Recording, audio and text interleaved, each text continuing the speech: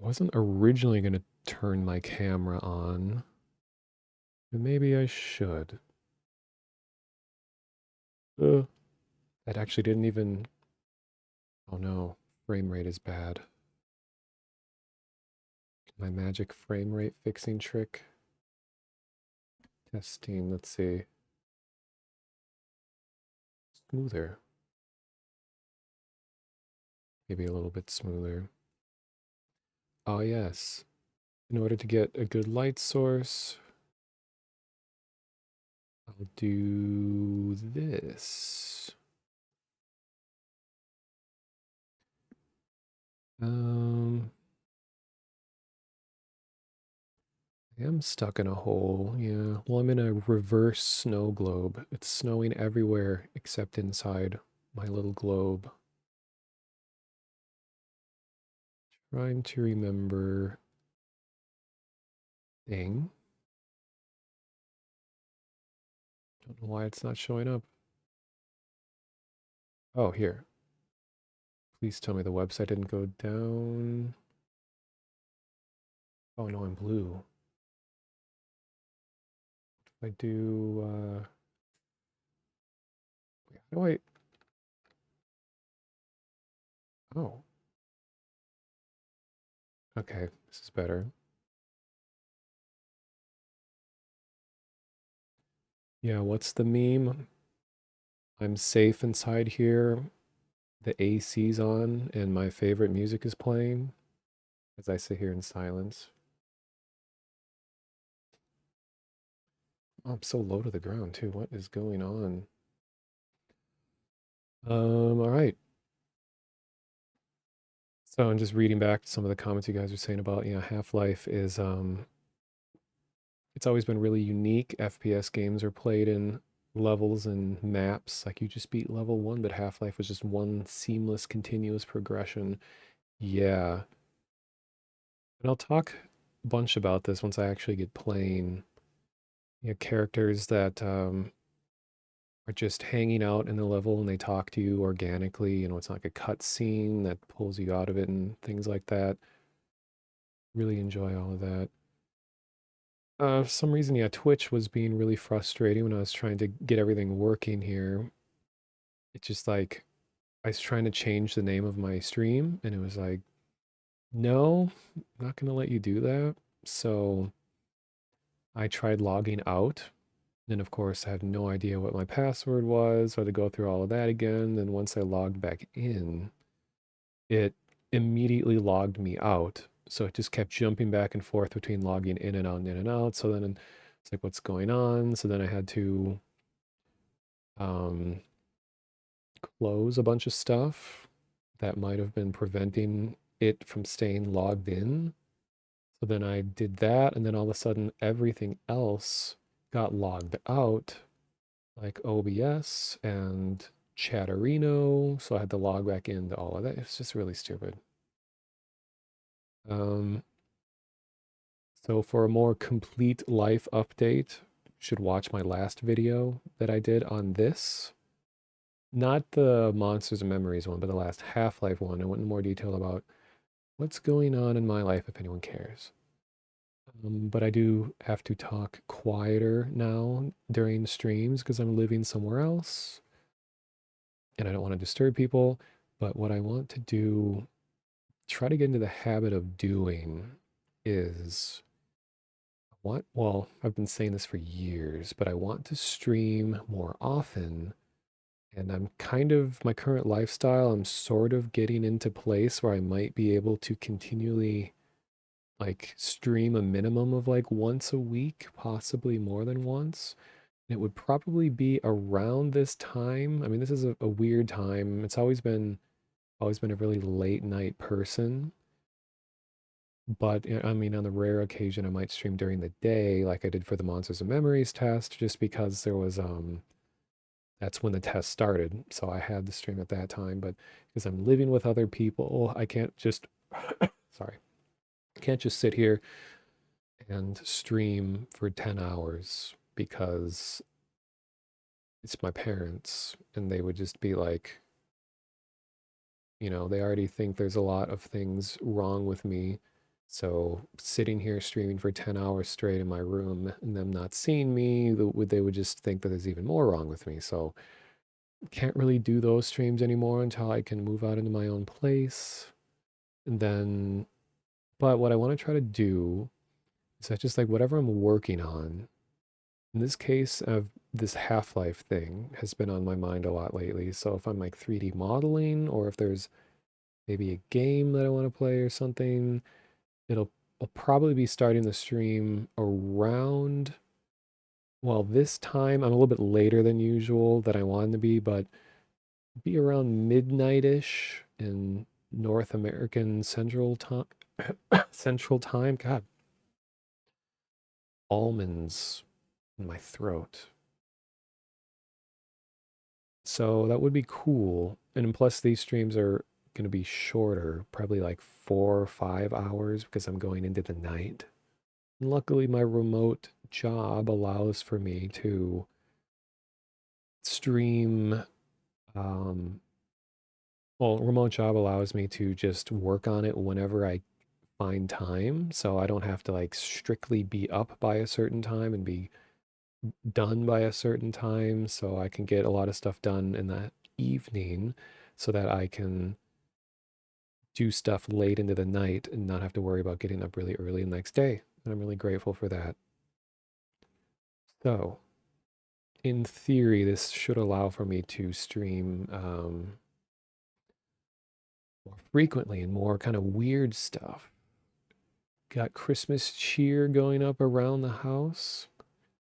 Um, Holidays have kind of really, like, the older you get, holidays just kind of fade into the background. We do still go and hang out with some relatives, but things have like been downgraded significantly because everyone's old. You know, I'm 36 and I'm on the younger side. Everyone else is older. My generation all has, the other relatives in my generation all have their own kids and are married. And I'm one of the only ones who does not have kids and is not married and does not have a big, reliable, high paying job that allows me to travel and go places. I mean, I'm getting closer to that, but it doesn't, so I'm like one of the only people in my generation of my relatives that even shows up to the family stuff. So, no, there's not really anything holiday-ish looking on. I mean, my dad does put Christmas lights out on the house still, and a few other houses in our neighborhood do. We might have like a little tree or something, but this holidays is kind of really haven't don't really do it for me. I usually just get more depressed around holidays because I'm like, oh boy, my life hasn't changed. No one to, no significant other to enjoy it with or anything. But hey, I said life update for last stream. I don't want to go on too long here. And I'm not really that big of a food person either. I mean, I'm mostly vegetarian and I try to eat um, healthy. So it's not that I don't care about food, but not someone where it's like, oh God, like I just can't wait to eat this. And oh God, I just can't stop thinking about what I want to eat. Like I forget to eat a lot of times in my life. Be like, oh my God, I should have been eating something, but I didn't. Oops. Or like accidentally go to bed without eating dinner. Like, oh shoot, I guess I'll just do it in the morning. So it's not that I don't care about food at all. I just don't seem to have as much of an obsession over it that a lot of people have. Um, like when I had a significant other, I did have it was fun making meals together.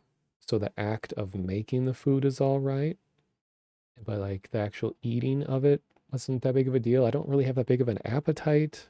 I mean, I'm mostly a skeleton, so I don't know. Food is just okay. There's some food that I like more than others and everything, but it's just not a big focus of my life. I mean, some people, it's like that's all they think about is what their next meal is. Okay. So now that a lot of my stream stuff is barely functioning apparently, and Twitch was spamming me about like you're not logged in. Like it since like the last 5 months or something, my streamer dashboard thing just says that my connection is unstable. And it's like red and flashing and is like, your stream isn't functioning. It's barely functioning. When everything else, OBS, looks fine. So I don't know what they're talking about. Just Twitch is just completely messed up. Um, Making mince fruit pies. I don't think I've ever even heard of that. The bitrate meter on Twitch has been useless for months. Huh, how fitting. Um, one sec. I need to use a tissue.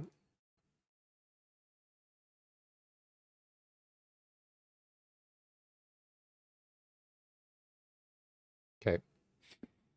Um, so Half-Life. So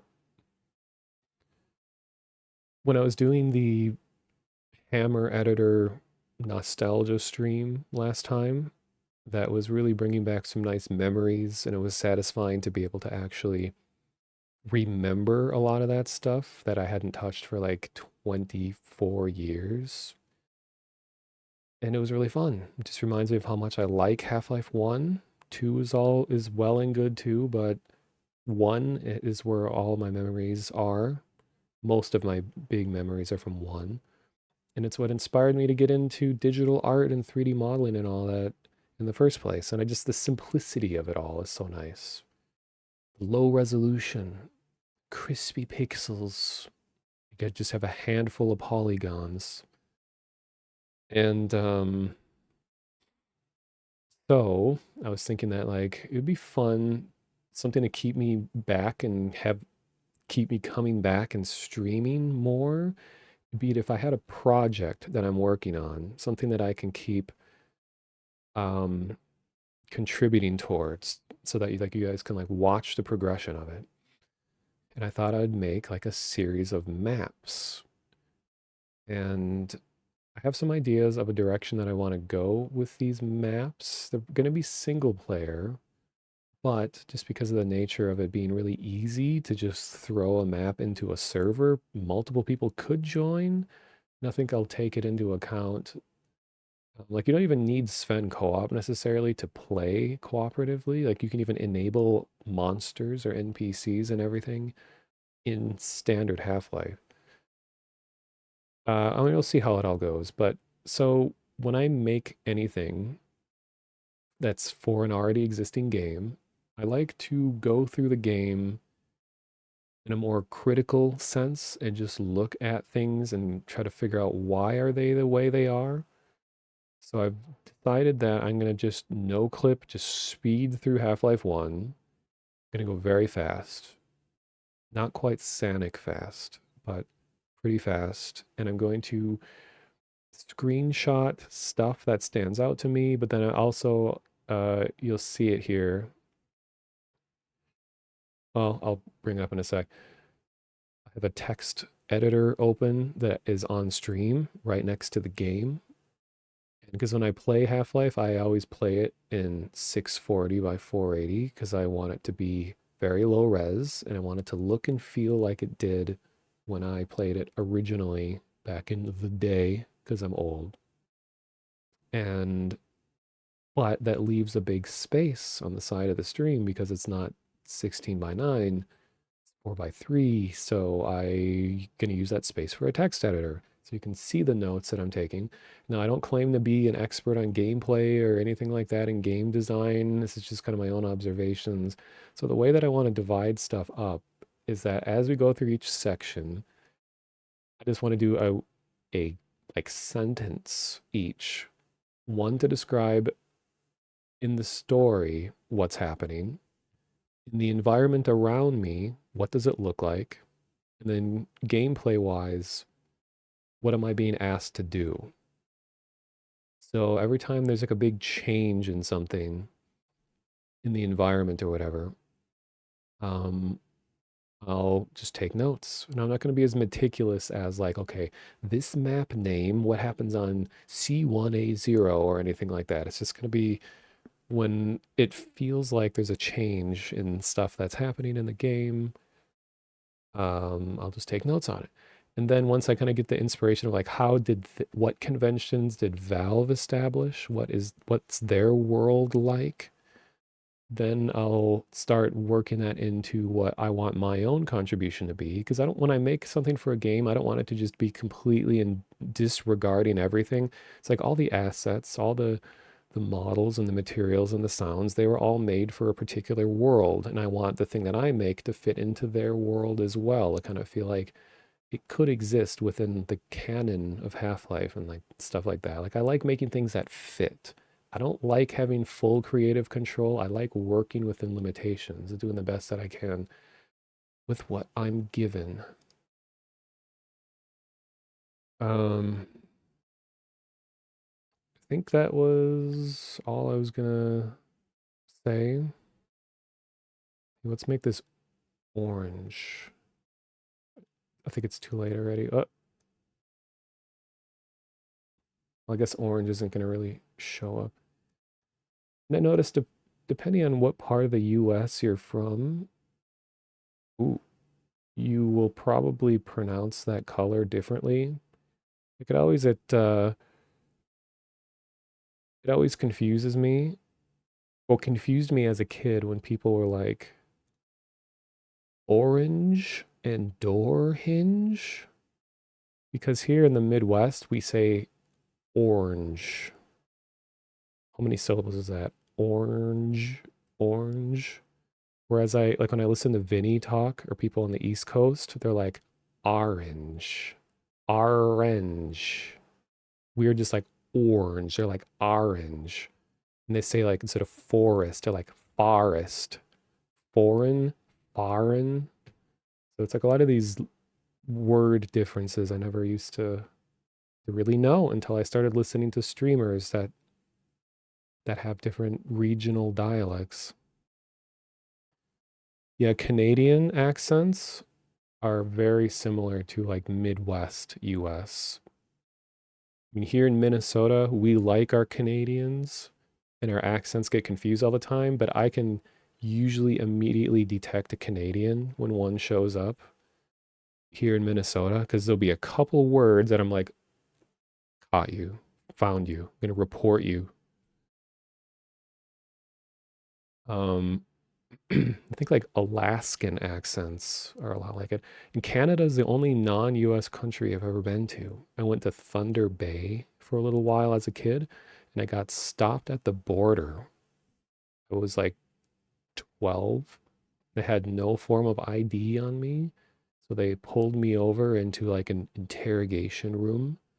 It was for my own safety, but they were asking me like, are these your parents? Are you in trouble? Are you, what are their names? Where do you live? Where are you going?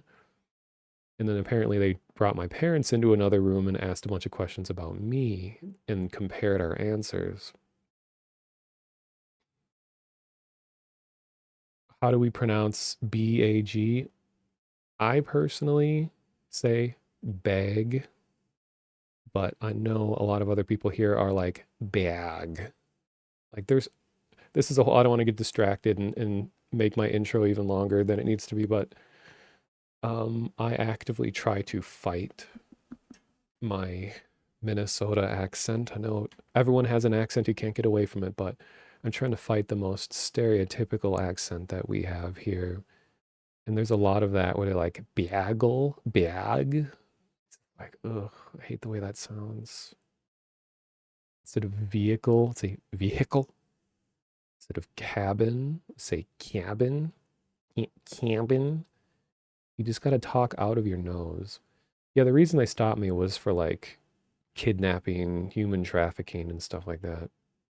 And this was before September 11th, before all the security got even tighter than it was before. Mm,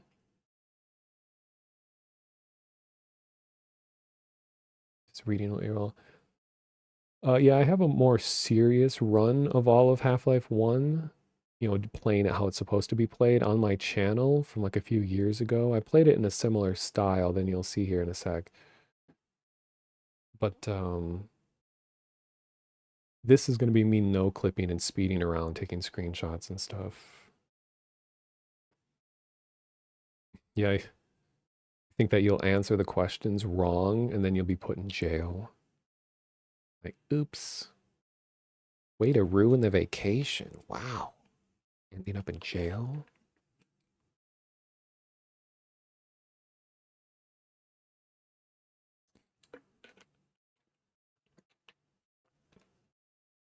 Have they explored abandoned RP maps? I haven't. No, they are interesting to see, but I feel like I've watched so many of them, I wouldn't really have anything to add to them. Like I used to go to like Half-Life 1 RP maps, specifically through like Action Half-Life and stuff. So I did used to do that as a child. Um, by the time Half-Life 2 came out, I was already graduating from high school and going into college. So I wasn't quite young enough to be big into the dark RP scene and all of that. I did fool around and join some servers for a while. So I have an idea of what it was like back in its like peak times. This is before Gary's mod and all of that too. Like I played the very first public release of Gary's mod when it was just like a box with some grass and you had the physics cannon and you had little pink slimes that you would attach to things and you could attach physics objects together and they would stay constrained to each other and that was it. There was nothing else. I was always on the ground way back, boots on the ground, way back when all these things started before they got famous. Like I have for Team Fortress 2, I have the Primeval badge, the one where I was playing TF2 before it released publicly. I was in the closed beta of TF2. And I think you had to pre-order Orange Box or something during a certain period before it released to get accepted into the closed beta of TF2. Um, all right. So here's what I'm gonna do. First, get this guy off your screen. Don't want to see that anymore. Then we're gonna go here. So this is what the rest of the stream is gonna look like.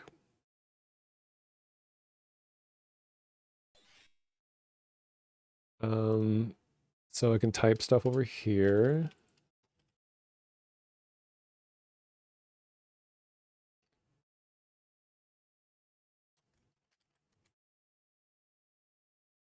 Don't know how well it's gonna work, but I'll see how it goes.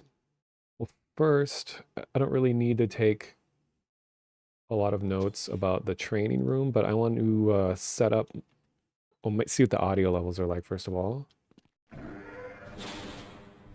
Okay, they're not too bad. Hello and welcome to the Black Mesa Hazard Course, where you will be trained in the use Okay, so the big thing I want to do is I'm gonna cheat. of And I want to see, hazardous environment. I didn't think about that, like bitrate is really gonna love this sort of stuff going on. Wonder, there used to be a way, does anyone happen to know, is there like a console command to disable the whatever it's called, like the blurring repeating frame thing in the background? I could swear there was a way to just make it black because that would make it a lot easier to know what I'm looking at. I mean, I can do this. If I flash the console on the screen, it sort of fills it in. Hmm. Because a lot of what I'm going to be looking at is like the layout of things, and I'd like to get like clean screenshots of the layout of stuff. Like this first map is surprisingly big, but here I'm going to make command. So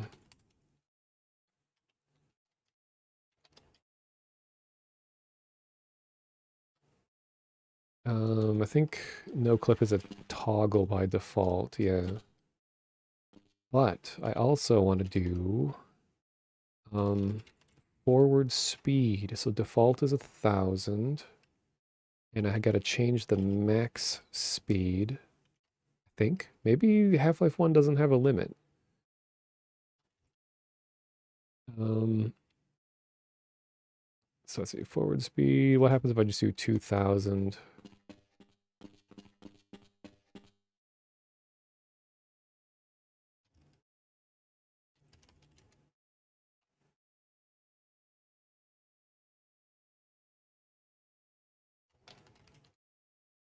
Maybe I should have looked this up.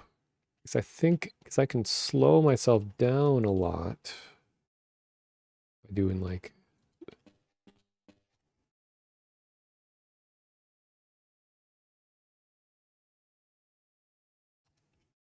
there we go.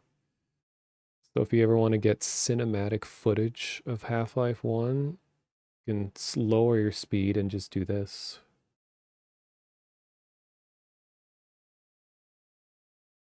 You always thought the hammer editor logo was hands wrapping around a globe. Really? Oh, I guess those could be fingers. And also the version of the logo that I have here is the pre-Source 2 version that I think looks so much better than the modern one. The modern one, they just flattened out all the depth. It just looks so sad. This one has a lot of definition. There's a lot of I don't know. Well, obviously I have it black and white because monotone, but I like that one better. Don't know if I can actually speed myself up. Okay, forward speed. Well, 1,000 is the default, which is already pretty fast. I don't know if I'll actually need it any faster than that. Like if I just do 5,000, that's the thing. I know you can go faster, but there was like a GL clear. Oh, is that regarding this stuff? Oh. Oh my God, thank you. I never knew that was a command. I'm gonna write that down. That's exactly what I was looking for. Thanks. GL clear one. Because for an unrelated project, I also went through all of Half-Life 1 and Opposing Force and Blue Shift and took like 500 screenshots. And I wish I would have known that this was a thing. Okay, now we can get a much clearer view on how everything is laid out here.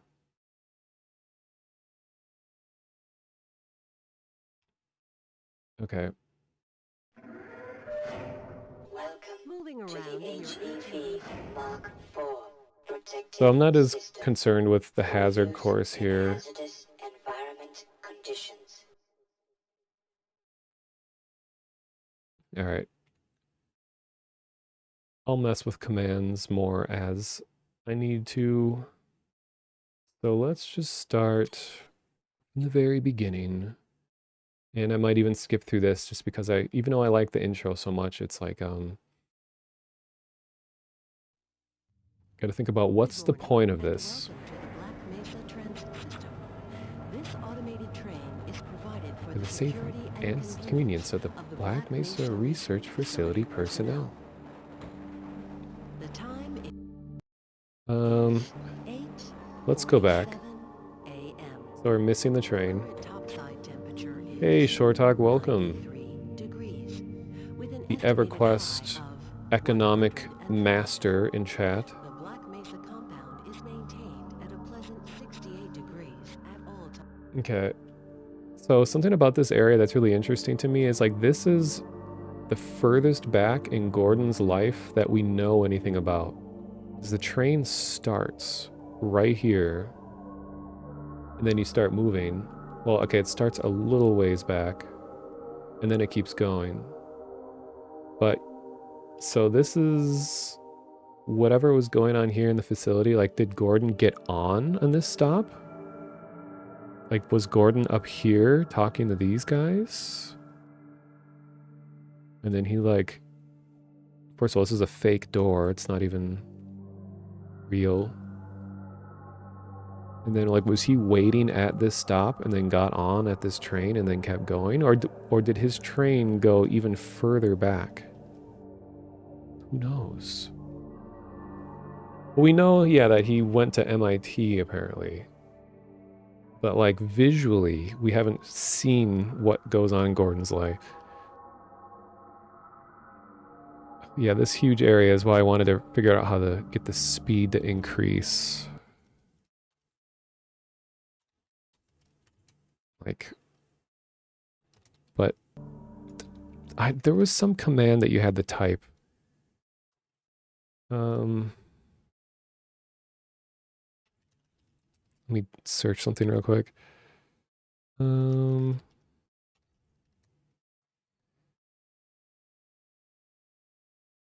see.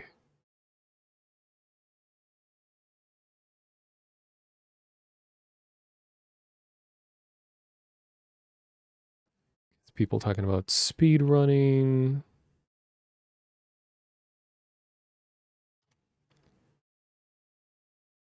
Increasing walk speed, forward speed, side speed, back speed, accelerate, max speed. Okay. SV, server variable, max speed. So 320 is the default. Okay, what if I make it 1000? There we go. Okay, now we're zooming. That's what I was looking for.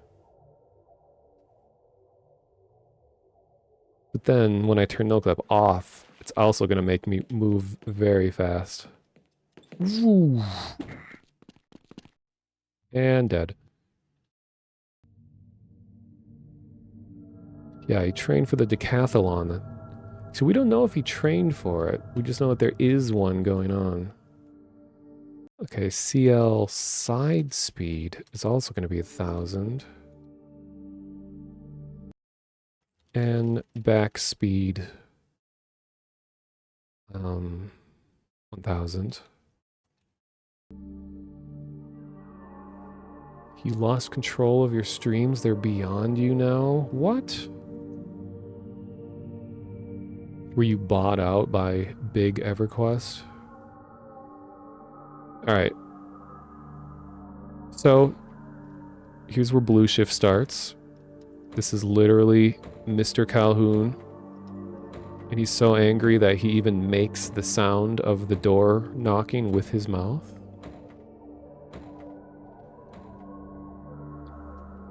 So what's going on here in terms of up here? So all that we know is that you're in a large, cavernous, dimly lit facility.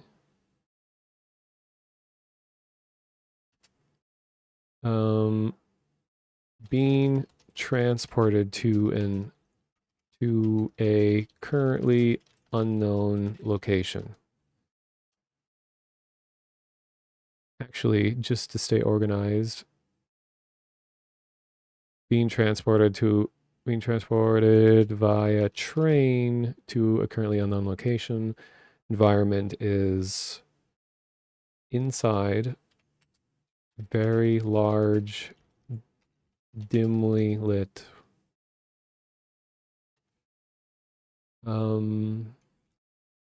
Modern to near future technology, I guess. Gameplay. The funny thing is that when I first played the intro to Half-Life 1, that I had no idea that you could actually move around. I remember my brother and we were both playing the game, and one of us accidentally bumped the mouse, and then saw that like, wait a minute, I can move around during this, because we thought it was just a cutscene, and that was like immediately a formative moment. You're like, what? You can move around in the train while it's going? It's like at the time I had never played a game that was like this. Episode one's the only one that doesn't start in a train. Really? I guess that's true. Well, opposing force. I guess you're in a osprey, kind of like a train.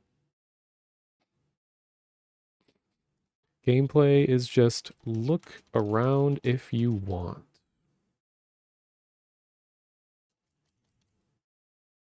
Okay, maybe.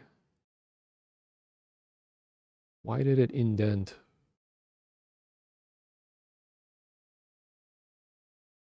Okay, maybe that's going to be good enough for now.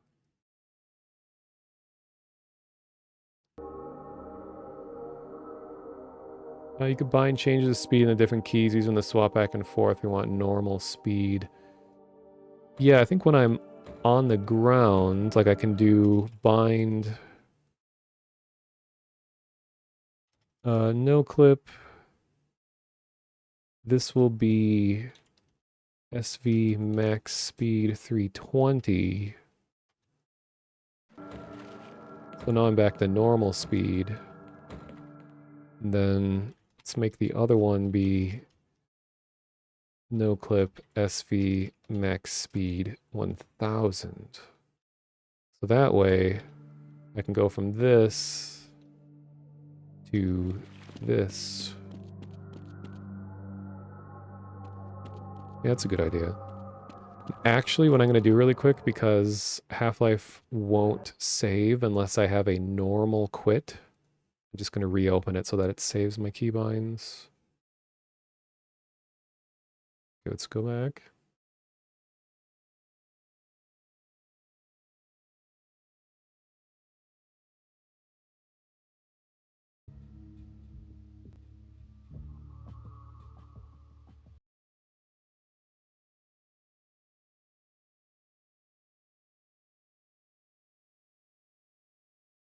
Okay. Now, go back, do this again. Good morning, And I'm just welcome going to to the Black speed Mesa through Hazard this. Course. This automated train is provided for the security and convenience of the Black Mesa Research Facility Up. personnel. SV cheats. Please tell me that it saved all of that. The time is 8:47 a.m. Current topside temperature is 93 degrees, with an estimated high of 105. And I have a pretty good idea The Black Mesa compound is of what I maintained at want a to pleasant do 68 degrees at all for times. my series of maps, and I'll talk about it when I get there. I kind of want to make a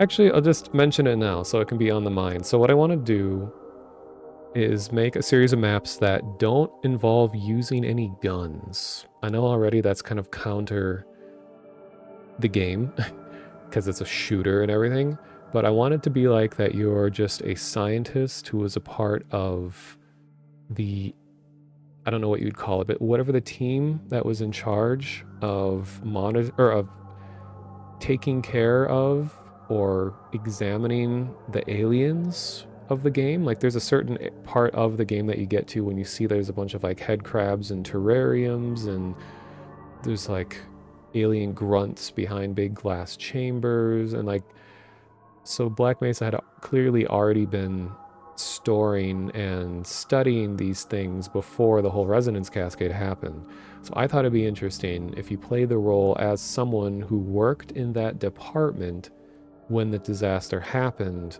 And the gameplay is about utilizing those monsters to progress and to make it out alive, kind of thing. So instead of you running and shooting stuff, you interact with computers and stuff around you to release aliens to fight off the grunts and maybe even sneak around the grunts. So it's going to be gameplay without using weapons. Because I think, there's a million just run and gun Half-Life 1 maps out there. I want to try doing something that's a little um, more about brains and less brawn. And I'm sure people have made plenty of, like, you play as a scientist maps before. So that's kind of the direction that I want to go. And I have some ideas of how I want to structure stuff, but I want to get an idea of about how this game is structured first, and then I'll get into more detail. This train is inbound from level 2 I dormitories always love the lighting of this little area to here. test labs and control facilities. If you're Remember as a kid intending going to through high here, it's just like, security oh my god, this looks so non-accessibility, real. Look at this. you will need to return to the central transit hub in HL1 and board a high security train. If you have not yet submitted your identity to the retinal clearance system, you must report to Black And it's Mesa Biff. personnel for processing. Or Bill? You Biff? will Oh, be moved Gus. to the high security That's right. branch of the transit system. Because his design more matches the, like, beta designs of characters in the game. Hi Han?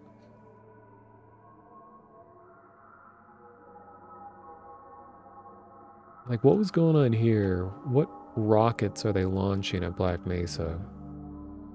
I mean, I know there's the big rocket that they send out to try to prevent the, or to turn off the portal storms. Due to the high toxicity of material routinely handled in the Black This always Mesa looks cool. compound, So, no smoking, eating, or drinking let are me take permitted some within the Black Mesa screenshots. transit system. So you... Please keep your limbs inside the train at all times. Do not attempt to open the doors until the train has come to a complete halt at the platform. In the event of an emergency, passengers are to remain seated and await further instruction. If it is necessary to exit the train, disabled personnel should be evacuated. It's me taking first. screenshots. Please stay away from electrified rails. Because, Proceed to an emergency station. I'm thinking of, like, where you would start in my scenario. Is for some outdoor area. Like, this area was always super impressive to me as a kid. You just look at what it's actually made up of.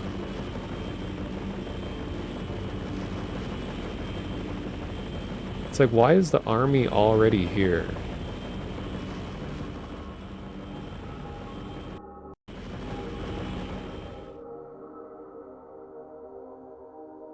Take note on lighting changes. And then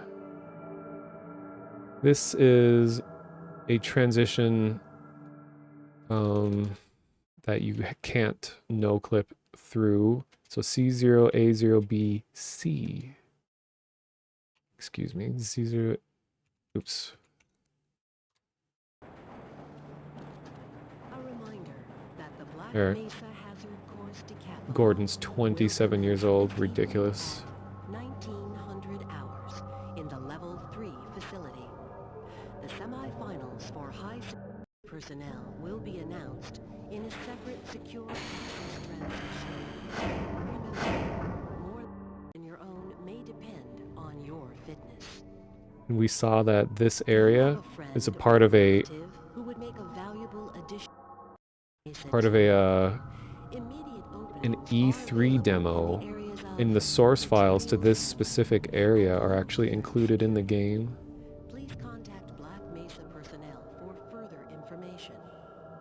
If you have an associate with a Opposing background in the force areas implies the army knows about what's going on at Black Mesa and is ready to show up at the biotechnology, drop of a or hat. other high-tech disciplines, I guess please it's like... contact our civilian recruitment division. The Black Sorry, I'm going to stop the voice. Yeah, so I know, like, in opposing force that they start out... Oh, of course it auto-loads. God dang it. Oh, what was that? GL clear one. That is such a Reminder to nice all command. Black Mesa personnel. Regular radiation and biohazard screenings are a requirement of This guy. continued employment Hello? in the Black Mesa Research Facility.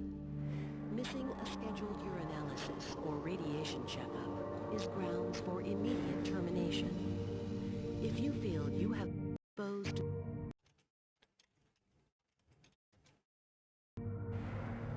Um, so I guess, yeah, Black Mesa was getting funding from the government. So I guess it's not completely secretive what's going on here. Okay, so this is how Now this arriving at Sector platform 7 test labs looks. facilities. You can see the outside of the train. Oh, and suddenly it gets Please fixed. stand back from the automated door and wait for the security officer to verify your identity. Before exiting the train, be sure to check your area for personal belongings. Thank you. Have a very And the safe door is and the wrong productive color day. here. Then suddenly it changes to the correct one. So apparently this room, this specific map, they mentioned in one of the commentary things, like this is the least changed map in the game or something like that. Like they had this design for the entrance in place like long before anything else. Like, I didn't even know what was going to be behind this door. So this is like an ancient design here. Then we're here to the old C1A0. So this is where we get back to notes. Anomalous materials.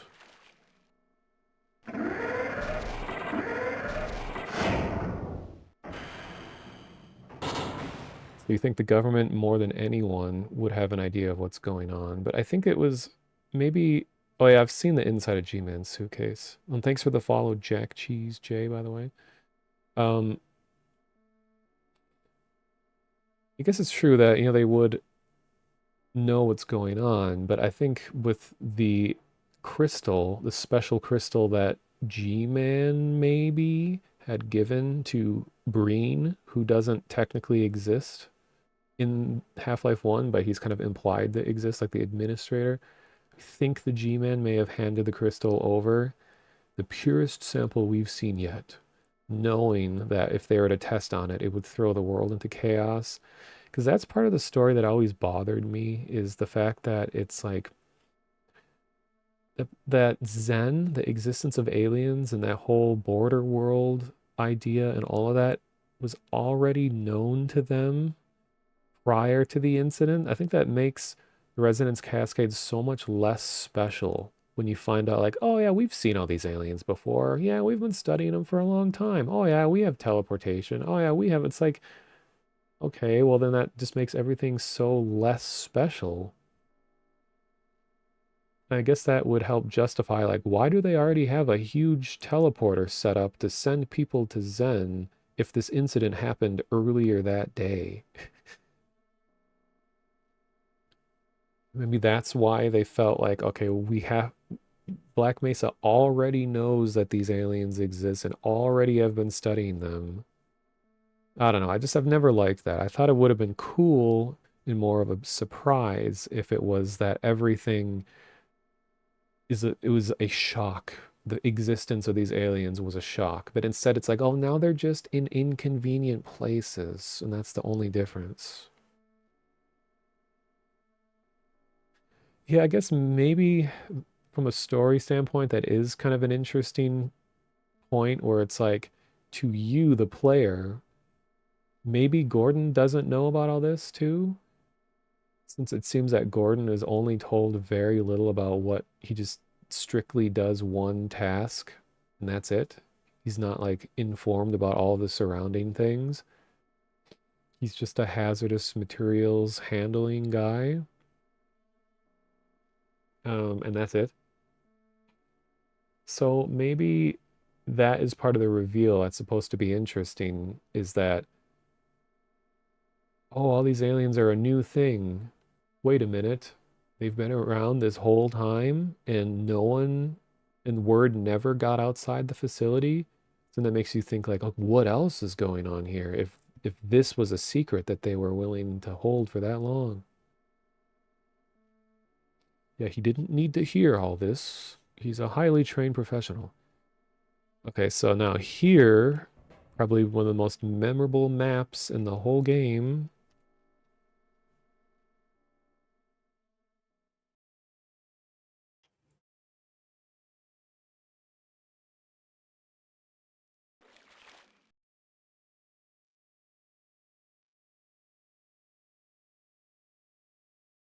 Okay, so come on, let me click there so I can type while we're looking at this. I mean, I already know what happens here, so it's like story-wise, um, what's changed is that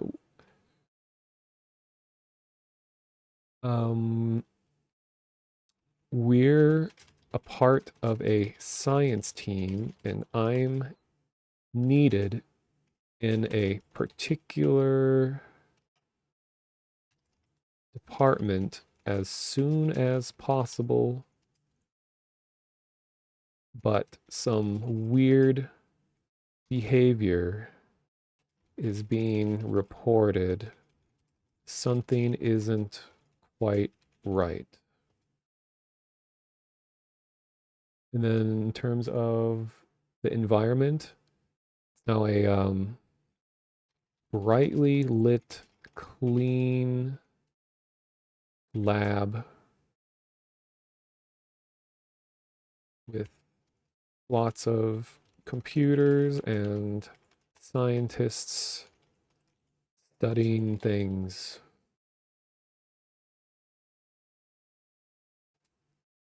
Um, security guards posted. Gameplay, now we can walk around and now talk to NPCs. Uh, turn on, wait, press buttons to, I guess that's optional at this point. Optionally press buttons and switches. If I played Abiotic Factor, yeah, I've been playing it with Mr. Vinny Vinesauce and others, and I think we completed all of the current content that's there. We got through the Halloween part, the Halloween edition. I don't think we've actually finished 100% of what's available, but yeah, I've been playing a lot of that. It's hard for me to just play that in my own time.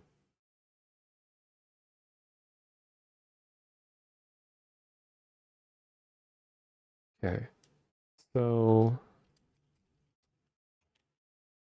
I wonder if I should I space this out?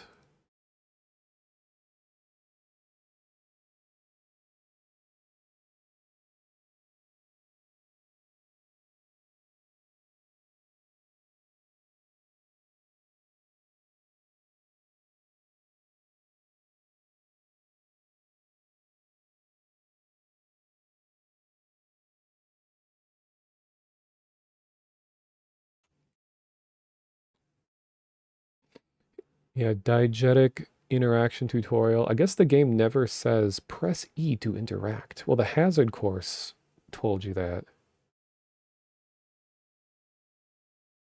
Um, so I'll get a screenshot of just the layout of this area.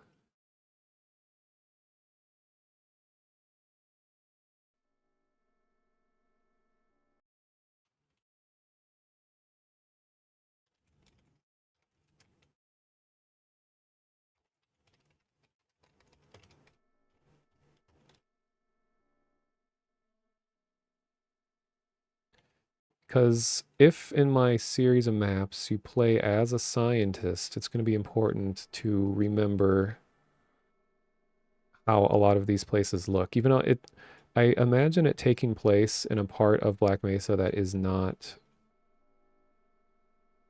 the not this area. not anomalous materials. Hey, Mr. Freeman. Anomalous material lab, development, personnel, facilities.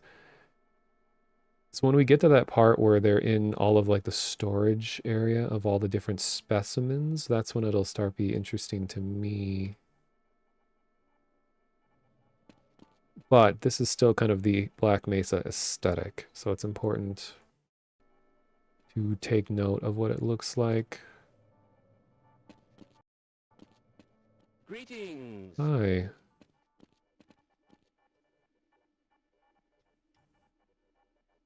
G-Man has a gun, pencils. Two of the most dangerous things a person can have with them. And he also has like an ID in the case.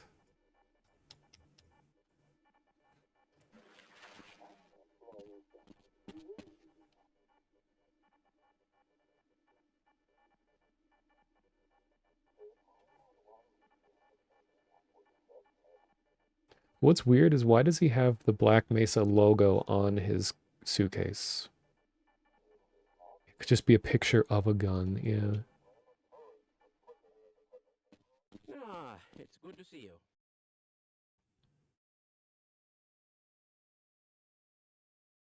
I always loved these high ceilings with like exposed ventilation.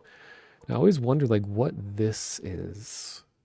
Is this like a backup generator or something, like an emergency light? That stays on after the incident. Then this is an important aesthetic with the grate ceiling hidden, like electronics hidden behind these metal grates. That's like very iconic lab stuff. These low lights facing upwards, especially this. And then we suddenly get into an even higher ceiling. Like I love this one, just for no explanation, just really high ceiling.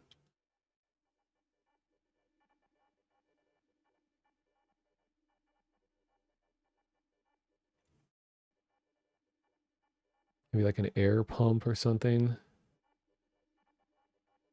You got the wrong airlock, Mr. Freeman. You know I can't let you through here. There's nothing over here anyway. Oh yeah, and then there's a little fan up here. And I like how the texture is used to define that circle better, because like it's truthfully what, a 12-sided shape? Uh, two, 2, 4, 6, 8. No, it's an octagon. Never mind. Oh no, it's a 14 side, something like that. But yeah, then the texture fills in the rest of the details that makes it look more circular. Good, it's very cool. Ah, and then these lights. See, I also need to pay very close attention to how things are lit. Because like we have these up lights, You know I can't and then let we you have through these here. like fluorescent corner lights. It's important that your light sources have a source. Like it's so easy to just be like, well, I'll just throw some, point lights around and it'll light the room up. But knowing where the light's coming from is good. So we have these like drop fluorescent lights. And then in here, we have these like lights that are kind of pushed up a bit. It's like, lights that aren't being used currently. It's good world building because those lights will be used later. Like one of these lights isn't You lit. aren't going soft on that ethics issue again, are you? He's going soft, ladies I and have gentlemen. no doubt. Then in here, okay, so it's that, and we have more unused things. The beverage machine to work The funny yet? thing is that there's like I think like a big rotating light just appears here once the resonance cascade happens. Can't let you no clip through here, Freeman. Hmm. Oh, and then these really weird lights This is here. all within theoretical limits. It just like drops completely down these big skinny lights. This Then analysis is going to run perfectly then today, these very don't you think? small lights for highlighting I the rather name. think so. Okay. This should shake up those grand unification boys. And then I think, yeah, the blue screens here are also emitting light. So they're all very good information. All right, so now let's just go to the next. It's weird. Good Next section. morning, Gordon. What do you guys want to see what I look like right now?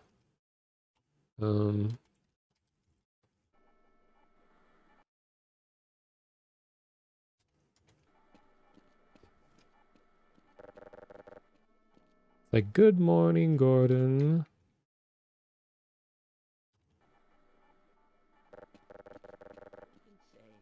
Big day today, Freeman.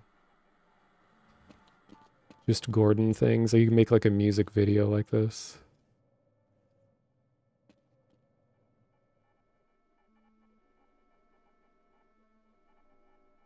God, this is hard to move. See, he's prepared for that beer that Barney's going to give him. He has his hand out the whole time, just imagining what it'll be like to hold that beer. Is anyone else getting... Or, Okay.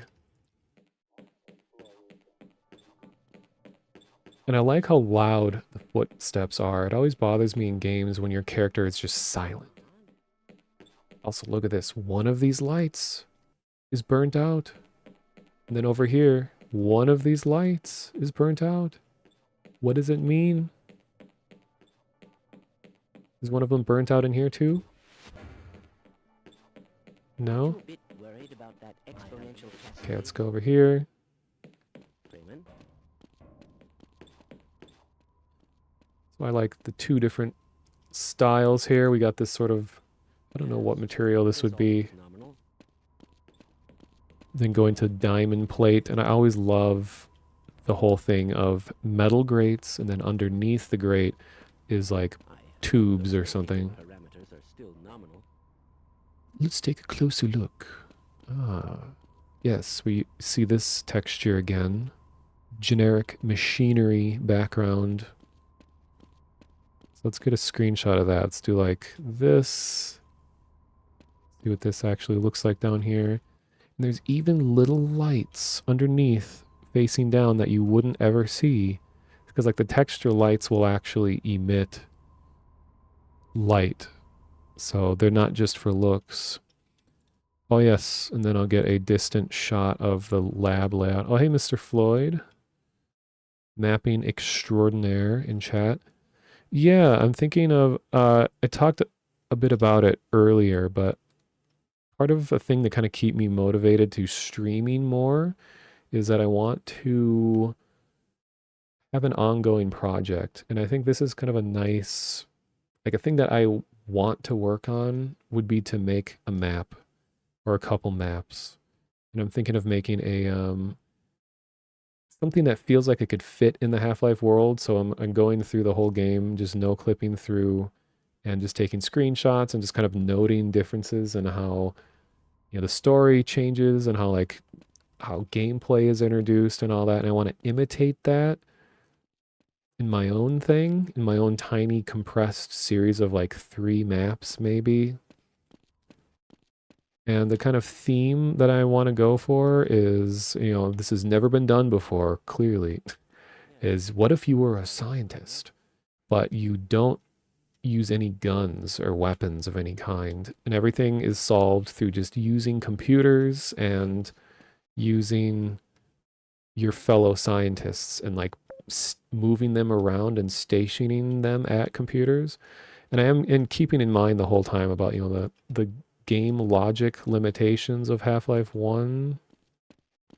So I'm not going to try to, you know, make something that's too complicated. So I like how, you know, the soda machine, the red one is actually emitting red light and the green one is emitting green light. Kind of like gets mixed in here with all this stuff. And this is very important, the design of these little chairs. Screenshot. And this transition between this sort of floor to the trim to now we're in square concrete.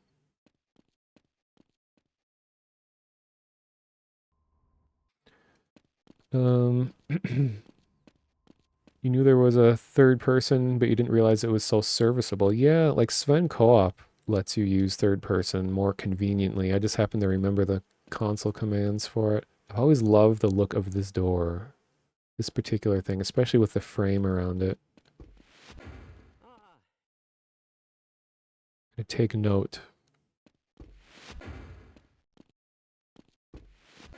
hidden my glasses again. Maybe you have like a mini version of the locker for whatever like Oh, hell with imaginary. this ridiculous tie. He said the thing. Maybe have like my own mini version of this locker area. Okay, so we have like this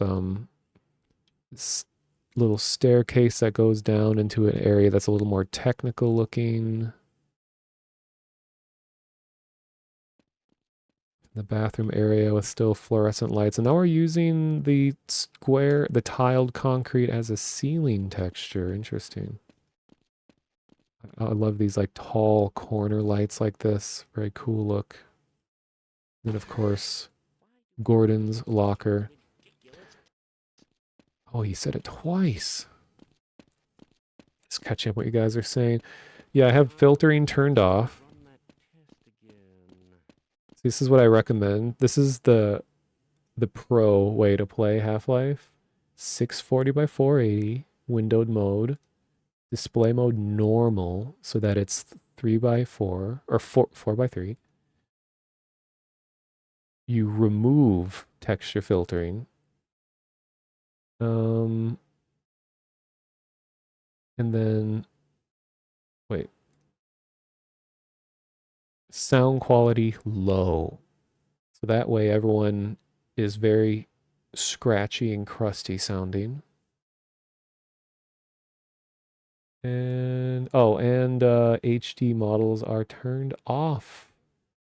Enable original models. That's the true way to play, the gamer Hello. way.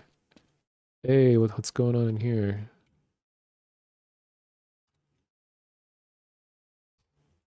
Greetings.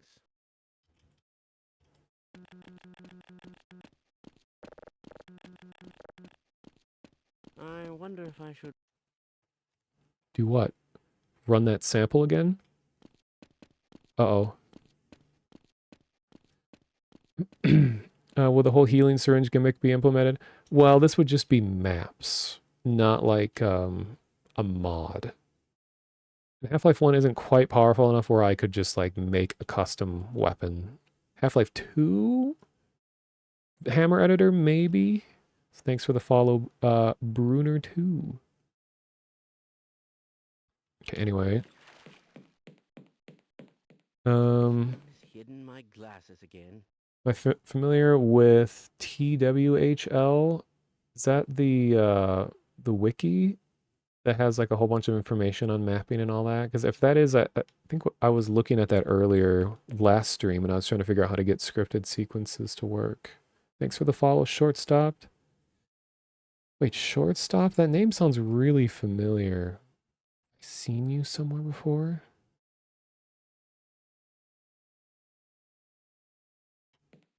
Okay. Which one of these is Magnuson? I think Magnuson is in the break room. I think this is Magnuson. This guy. Because he says like, I'll forgive you for that incident at Black Mesa. You know the one I'm talking about a certain microwave casserole. My God, what are you doing? So I think this is Magnuson.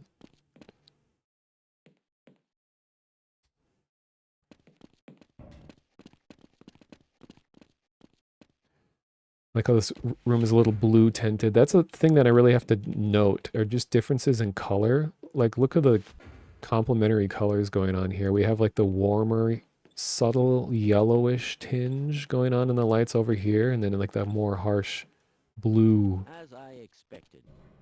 It's a really, just visually a nice contrast between these two sides. All right. And got to take note on how buttons are represented here in this lab environment. Because if I'm doing a scientist-oriented You have no campaign, idea what is going on, do you? I want to make sure that I get scientist-oriented architecture looking accurate. Oh yeah.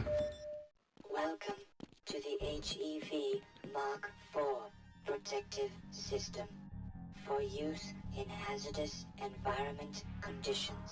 High impact reactive It's armor catching up what you guys are saying. activated. Atmospheric contaminant sensors I know, activated. I love the Vital HEV sign voice. monitoring activated. Automatic medical systems engaged. Defensive weapon selection system activated. Munition level monitoring activated. Communications interface Oh yeah, Mr. Floyd, yeah. online. Have a very safe day. I don't know, on a different thing, I no-clipped through and took a bunch of screenshots of Blue Shift and Opposing Force also. I think for simplicity's sake, I'm just going to use the assets from standard Half-Life 1, but there are a lot of really nice-looking maps in, and new assets and stuff used in those games as well. Alright. Important detail. Yeah, just, yeah, the style of it all, too. Good decoration here. More mysterious machinery behind metal Right on grates. through, sir. Looks like you're in the barrel today. And a little light above the name of the area. Security clearance level 3. I love how, you know, it goes from white to bright blue. I gotta double check that my screenshots are actually taking. Let me check. That would suck if it turns out none of this was actually doing anything. Oh yeah, it's working. You want to see Dark Messiah done in Gold Source? That's an interesting idea. But you wouldn't be able to like ragdoll kick people everywhere though. That's like the biggest appeal of Dark Messiah. Are you able to do those walls that sloped? Wait, are you able to do those walls that slope to skateboard like in Half-Life 1? I don't think surfing is really a thing in Gold Source. That's like a really Source thing. I mean, I think you can float along sloped surfaces, but I don't think you can gain speed like you could in Source.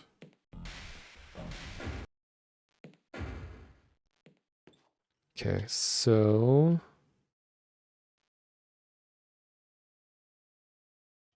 gonna note the angle of the bend.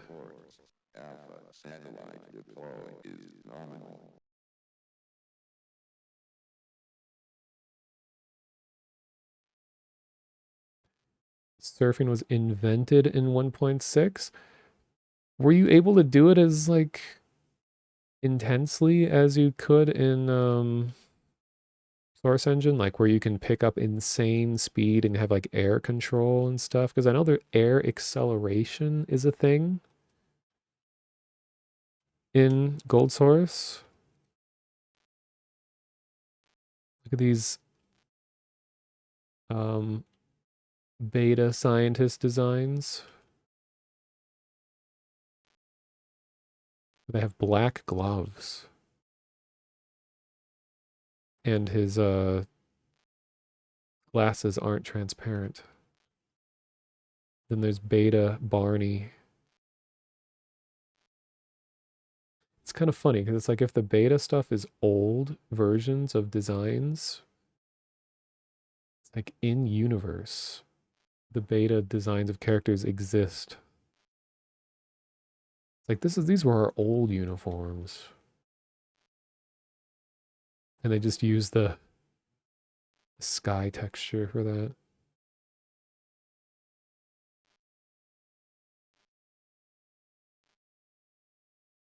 What is that noise? Static. Shipment inspection team to Sector D. Oh yeah, I want to know what other inspection team?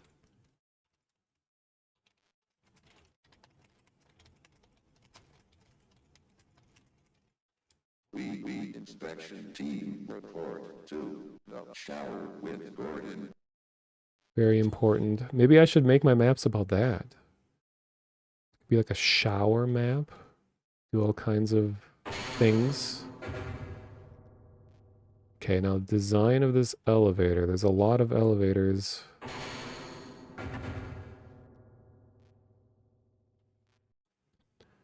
I like how this is just dimly lit with like green lights. There's a distinct vertical transition between individual areas, a common thing in Half-Life 1's campaign. There's a lot of different transitions. Like you saw in the beginning that you just be walking down a regular old hallway and then suddenly loading. But there isn't always like a big profound like elevator ride to a new area or anything. Black Mesa topside temperature is 93 degrees. And I always liked how the game lets you go down here. So look at that error. They placed that light wrong. Like you can just go down here if you want for no reason.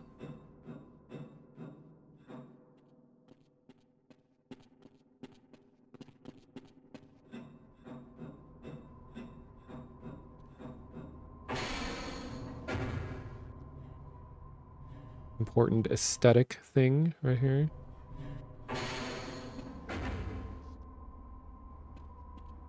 Ooh, some good decoration here. Like look at what all is going on here. Like we have little blue light on the top that is sticking out with this little wedge shape, and then we got some vents sticking out and some half pipes going through the ground. Got like a fire sign. And then we got some wall pipes. There's so much going on right here. It's crazy.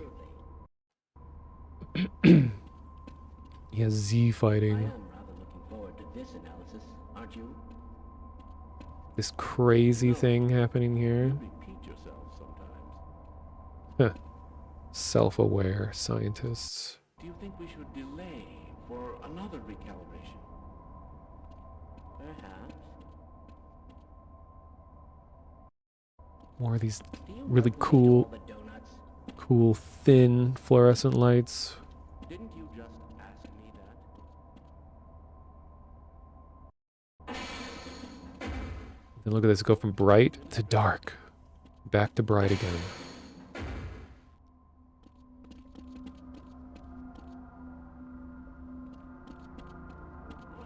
Hello, Gordon Freeman. Please, I can't be bothered right now. Then what is this disastrous lighting error right here?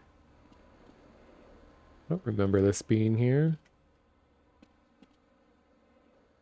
So I like how, there's suddenly no ceiling lights and it just goes to like low line blue lights here. It's very ominous.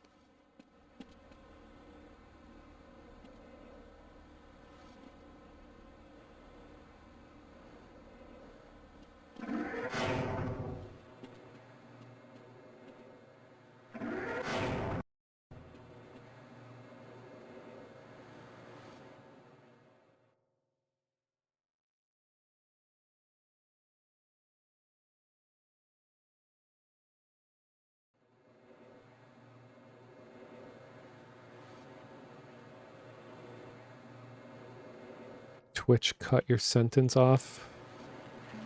Twitch has been weird today.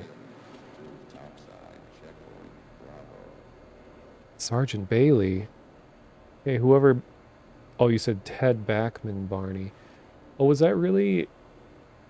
Was he one of the concept artists? I know there was one artist that was focused more on the aliens and the other artist was like doing the rest of the stuff.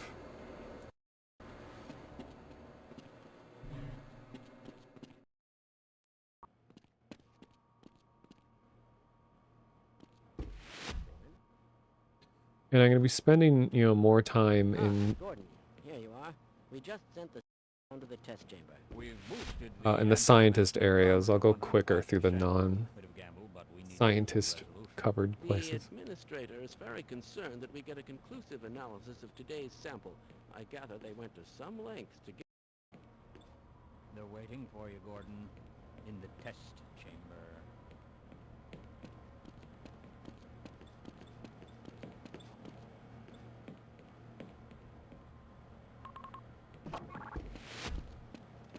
So I think this is Eli over here. Let me get a screenshot of this room.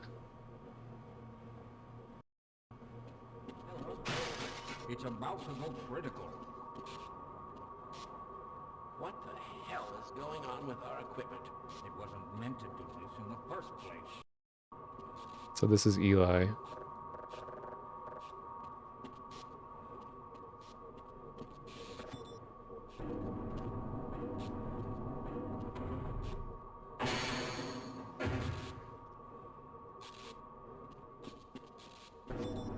Stretched texture up there for the button.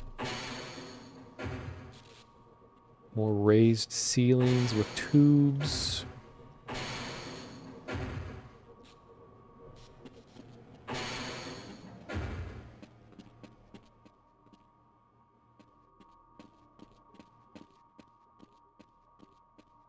must remember to report... Okay.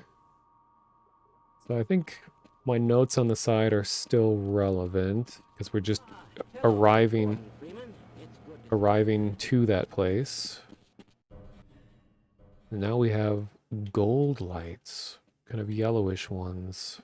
First time we kind of had this going on. I'm afraid we'll be deviating a bit from standard analysis procedure today, Gordon. Yes, but with good reason. This is a rare opportunity for us. This is the purest sample we've seen yet. And, potentially, the most unstable.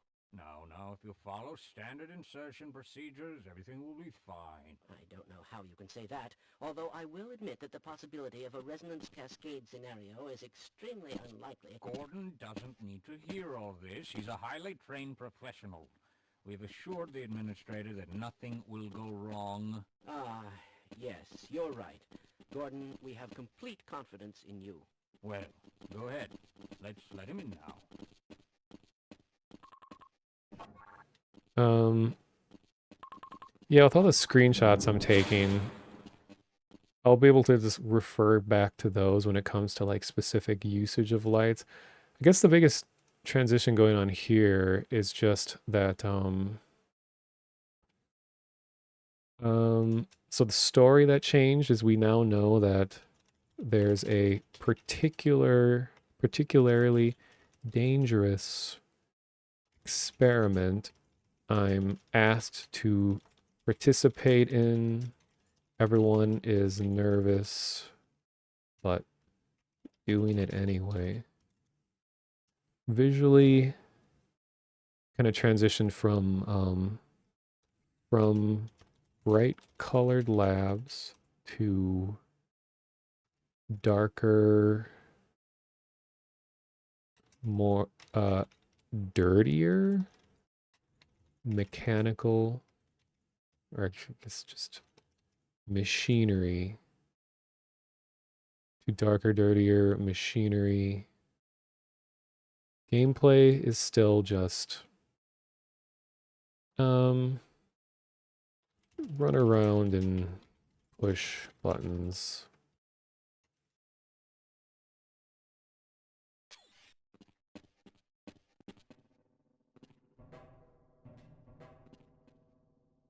There's a test chamber here. It's like a whole thing in itself. I for it's a little tangent, but for VR chat, I really want to make a club world out of the test chamber where you have like DJ decks set up in the middle and everything is audio reactive. So like the more bass there is, certain lights shoot down onto like the DJ deck in the middle. And if it reaches a certain volume threshold of just being loud, that like debris would fall from the ceiling or something, and like red alarm lights turn on and stuff like that. I don't know. I just thought it would be like the test chamber as a music venue, I think would be an interesting thing. Okay, so I want to get distant shots of this. It's because you'll notice that like when I no clip out of bounds, that all of the entities disappear. So it's like what we're looking at are the ones that actually cut up the geometry and have no special properties. Whereas these are all things that might rotate, or they might have special like transparency on them.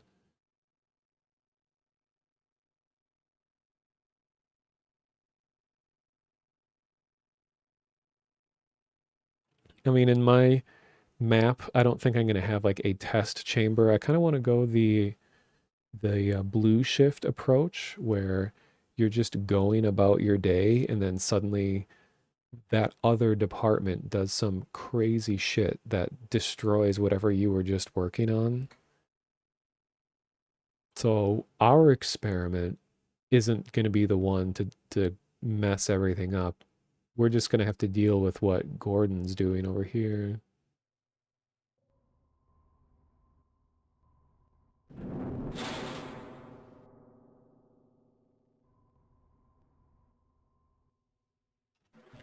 Did I mess up the sequence?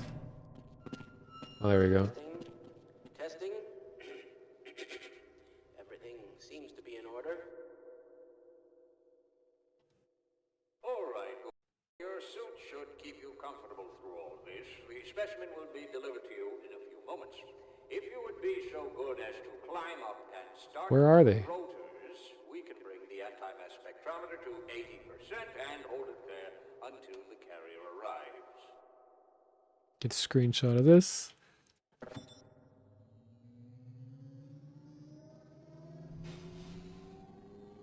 Oh yeah, the part in decay I could add. Yeah, I mean, I have no idea if or when I'll ever get to making that. I just thought that would be a really fun concept because there's a lot of Half-Life worlds in VR chat. In 3, 2, 1. I'm seeing predictable phase arrays.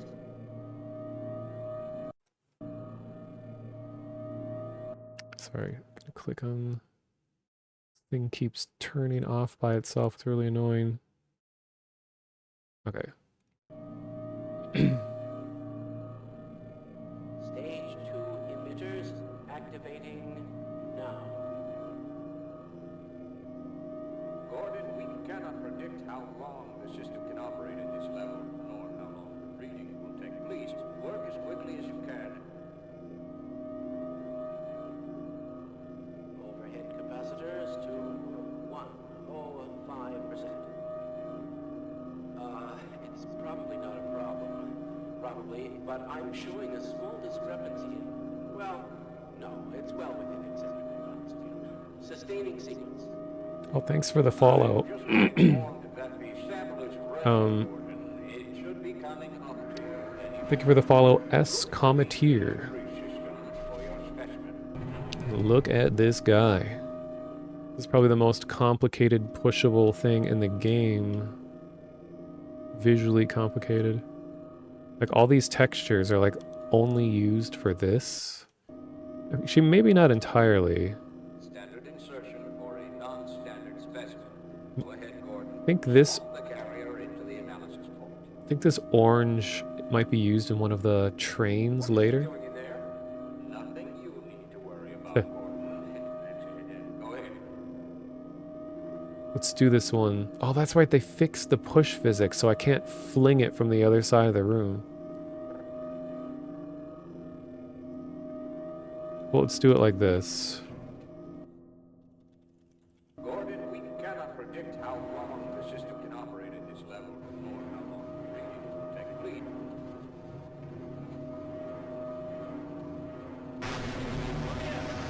Gordon, get Okay, bye. It's not. It's not. It's not shutting down.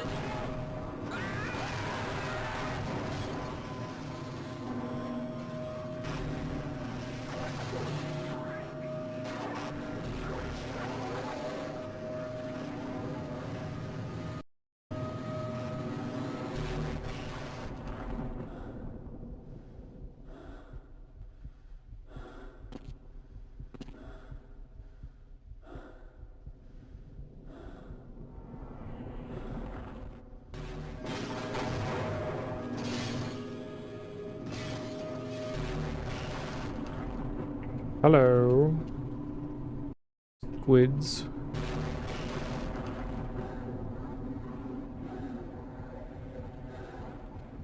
Vorties.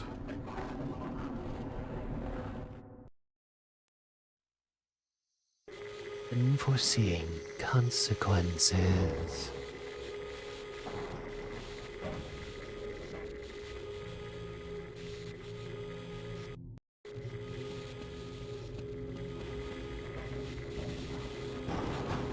I never noticed that piece falls right there. That's cool.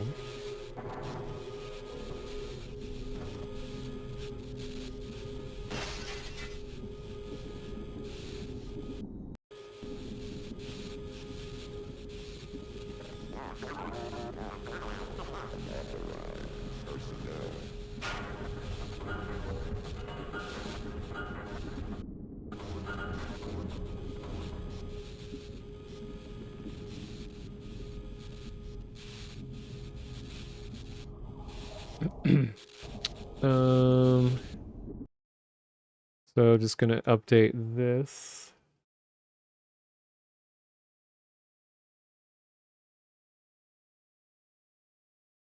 So, experiment didn't go as planned.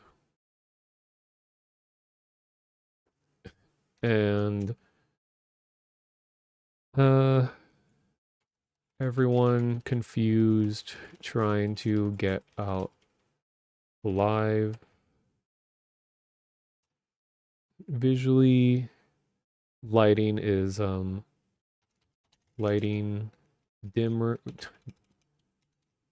dimmer, inconsistent, all red, all blue, less, wait, just more vibrant, I guess, in general. Just particular colors rather than like even white lighting. Now I know gameplay for this whole area is gonna be climbing over obstacles using ladders, moving NPCs around, paying attention to health. I guess you do get the crowbar here as well. But get crowbar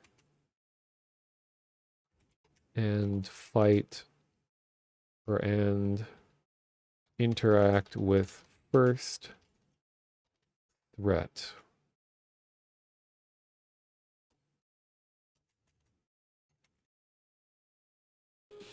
Ah, Freeman. I see you are in this mess too. Are you sure you could like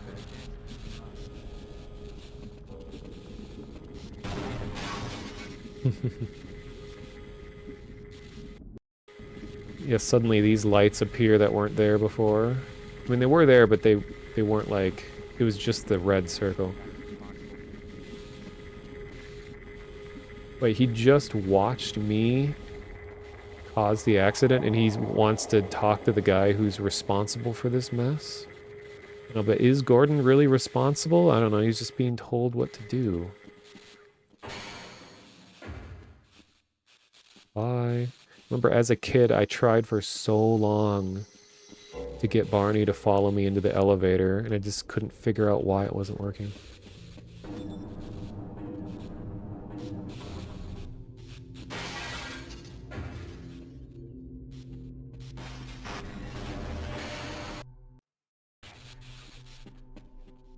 Why didn't they listen?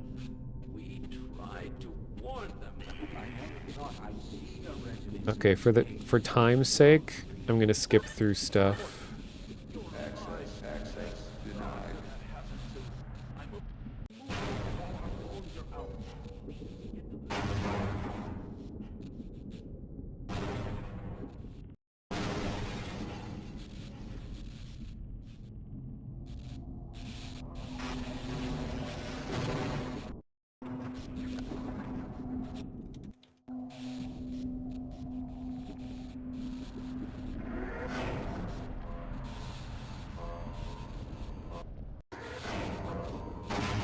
Ow.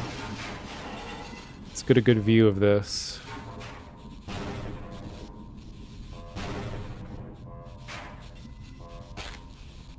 Nice.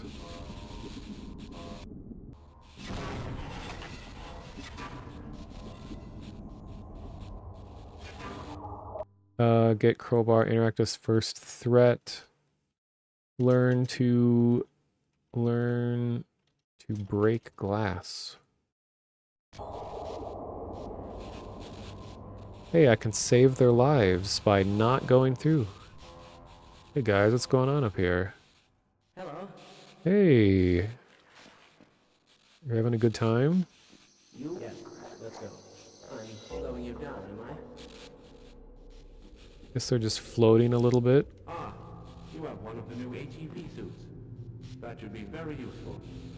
Indeed. Now let me just... We try to capture a specimen? Right.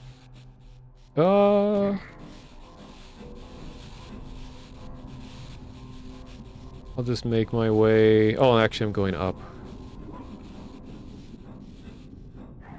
Do you think we should appeal to the aliens?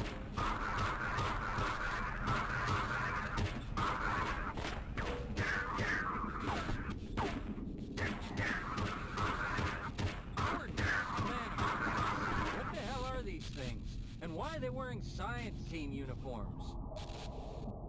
Okay, this is going to be important things. I think what will make it interesting in my maps is that if you aren't the one shooting, it'll be about getting Barney's positioned in the right spots so that they can do the shooting. Which I know it's like, oh no, escort mission. Or like, oh, I don't like relying on NPCs for stuff. But I don't know. I think it could be fun. So placing guard in... Yeah, Barney Tower Defense. Placing guard in right spot. Or in right spot for combat. Kind of what's being taught here. Okay, so then let me speed... Oh, need to zip zoom. Get a good shot of this. I'm also curious too, when you do, what was it? Wire? Say that GL wireframe? Or when you're talking about there in the last stream about the way that areas are cut up. You can see even Valve has some janky stuff going on up here, but it's not too big of a deal. But most importantly, I really don't know. what was important? Oh. Actually, what I was about to say isn't true, so I'm not going to say it. A lot of people could learn from that train of thought on the internet. Okay, so let's go back. So, interesting. This area is darker. Yeah, so this light is off. So that's another thing, because when I have like pre-disaster and then post-disaster in my maps, just by simply turning some lights off, it gives a very different feel to everything. Like kind of Left 4 Dead did a lot of this, where it's in order to make things feel uncomfortable, you have inconsistent lighting, and also the whole idea of like you guide players through light placement. Because that was one of the biggest complaints of people playing Left 4 Dead, is that a lot of times they'd have no idea where to go. So without, you know, painting yellow lines around, you could just light the area in the direction where you want them to go. But also just like in general, in order to make things feel like they're falling apart and just are uncomfortable when you have inconsistent light, where there's just like one light source in a room and then you have like harsh shadows.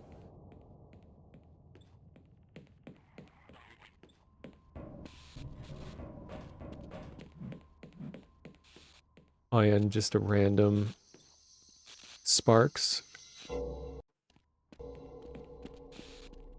And this light is off in here. Some bad things happened here. Some really bad things happened here.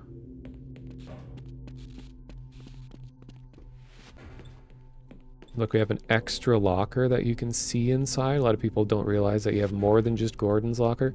But crazy thing is that someone closed Gordon's locker between the time that I went in here and then came back here. Now it's closed. Hey, guy. So I'm going to get a screenshot. Of course, everyone has an American flag in their locker. It's a requirement in America. More lights turned off. This area, I think, is identical.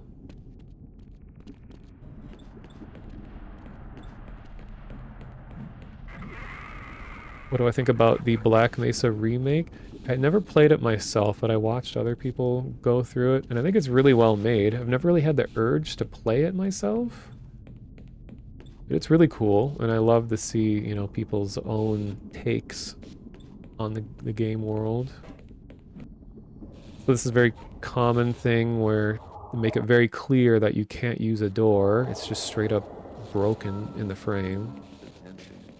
Sector C size personnel, please report status immediately. We inspection team report to the shower with Gordon. So the thing I was pointing out earlier is that lights that were normally turned off are now in use. So like the red lights.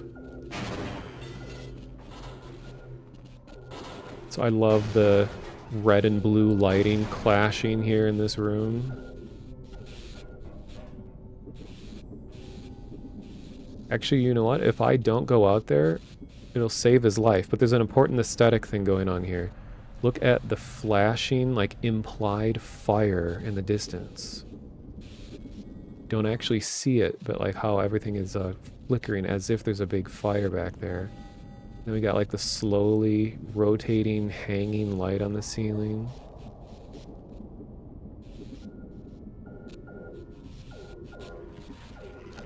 Ow.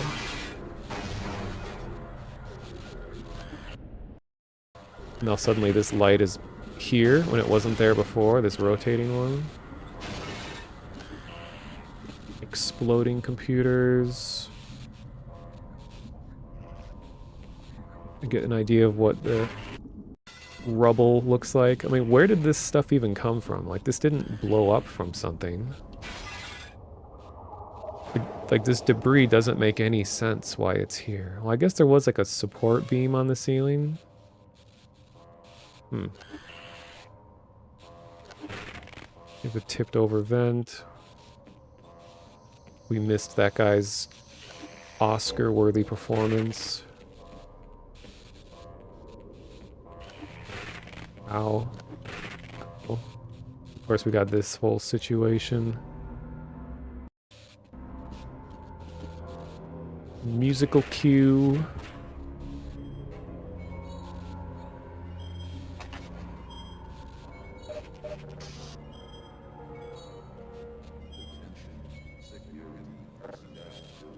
All right. So now this is going to be a big change in gameplay as we get over into this point. Did they use chimpanzee screams for the head crabs? Here, I'm going to do this. Leave me alone. Oh, that's right. They won't attack, but if they know you're there, they'll keep moving towards you. So now it's my pet.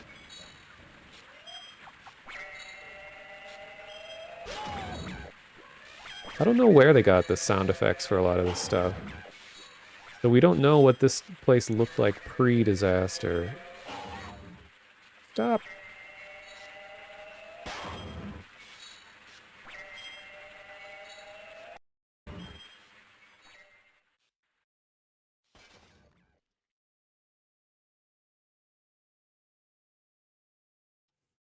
Okay, let's get layout. Let me speed up. Okay. So, yeah, you go up here, and there's 2 floors.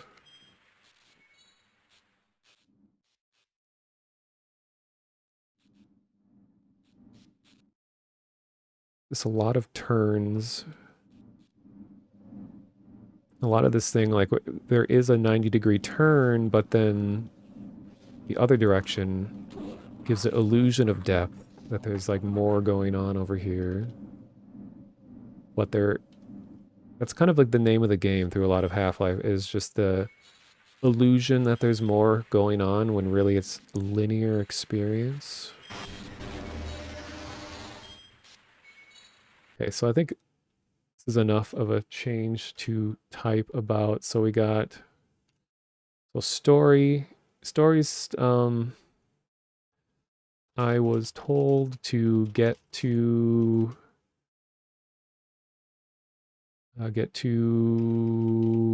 a particular destination to save my own life and let the world know there's people trapped inside.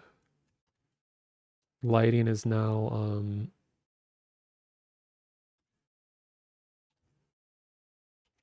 back to very bright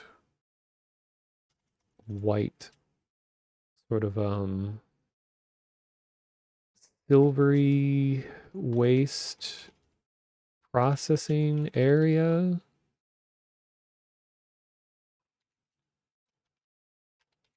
Smaller point lights. Gameplay is second weapon introduced, or I guess I should say ranged weapon introduced.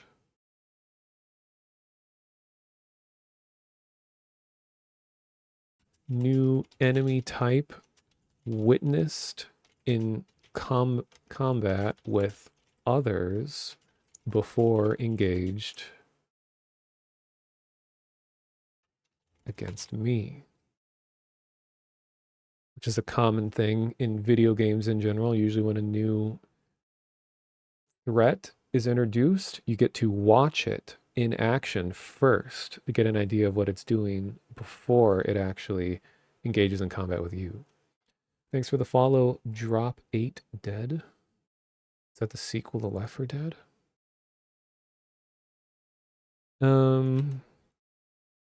Oh, story-wise,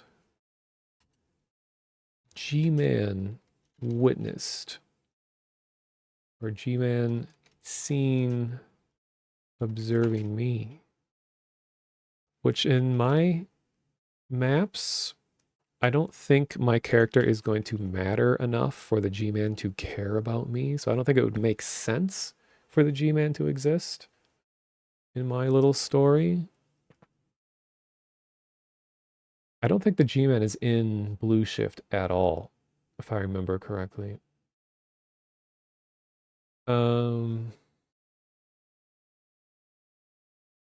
I guess you technically do get grenades in this section as well. Yeah, maybe the G-Man shows up once and is just very disappointed and never comes back. Because I want to depict, like they do in Blue Shift, like I mentioned, I want to depict the disaster happening, but, what my science team does doesn't have anything to do with the disaster. They were just trying to do stuff and then something catastrophic happens. Like in Blue Shift, you're in an elevator and the elevator collapses or crashes to the ground. Like you're in the worst place you could be for there to be a catastrophic event happening. So I got to think about like what kind of interesting thing could I be in the middle of doing that would be particularly bad if a accident happened. And I'm thinking because the direction that I kind of want to go with my little campaign of like 3 maps, maybe 5. And I think about like how to divide it with like beginning, rising action, climax, falling action, conclusion. But anyway, that like maybe it would be yeah, I mean everything I'm definitely going to keep small and simple. I'm not trying to shoot too big. This is just kind of to keep me thinking creatively and doing stuff. I'm not trying to like win an award or anything. But what I think would happen is if they're going to be working with aliens and like their department is going to be about like the storing and observing of alien life, like when we get to that part of the game, I especially want to take screenshots of that because that's going to be where I'm operating out of is that location.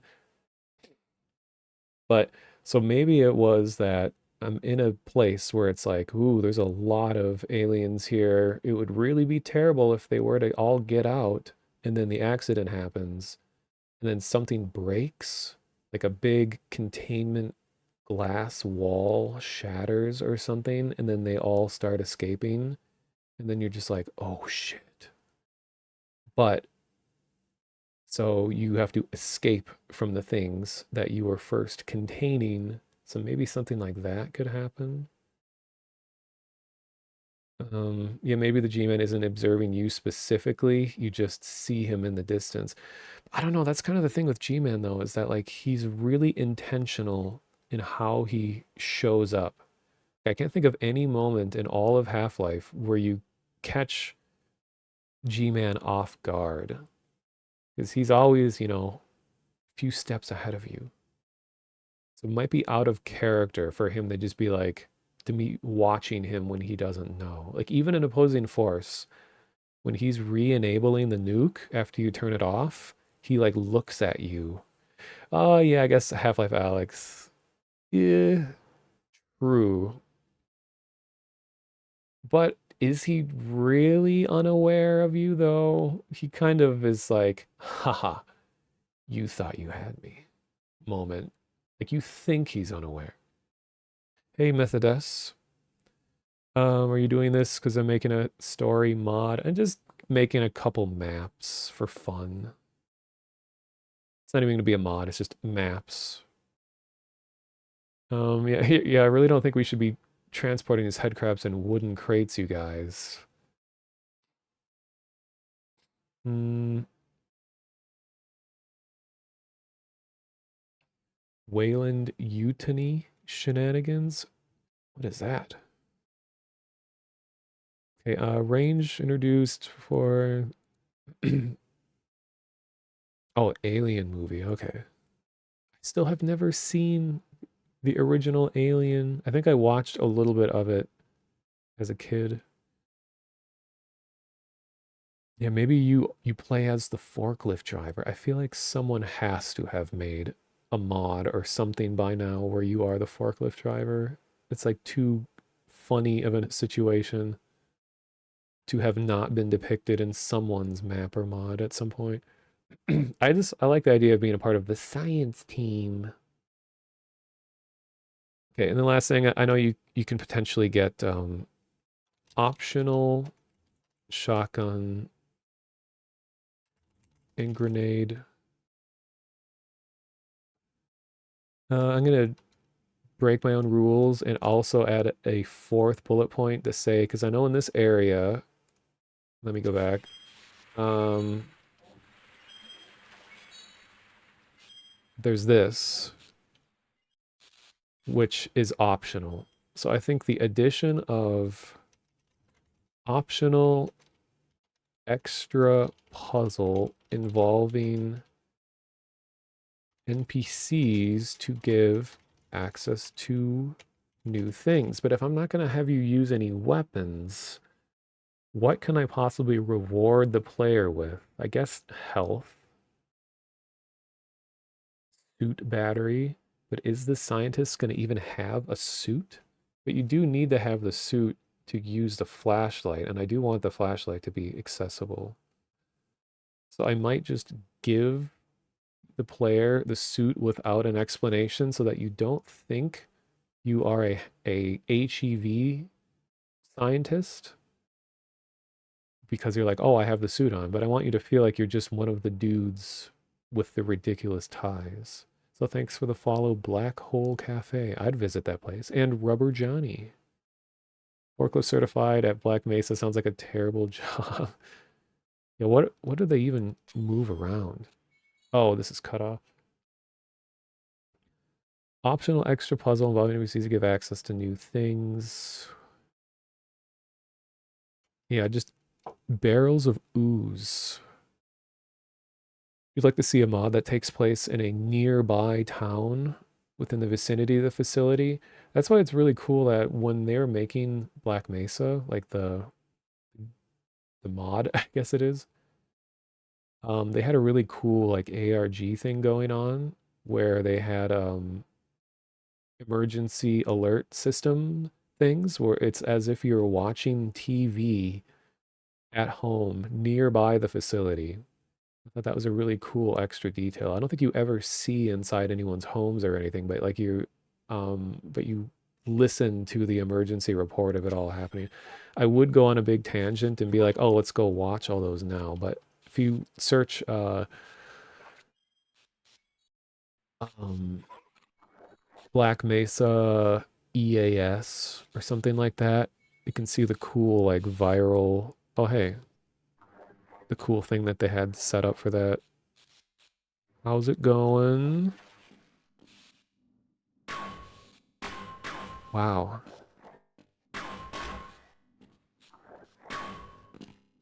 All right, just gonna hang out up there. All right, see ya. Okay, just gonna get screenshots of the lights. So now we have like small upward placed lights going down rather than big room filling ones. Well, we do have these ones on the ground.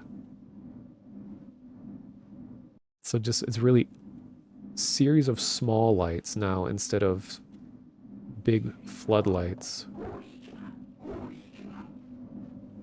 Okay, so we also have the addition of NPCs breaking through doors, breaking equipment. Okay. Witness them breaking equipment. Like this guy. Look at that. Amazing. And that was actually, in order for that little animation to work, they had to just make like 5 different versions of that door, and they had to hide all of them and then unhide one, hide them all, unhide one. So it was actually just playing like a frame by frame animation to make that break apart. Can't get enough giant fans with lights going through.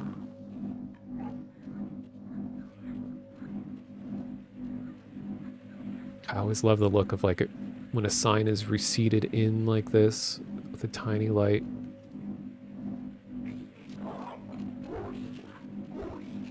Funny thing is that this guy has his own little elevator. It actually pushes him up and down. It's like it even has stripes on it and everything. It's like it's an in-world elevator. It's not just a mechanical thing. It's like actually, it's a device that exists in this world.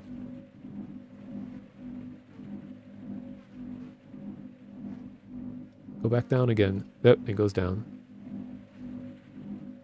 So we got big tubes. Why this is lit by hanging lights. I didn't never notice they actually sway too.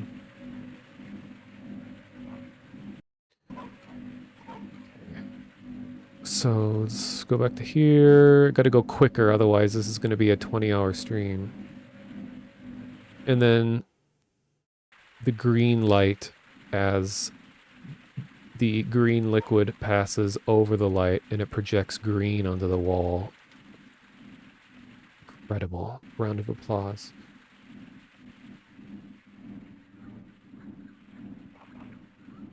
We got some more Z fighting lights. What are you even doing, Valve? Terrible.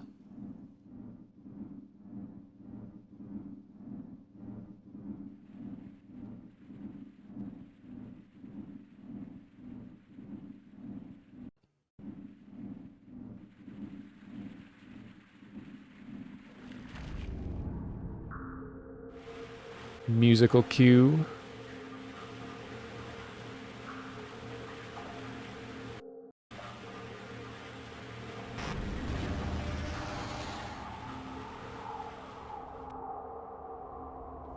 Okay, so then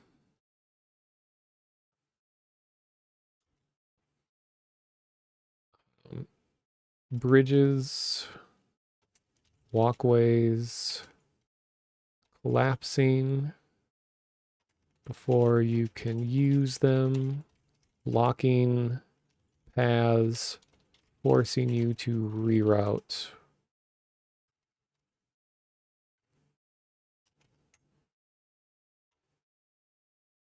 Just read what you're saying.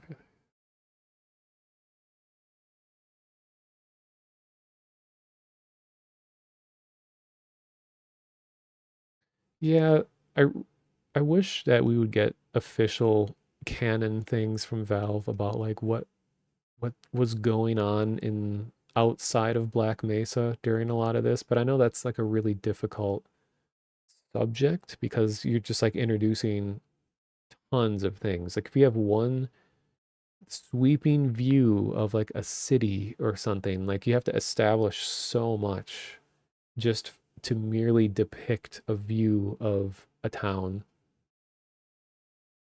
Am I making my own map or editing these? I'm planning on making my own. Probably just going to be like 3 maps or I don't know. I don't entirely know yet.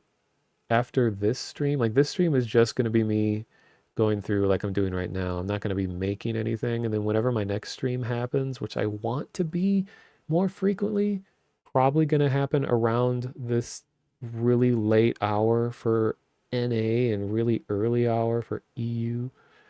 Um, because it's just kind of what fits my schedule at the moment because the only way I can appear to be sane when I'm living with other people is to stream late at night when they don't have to be like, oh, well, he's locked up in his room. He's just doing the streaming again. So this way they don't have to know or care. So probably be in the future, starting around midnight-ish Central US time and probably ending like 6 a.m. ish, maybe like 6 hour streams. I don't know. I mean, it makes me sad I won't be able to do like 10, 12 hour streams anymore, but I don't think I can get away with that without disappointing my parents even more. But yeah, so like the whatever stream happens after this will be me making little test maps, just seeing if some concepts can work because like if you're a scientist that doesn't fight, like I was mentioning before, your gameplay is going to be about telling other NPCs where to go so that they can turn machines on and stuff. So I want to make sure I can figure out how to work it where the gameplay of move NPC near thing, NPC understands that you want them to go push that button or turn on that retinal scanner or something. But another mechanic, which I think can work, is in Half-Life 1, there is a trigger for when an NPC becomes aware of the player, it can trigger something. So I was thinking, what if, everyone's favorite type of gameplay what if there was a stealth segment where there's grunts patrolling and you're sneaking around? No one has ever thought of this idea before. So I think with the game logic that is available, I should be able to make it so that if a grunt is aware of your presence, they will it will trigger like a fail state, or that they'll shoot you or something like that. They might have to like artificially dumb them down though, so that it's not unfair. It's a thing that you can't do in Half-Life 1 that's really frustrating is you can't parent objects together. Like if this were Half-Life 2, I would just be like, okay, I'll turn off all the AI so that they're not relying on their perception.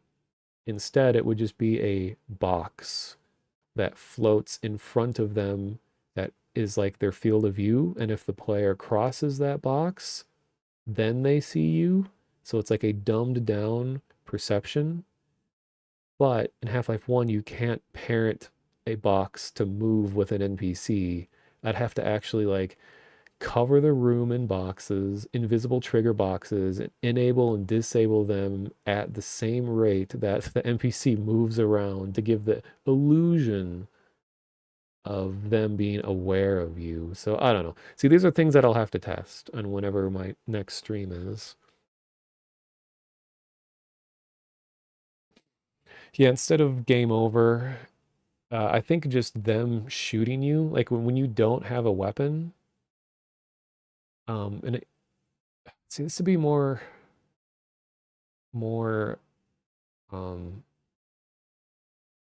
if I don't give the player an HEV suit, they won't have armor, so they'll die a lot quicker. But then you won't have the flashlight is the problem, and I want the flashlight. But anyway, I was gonna say, yeah, instead of just screen goes black, says game over, you missed that one, try another, it will, you'll just get shot and die. Like you'll have so little health that any gunshot to you will like instantly kill you.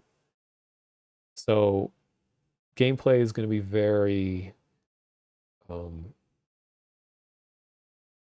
very structured so that it's not too difficult. Like you'll be running away from combat and like closing doors and locking doors and stuff to escape things. But I don't think I'll make it so ridiculous where it's like, oh, well, here's 30 grunts. Just don't get shot. Like you'll be encountering like maybe one grunt.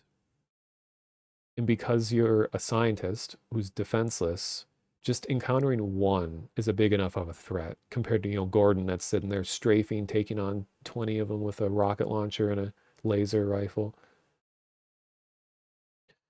Flashlight is a separate item in Blue Shift. There might be a way that I can give the player the flashlight without giving them the suit.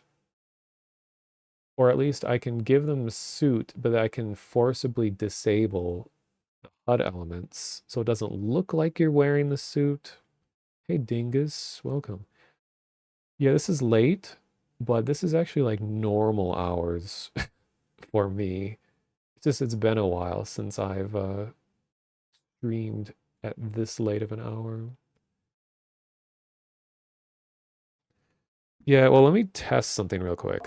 Okay, so what map is this? This is C1A1C. So let's go to pre-suit.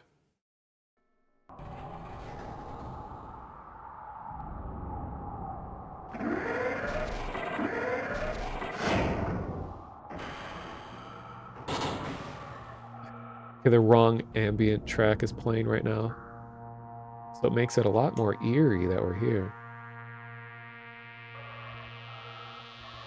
Yeah, so I'm pushing the flashlight button and it's not turning on. Let's see. One of the impulse commands is supposed to force your flashlight on. Okay, what if I give myself a battery? Oh, I can't even pick it up without the suit. Oops, crash.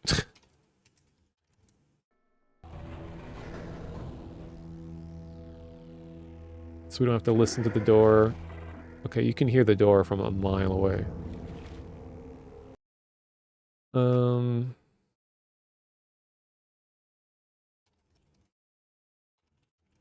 wait.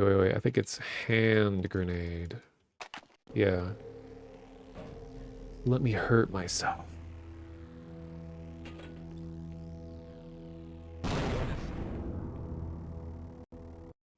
So now, wait.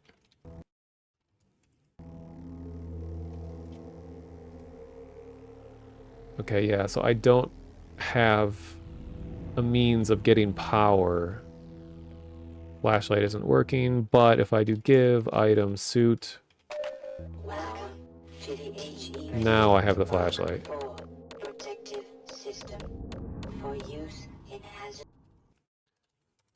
But there is This is going to run perfectly. a way to prevent the HEV startup routine from happening when you get the suit, so I can do that. There is an impulse command to hide the HUD. I don't know. I mean, these are just all decisions I'll have to think about. Have the skull impulse. I know what you're talking about. Let's see. Yeah, remember, I forgot, in Hammer Editor, there's a gib shooter.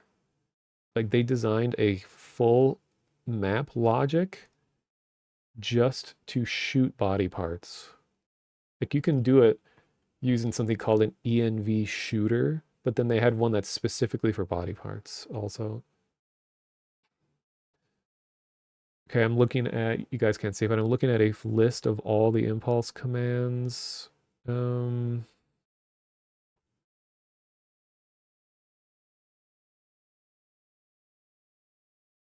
yeah, that is in here, 102. All right, I hope this still works. So,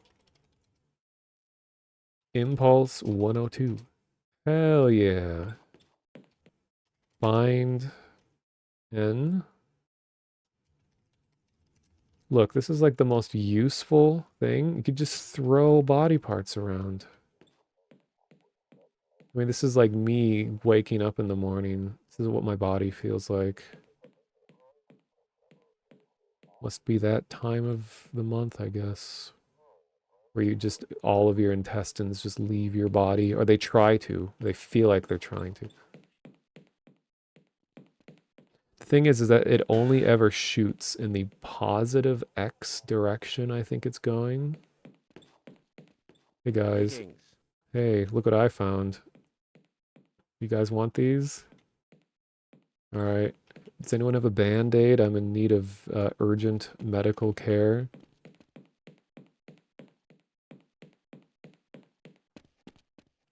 Hey guys, can you hold this for me?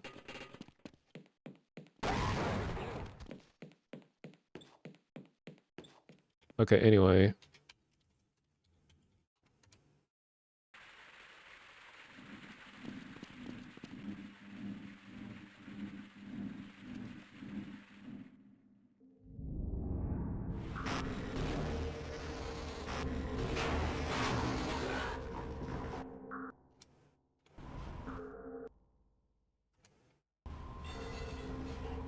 Why are the pipes pissing? Where? Oh, from above. Yeah, it is like weird yellowish water. This makes you wonder what is going on in this place. There's just that much human waste that's just like cascades down.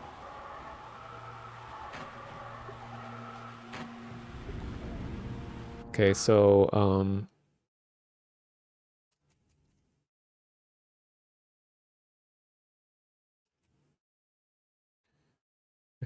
the pipes are pissing.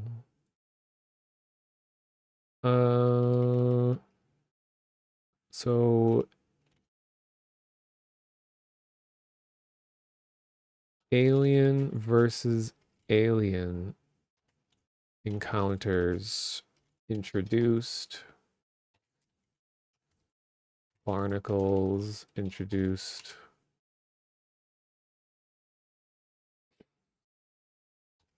Swimming. I guess this is the first time that you really are able to be submerged in water completely. I guess the hazard course you could also. Gotta pay attention to the lights. We have these big protruding lights aiming down. And we got these hanging ones. Oh, they rotate too.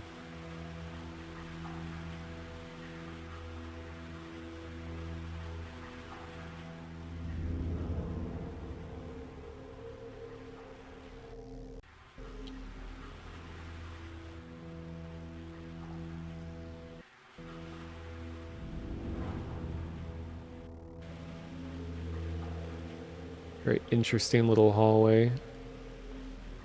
This is almost like Combine architecture here. The really tall, skinny, sort of wedge-shaped areas cut off with like very blue, high contrast lighting. Metallic plates with rivets.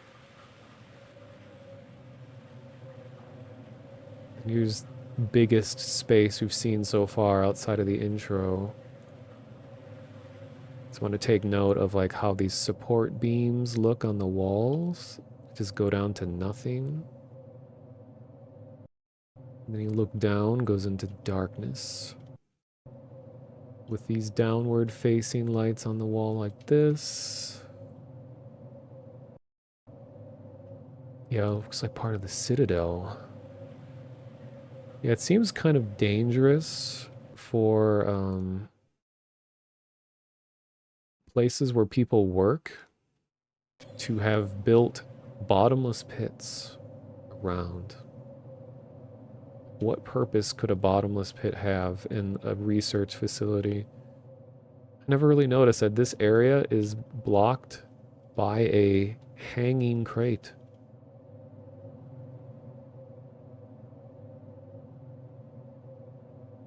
Bottomless pits for science. Gotta take a note of this. So, some hallways can be blocked by an obstacle. Like blocked by a temporary heavy object. Toxic waste dumping, true. Got this little guy, this little light above the door. How the crate get there? It looks like this is like a crane system. See how it's all, these are all sitting on tracks. I think they're normally all supposed to be rotating along tracks in like a conveyor belt. And then this one just got stuck here.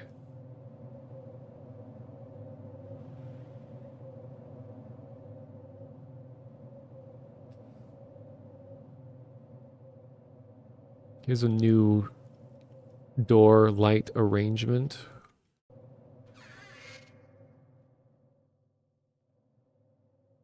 Ooh. Okay, so I like how we have the red lights going up with at the end of the tunnel. Series of white lights.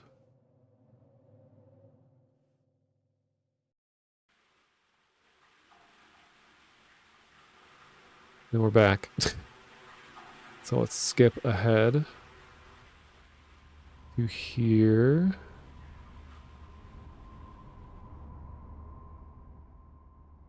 Oh, we just went backwards. Oh my god, I don't know where I'm going.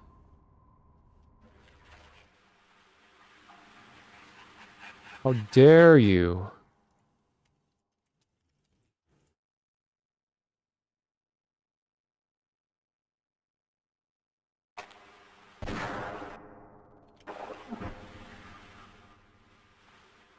Here we go.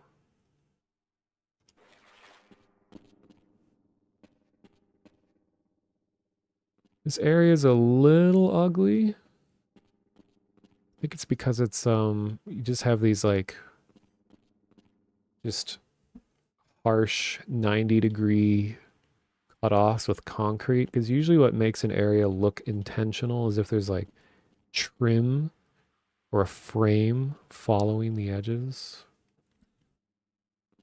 Whereas this doesn't have any of that.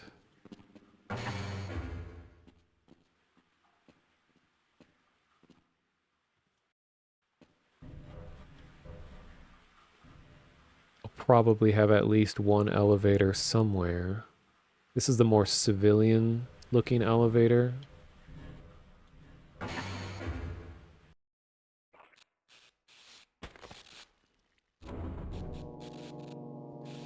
Yeah, Bruner, like stationary train is a good way to block off an area. I'm sure Left 4 Dead had done something like that.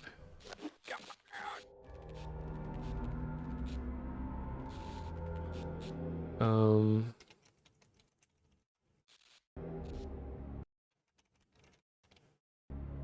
Dang it, I closed my list of impulses. Let me see. There's a way to hide the gun. Hmm.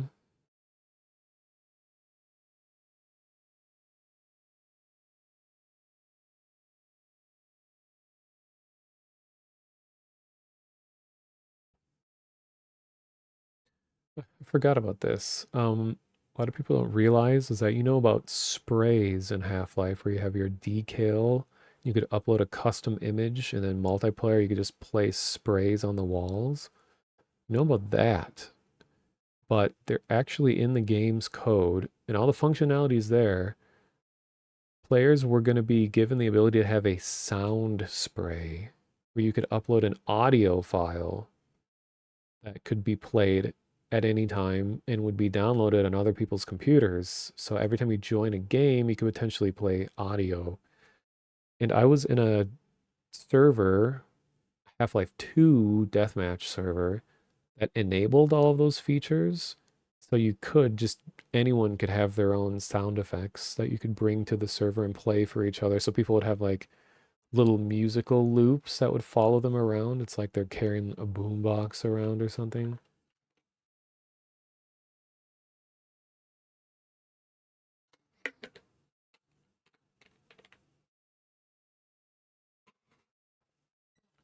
Okay. Oh,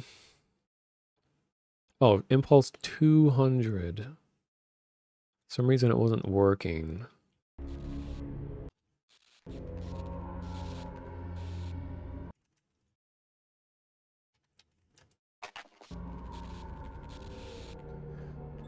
I don't know if if I'll have this sort of area.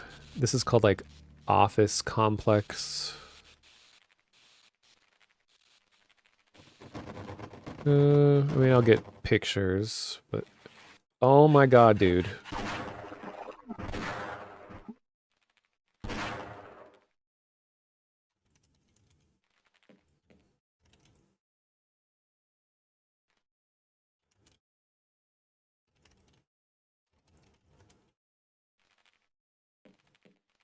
Hmm.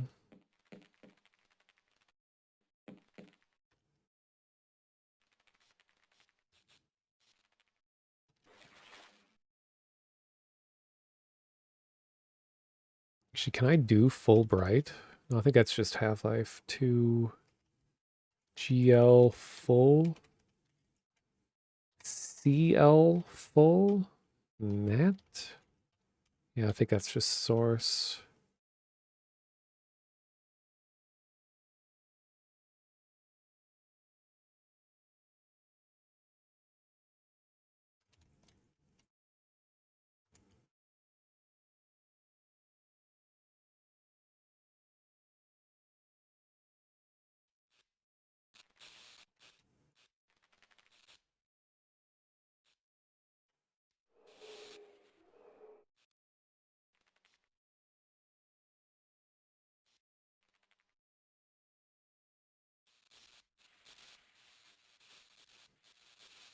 So I guess transition.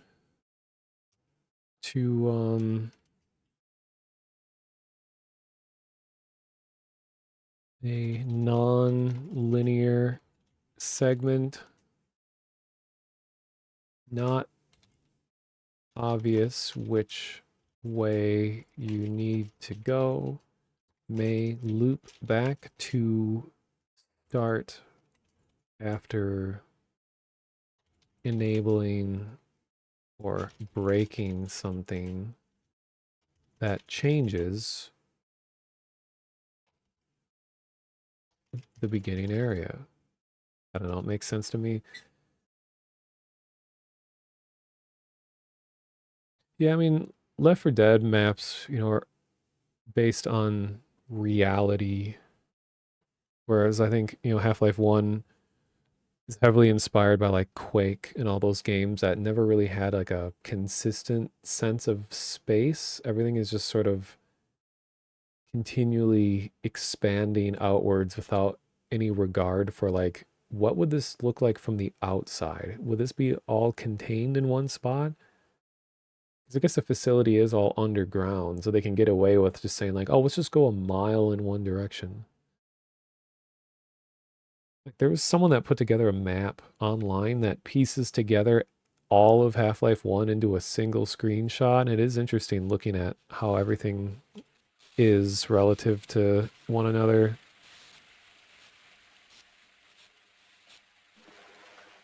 This is the room that Gabe Newell personally designed. Because he was like, this was in the documentary where they needed a gameplay component to Half-Life that would make it stand out over Quake and other competitors at the time. So they're like, we need to introduce a lot of platforming, first person platforming. And then the industry changed forever. But I mean, Quake and games like that definitely had elements of that. But Half-Life would have entire segments where the whole point is just to be platforming. See, I like this transition from this sort of like residential looking tile floor with brick walls, and all of a sudden, boom, big contrast in lighting.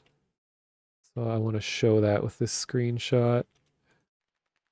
Back to lots of fluorescent high ceilings, concrete walls, metal ground.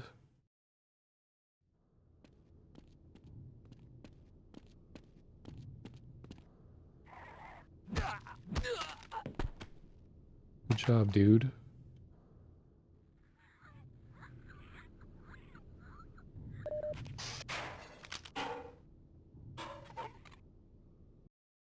More mysterious pipes, things in the background.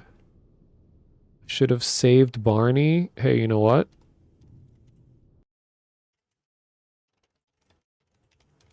He's fine. Oh, uh-oh.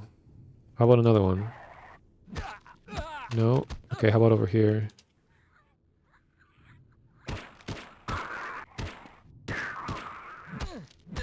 Oh, too bad. Alright, well, the zombie deserves to live at this point.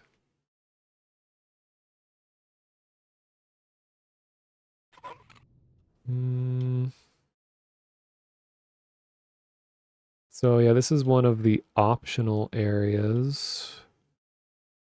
So actual dead end. So it's like um, dead end map that leads to I guess extra supplies.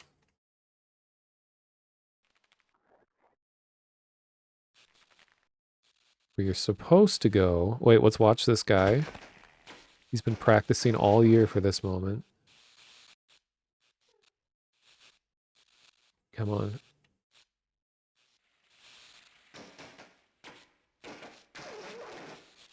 Bro, come on.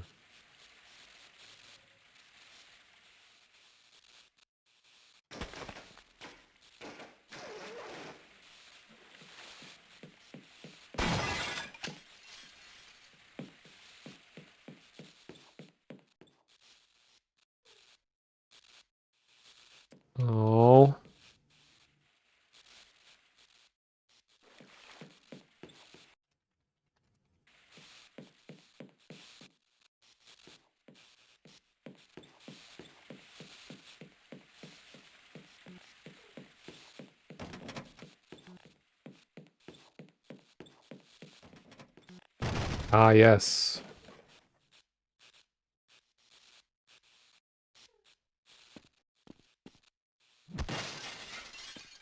He's pissed.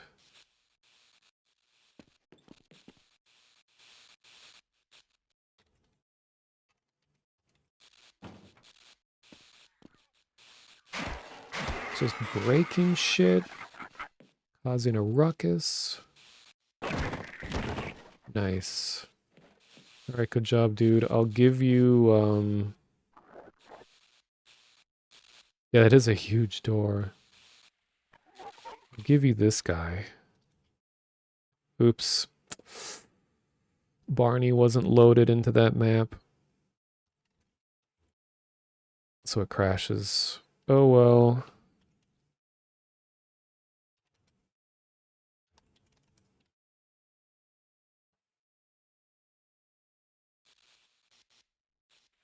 Anyway, now very important. I think I will have to have at least one vent.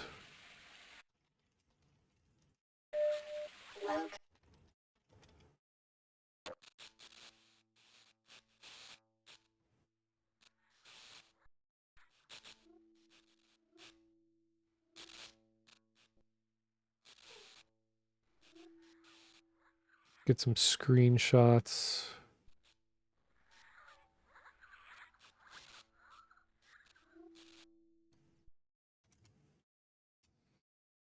Um, crouching through,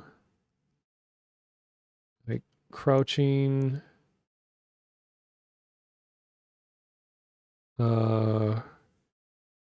Requirement to fit through windows and vents.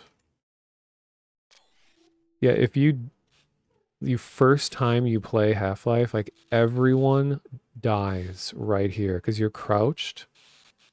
And then you're like, oh, it's automatically keeping me crouched. And then so your hand is off the crouch button, and then you get over here and you uncrouch and then you die.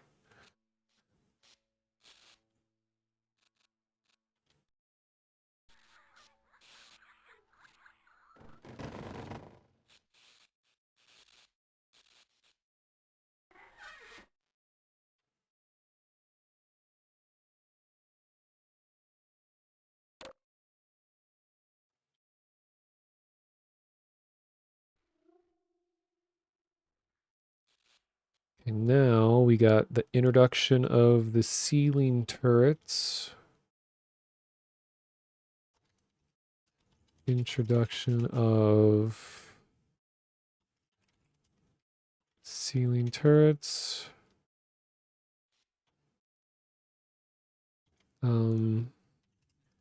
Hiding from bigger threats.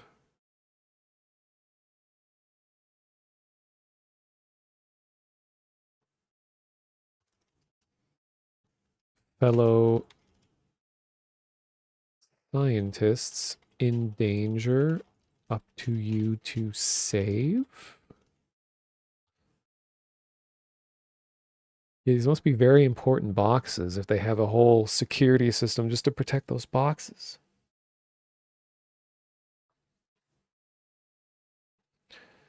Yeah, the alpha maps and stuff and are interesting to look at. Also, uplink.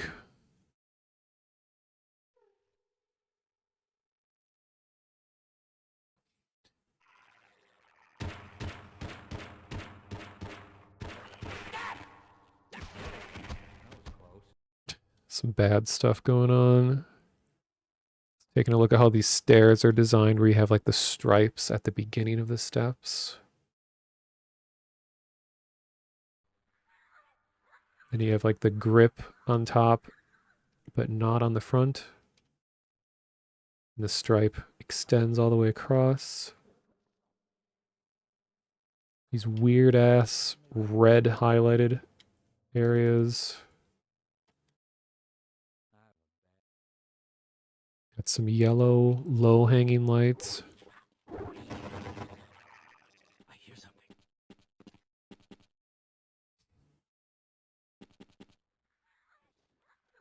I think I'm scaring him. Okay. He's too nervous. There we go. Another idea is scientists hiding, turning lights off, taking cover.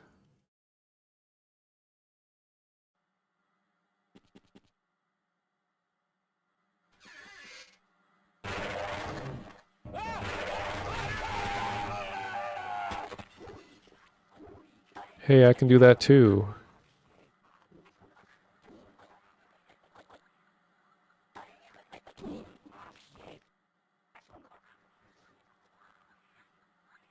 Dumpster scientist, yeah.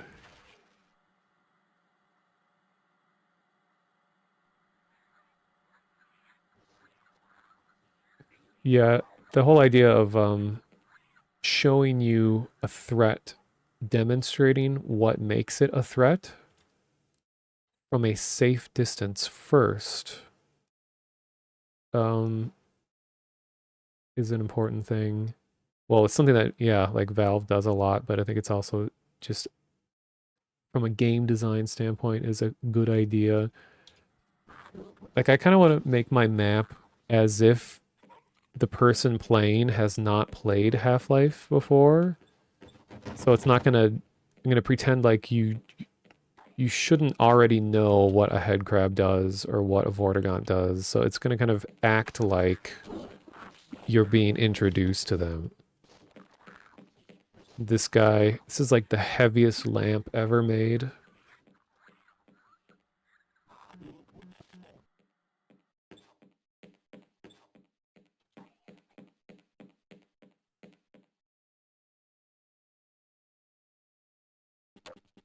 I'm not so sure I want to go to the surface. What if the world finds out what we were doing down here? Uh-huh.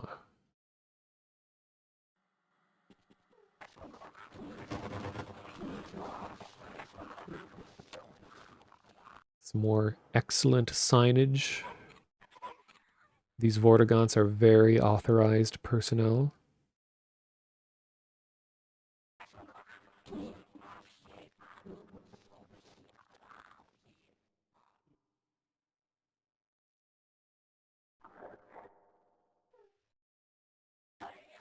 Aha.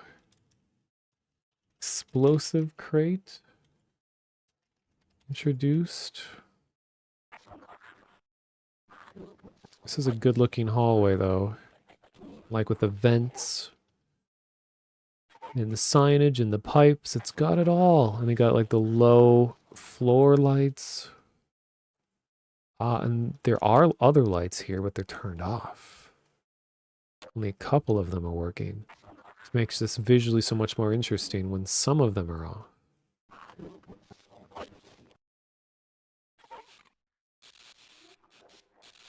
Hey, what the hell are you doing down here? Get topside! I hear troops are coming in to save us. I'll be happy to survive this with all my parts. Yeah, I think Blue Shift adds a whole bunch of different colored versions of those crates. The big, like, iconic red ones. Some crazy stuff going on up here.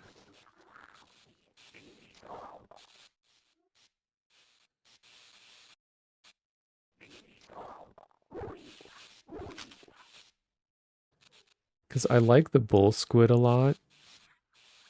I think it would be interesting in a segment to have like a bull squid kind of act like a companion that I have to figure out how to do stuff with AI because it Now I wonder if those boys can make a bigger mess. in Half-Life 1, just standard Half-Life 1, I don't think you can just change the allegiance of an NPC very easily. Like in Sven Co-op, you can easily do that, but is you can disable their AI and make them just act as puppets, but then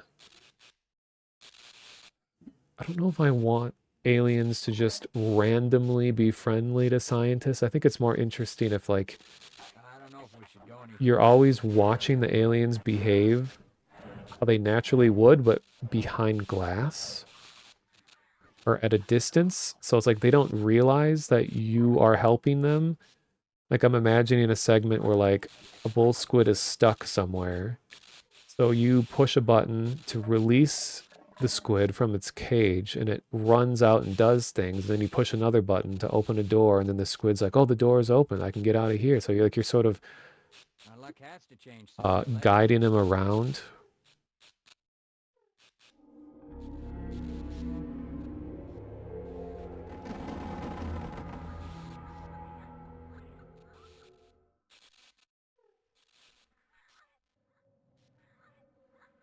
Yeah, I know there's a whole section over there, but I'm just going to go here. This area I'm not so interested in including. Even though this whole meat freezer section is like bull squid home base.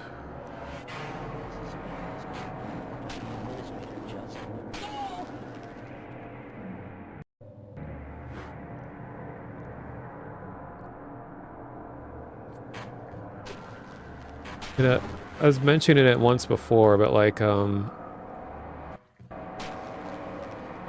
sorry, the ambience is really loud. The bull squids originally had a lot of complex complex AI that allowed them to follow blood trails. And I think this area was supposed to introduce the fact that bull squids not only have individual hunger meters or values where like they'll be hungry and then they'll go and eat bodies and then they'll be full. So they have all kinds of behaviors that happen when you're not engaging with them. And this idea, yeah, that they can follow trails of blood and they kind of have like a sense of where you are without actually seeing you.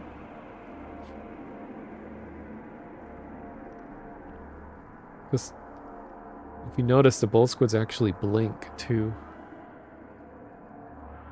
But it's like the animation is reversed. Its eyes are closed right now and it blinks by rapidly opening its eyes. Hmm.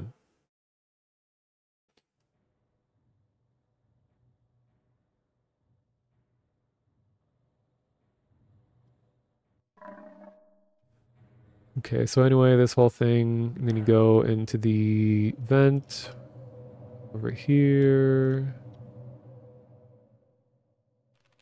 I mean, I guess I'll take a note where it's like you're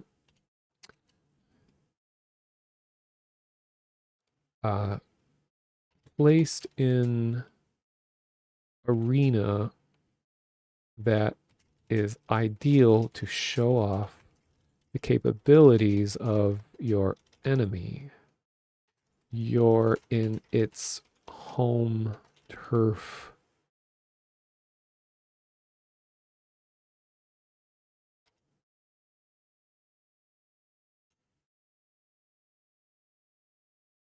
You can break the meat and it'll eat it?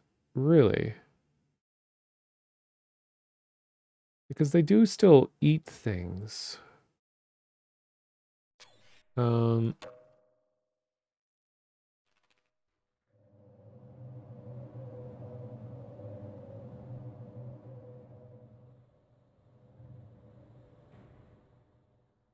if I turn no target back, they'll just get distracted with me.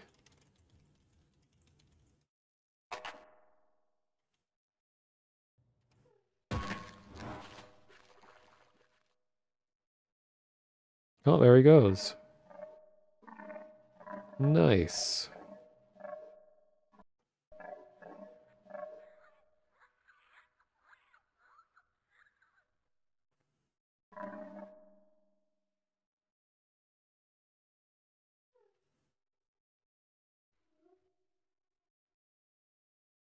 Well, he's going back for seconds.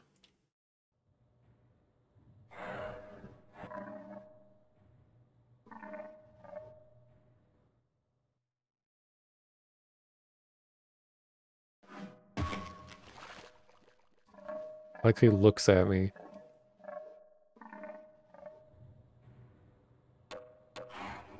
Uh-oh.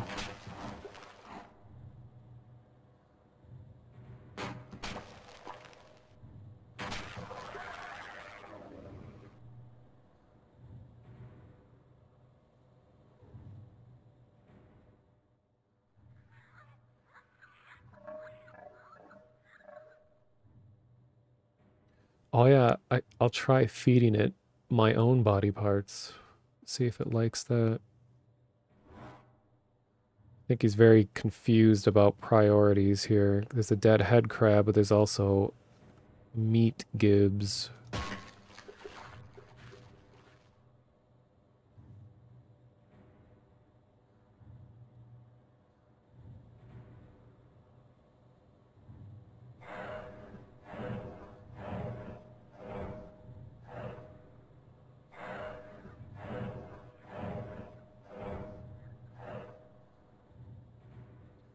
So what about the other one? What if I give you some of my parts?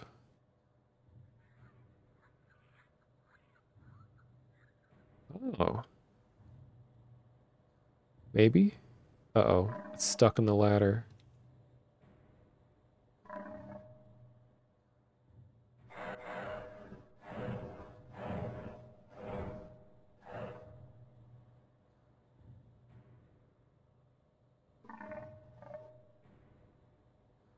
This would be a good thing. Bull squids will eat bloody body parts.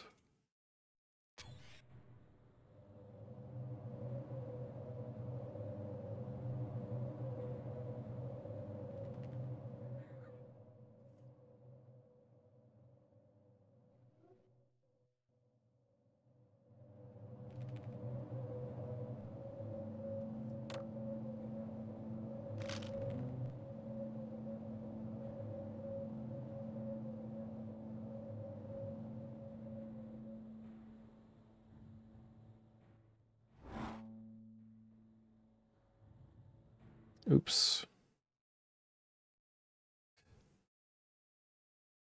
A party going on over here.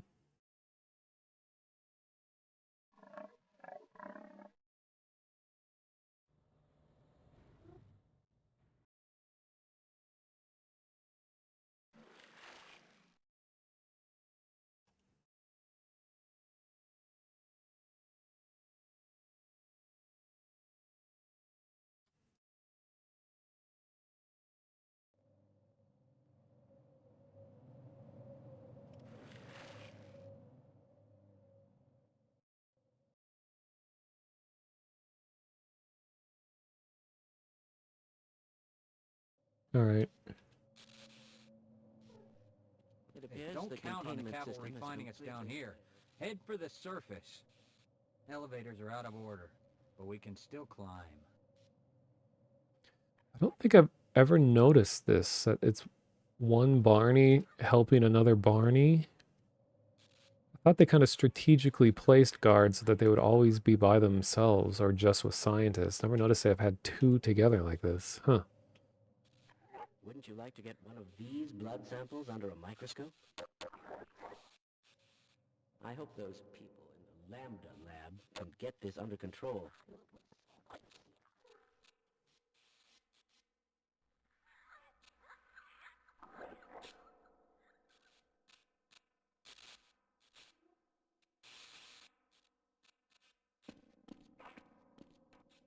Very important cutscene. Legendary cutscene, in fact. A failure of this magnitude is its... Uh, oh, I missed it. Oh, it got messed up.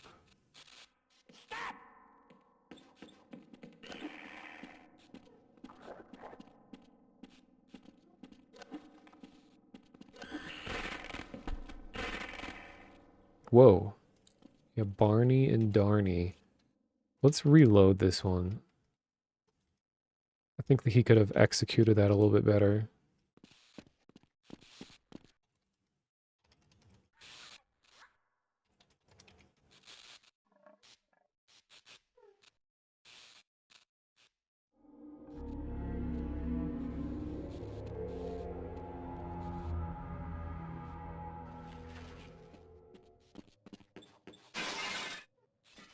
Fascinating. I never thought I'd touch So much happens in this little cutscene. Well, not cutscene, but scripted sequence.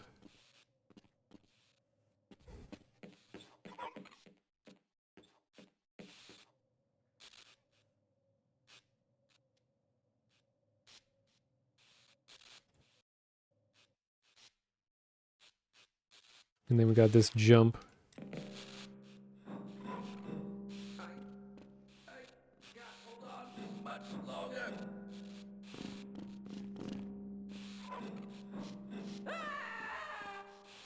Rip.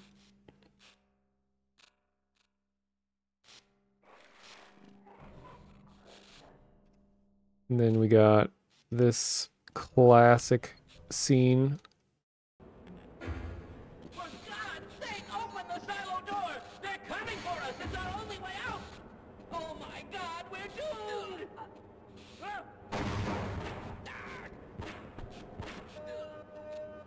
Okay, let's see if I can pull off the skip here, just for funsies. Oh, no, no, no, no. Nope. Nope. What was that? C1A3D. What?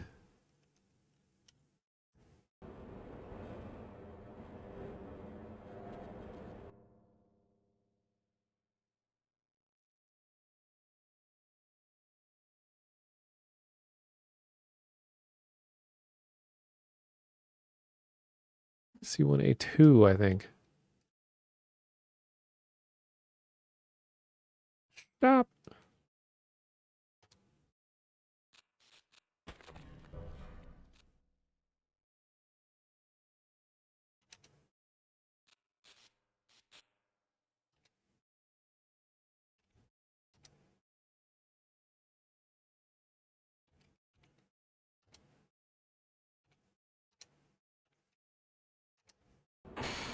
There we go. C1A3.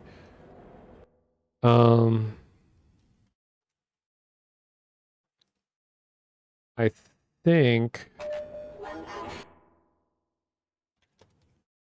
think what has to happen here is you injure the scientist so that he stops the sequence, and then you can push him over to the door. For God's sake, open the door! Well, seriously wounded. No, come back.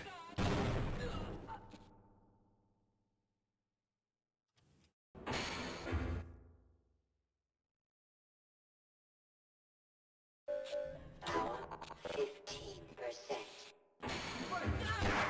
I seem to be wounded, but I can keep going. You have to shoot him as he's running.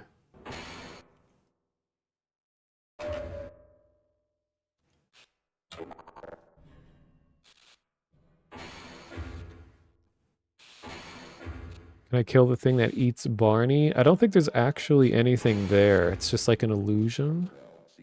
Oh, you mean the zombie that's pulling him in there? I mean, they're both locked into a scripted sequence. I don't think... Open the silo door! They're cold! Well, I seem to be... Oh my God! Okay, maybe it's harder to do than it looks.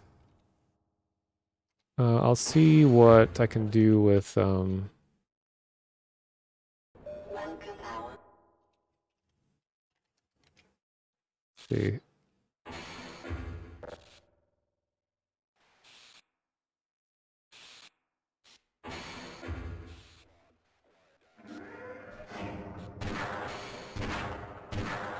Yeah, I don't think you can kill it. The government. The containment is to kill everyone associated with the project. Judging from your hazard suit, I'd say you were part of what... Why, just look at those peculiar markings. He's in his own special chamber. Turret maintenance team to Central Command and Communication Center. For God's sake, open the silo door! They're coming for us! It's our only way out! Oh my God, we're doomed! Yeah, I don't think you can save him. Why is he there? I think it's because Uh, in Half-Life 1, you can't store special values in an NPC without them being loaded into the game. And that guy has a special sequence that he has to say, but they probably didn't want him loaded in yet, so they have him spawn in a box isolated like that, and then they teleport him in once they want him in the game. So you can't just like spawn something. So they have to just be moved from another place. That's my best guess. Yeah, bad scientists get put in the forever box. That too. Welcome to the HEV Mark IV protective system. For God's sake, open the silo door! They're coming for us! It's our only way out! No! Oh my God, we're too low! Contaminant sensors activated. Vital Oh, you dumbass. critical systems engaged. Defensive weapon selection system. Oh yeah, I'll have my own solution to this problem. Watch this. For God's sake, open the silo door! They're coming for us! It's our only way out! Oh my God! See, we don't need that guy. We could just get a new guy. Freeman, who would have thought Oops. you'd still be alive? Well, he's stuck in the ceiling.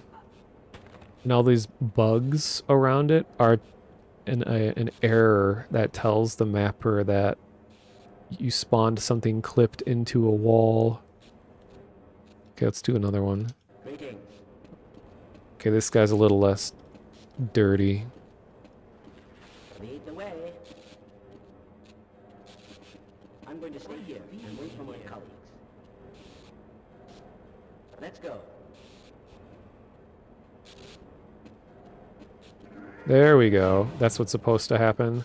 Then you go over here and you're just like, thank you. So much for the government. Their idea of containment is to kill everyone associated with the project.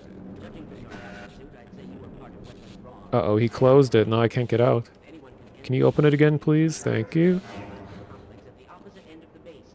But the Is there a way to remove objects? to get there. There is. I mean, Half-Life 2 has way more console commands that let you do stuff. Apparently, 203 deletes things. Decommissioned rail system somewhere. I'll stay here. Yeah. I think it can delete any entity. Okay, maybe just NPCs.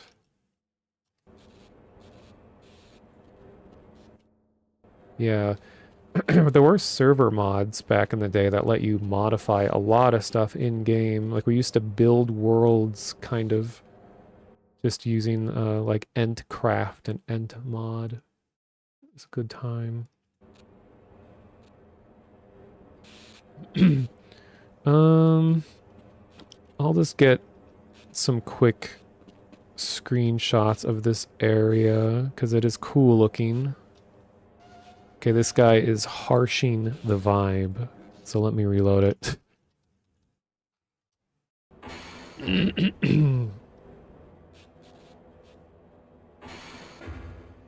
I love the dark ceiling with the lowered lights like this. For God's sake, open the silo doors! Wait for us! It's our only way out!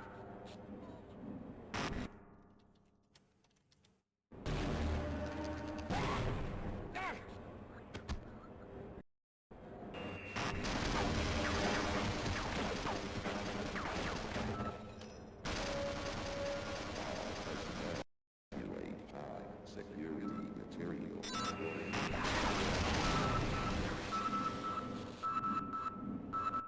Actually, I'll do this. So we have trip mines, tripod, turrets.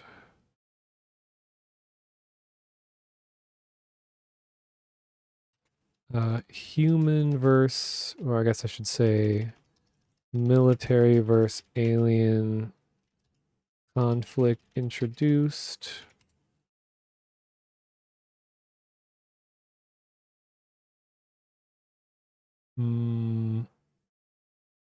actually versus alien versus science team conflict introduced.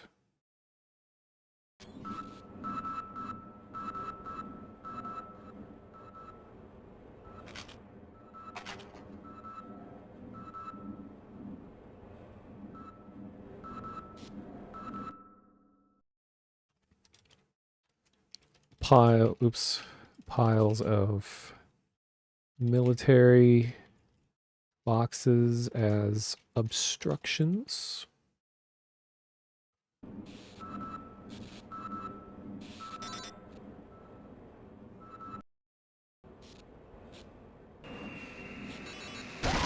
Sorry, dudes.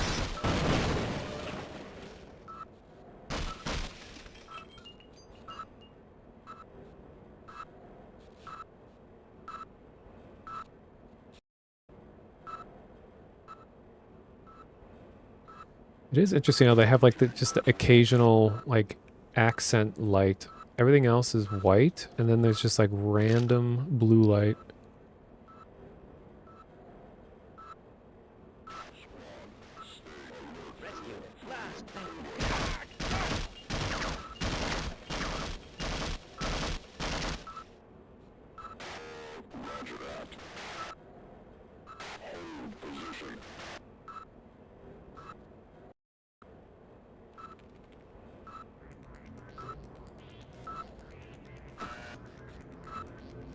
Oh shit.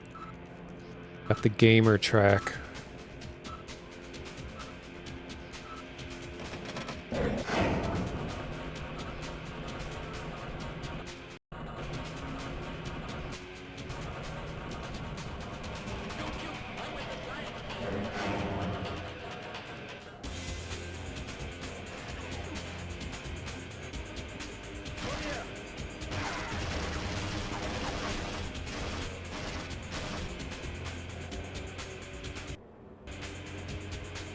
Love all this blue in the middle here. Red, blue, and white. Red, white, and blue all together? Ew, yeah. Bottomless pit. To break up the patterns, you could always use a bottomless pit.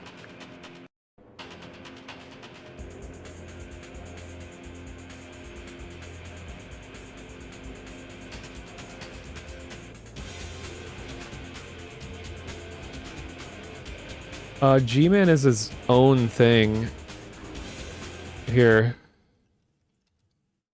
Just in case this crashes at 1-3A. Okay.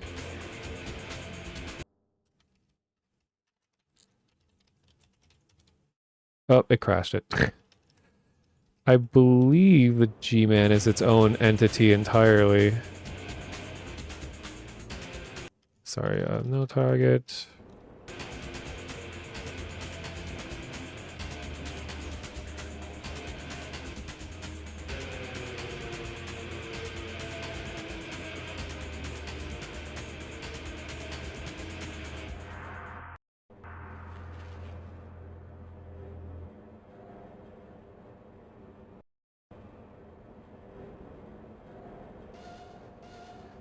You even see like the change in lighting here where it goes from like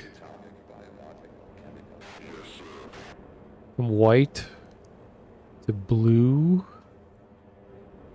Don't shoot! I'm with the science team! To the yellow.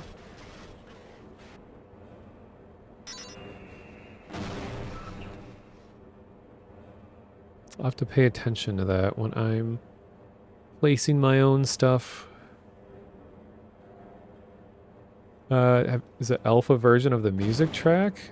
Really? Is it an uplink? Because I think uplink had a song that was only ever in that version. So I guess the point of this area is to introduce military squad coordination. Show you that they can work together against you. Hey, what's going on, dudes? Awkward. Hello?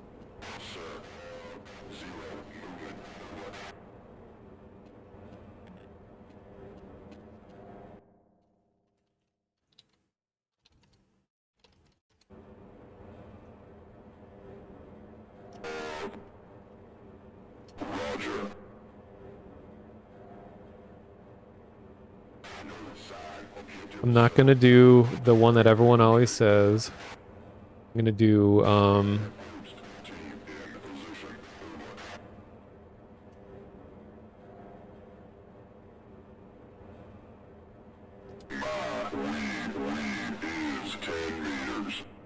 that's all we need to know.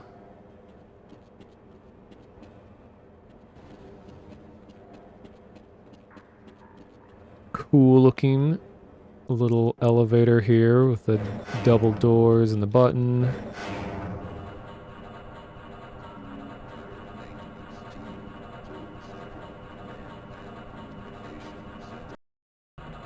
What is the theme that I'm gonna do? There's a particular section of the game that we're getting pretty close to. Just like the area that has to do with like the specimen capturing of the aliens and stuff. But I'd like mine to be more focused on that area of Black Mesa.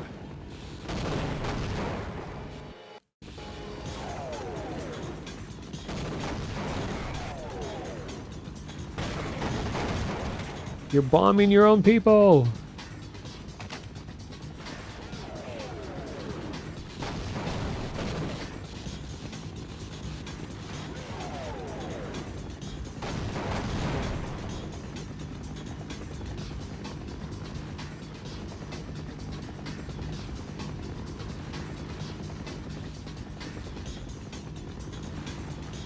I love the look of the Osprey.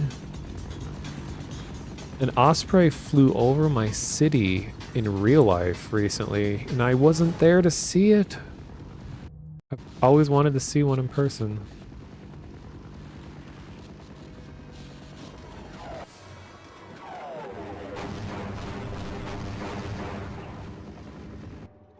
Okay, squad coordination, introduce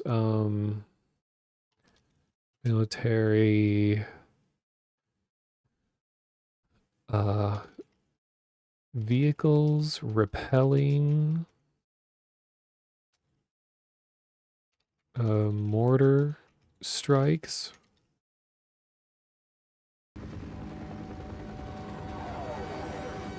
Yeah, I missed the coolest thing ever.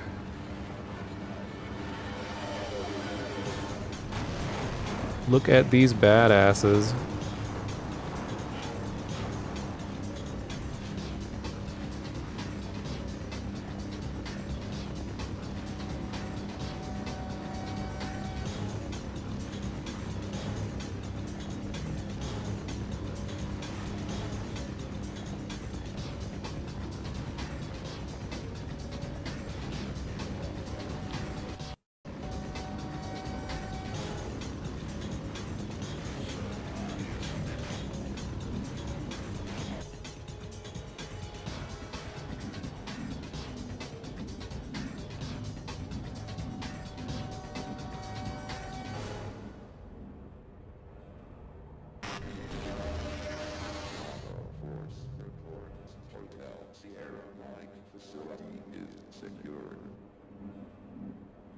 So there's this confusing area, which actually you don't have to go to. So all you really have to do is... Okay, wait, first you go here. Oh. Then you go all the way down here, I think? Then up to here, which is an interesting little compartment. Actually, let's get the view from down here.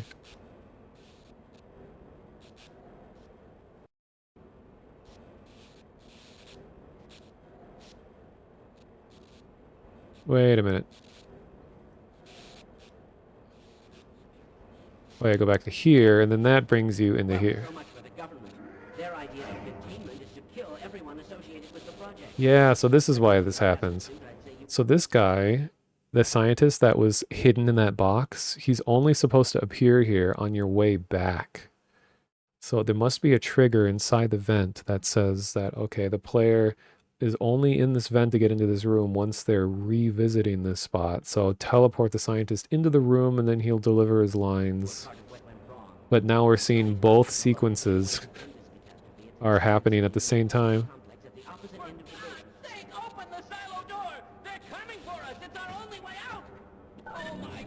There, I opened it for you.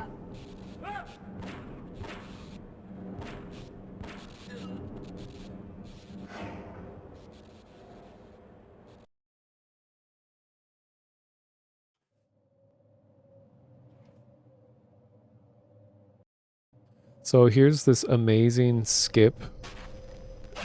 Oh, wait. Amazing zombie.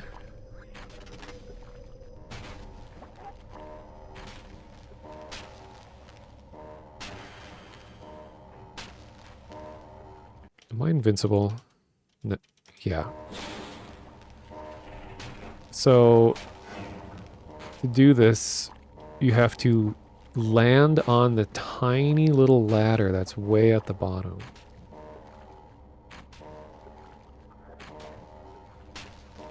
Jeez, he's just spitting everything.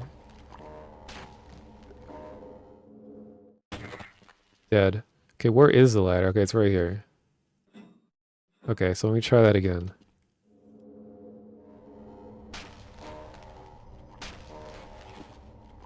Oops.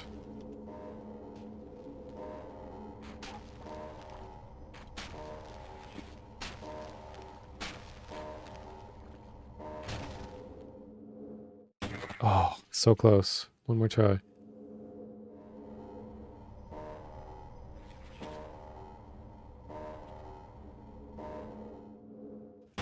Oh. Well, you get the point. Going to ban Dingus. BRB. Get some pictures of this cool lighting. Okay, so now this is a pretty big change into the style of what's going on here. So we got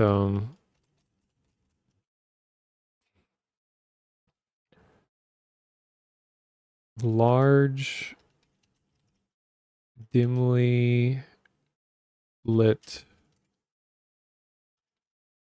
dimly lit rail tunnels, small repeating point lights, I guess. And then gameplay for this whole area is basically to transition into on a rail. So making use of trains.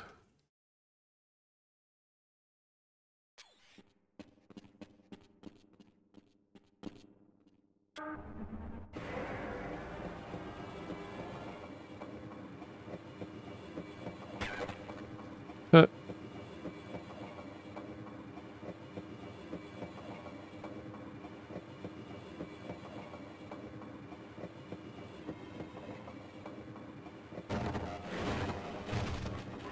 Whee! That's what's supposed to happen. Sometimes it just launches you vertically, though.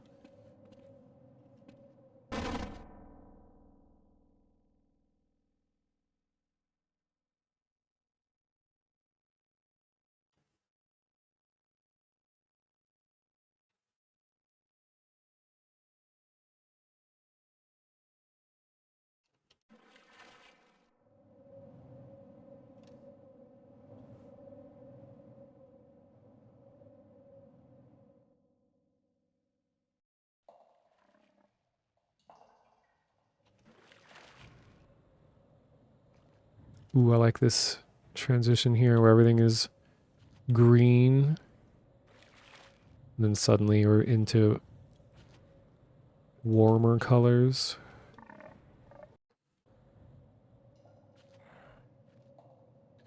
Yeah, radioactive mood lighting. Then you go from closed-in spaces to suddenly one of the biggest open spaces in the game.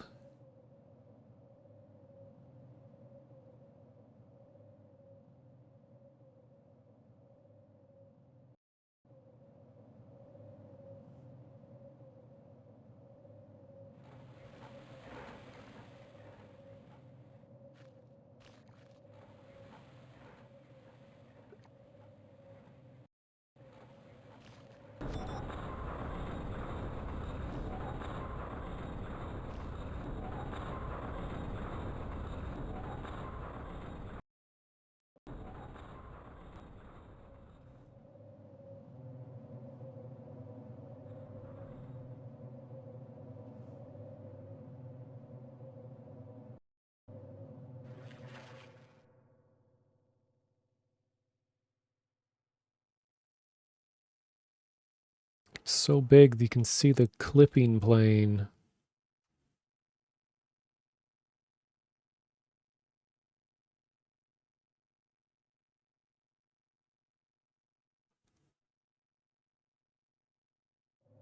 Wonder if real life government has anything similar to Black Mesa. Well, how similar are we talking?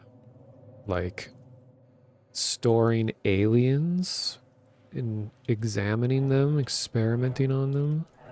Or just a big underground science facility?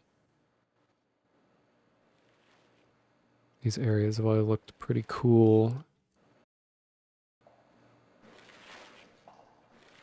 What's up, dog?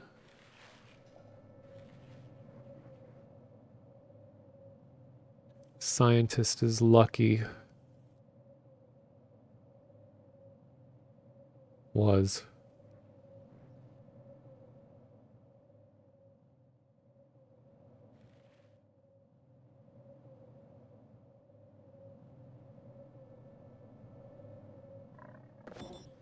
Ah, yes. I would like to descend, please. Oh, I never noticed that all the lights turn on before it comes down.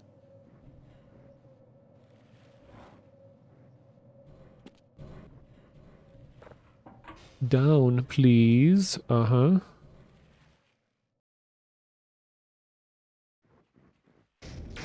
Huh?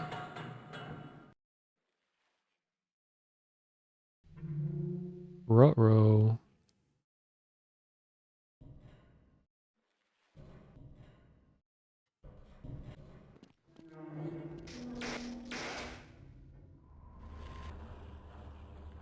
Dead.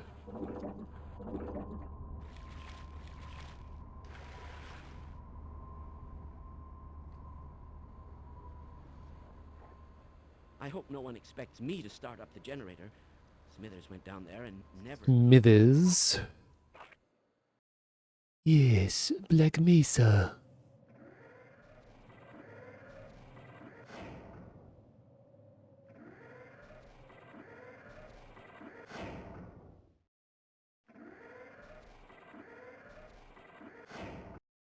Mount Cheyenne is right there and confirmed has infrastructure. Most of the underground facilities going back to the Cold War. Yeah, I'm sure there's big underground facilities like this.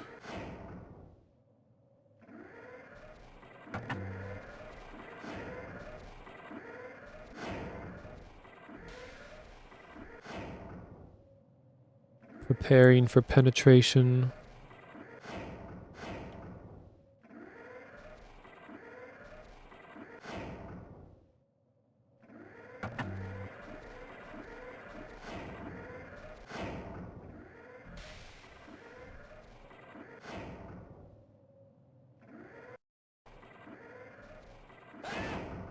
Oh dear!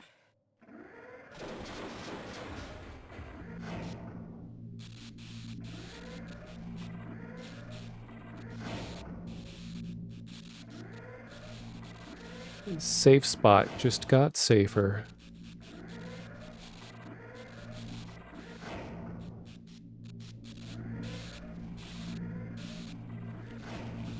This is my hiding spot, and I'm not moving until the situation is addressed. call me when I'm here. All right, bro. All right. I'll wait right here. I certainly hope you know what you're doing. You're going to have to leave me here, Gordon. Hmm. All right. So Do you still say there's nothing to chaos theory?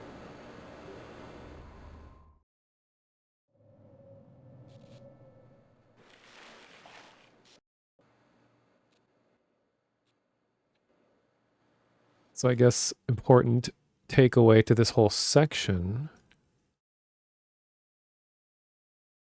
is let's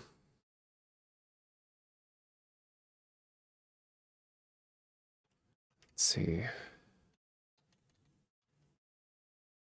Require players to venture into 3 distinctly different areas to enable machinery that completes a singular main area. Makes sense to me, and these are my notes.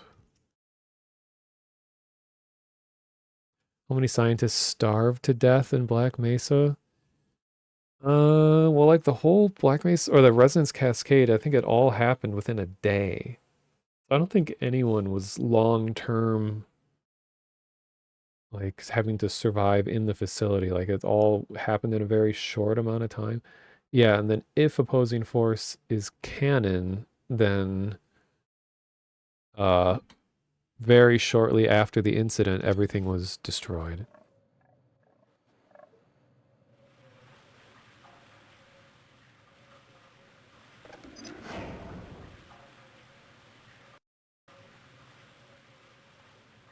These are cool looking doors.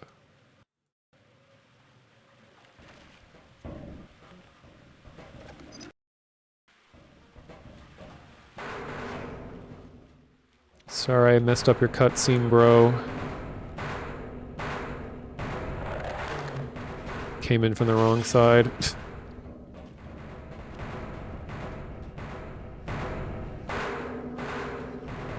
Yeah, this part of the game was, like, when I first played this when I was, 12 or 11, when Half-Life released, this area was, like, too scary for me.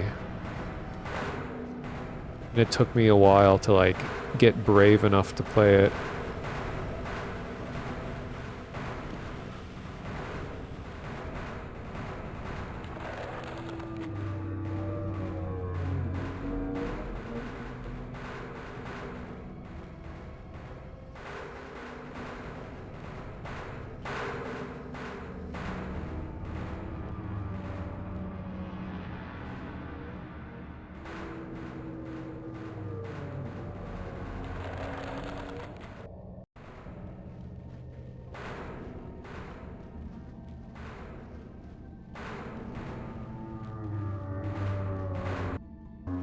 Okay, now we're gonna picture of the control room.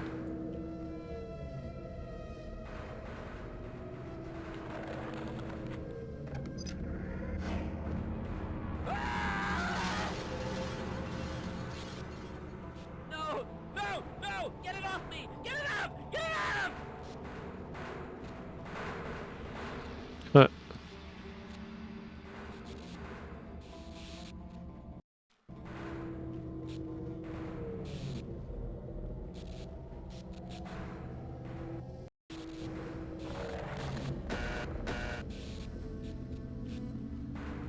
well, I'm gonna just speed through this area.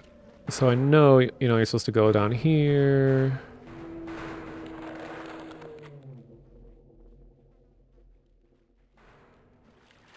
I know I missed some stuff, but this area I'm not too interested in including my own stuff.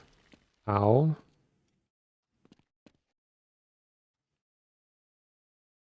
Oh, I think there's a level transition that I missed. There we go.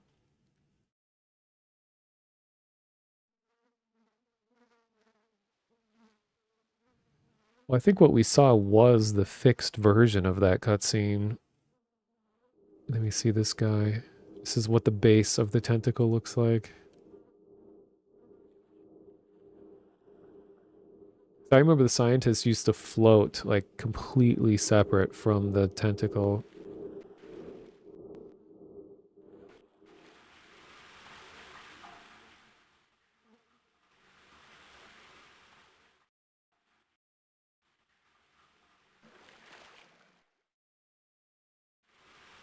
Funny thing about this section is that because in Gold Source you can't spawn and despawn objects like barrels, they actually had to develop an entire repeating conveyor system.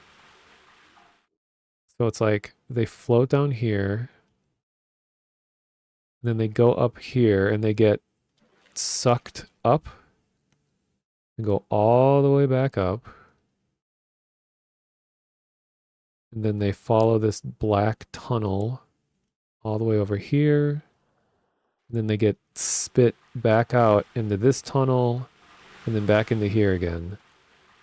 So it's like in Half-Life 2, they would just be able to spawn and despawn them. But for here, they had to actually manually create an entire tunnel system just so that these barrels could repeatedly fall out of this like tube forever.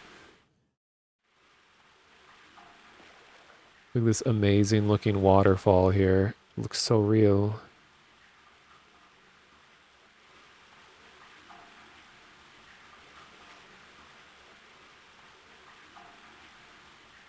Yeah, it's all smoke and mirrors.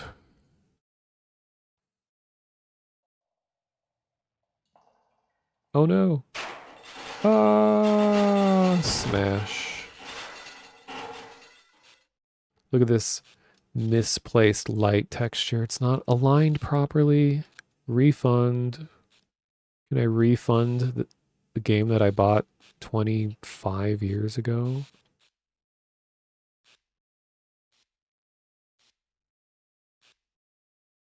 Some cool wall details.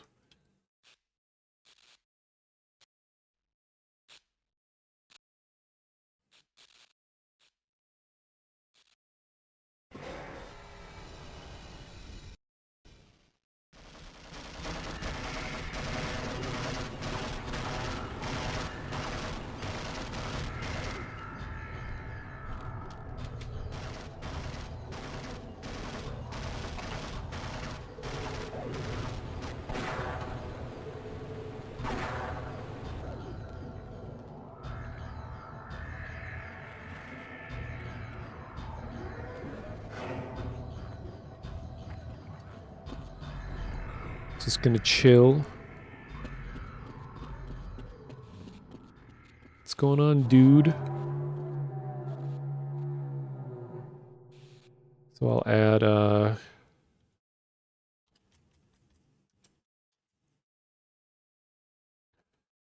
giant unkillable threat puzzles needed to defeat.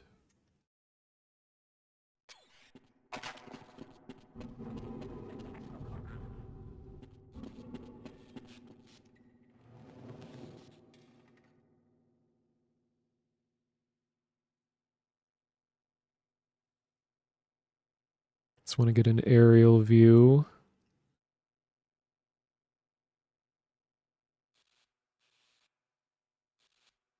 Yeah, he does have a little mouth.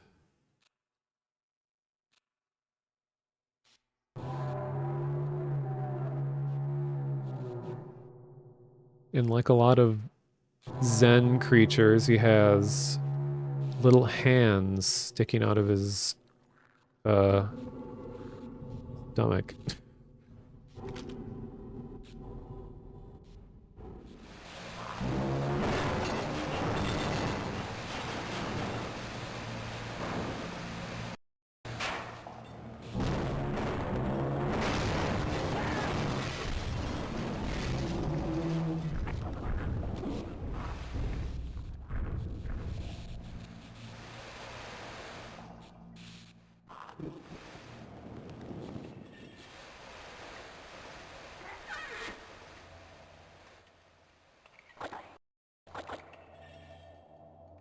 Mister, you can get the power on. That train will take us straight to the surface. I would try it myself, but it's a long way down the generator room, and there are things in the way. I love the look of these older computers. It's cool how like Black Mesa has different generations of technology. It's not all like it's like the facility was built over many decades. You have older tech and newer stuff.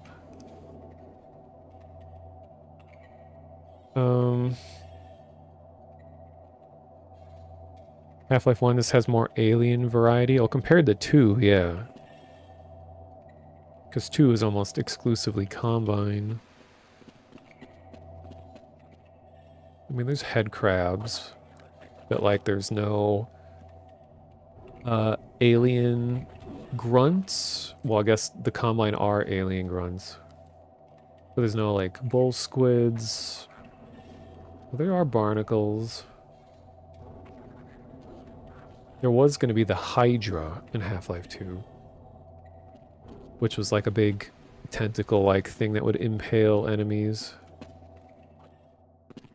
Okay, I'm gonna skip through this section. We go over here, and then he dies. And then we go back. And we take the train. Main power is not on.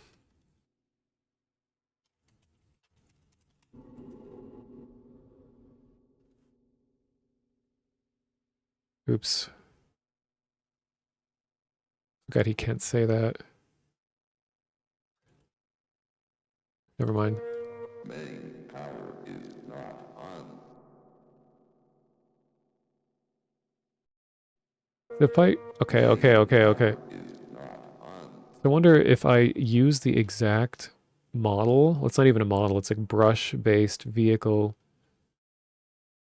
of the rail car. I could probably find a decompiled version of this map to just copy it directly, but it wouldn't be too hard to just look at screenshots and remake it, I think. It's actually not a function vehicle. It's a function track car or track train. Vehicle is one that isn't constrained to any particular track, but these are constrained to points. Freeman, I've been waiting Just to, for you. you One of know, your to scientists nerd calls. emoji.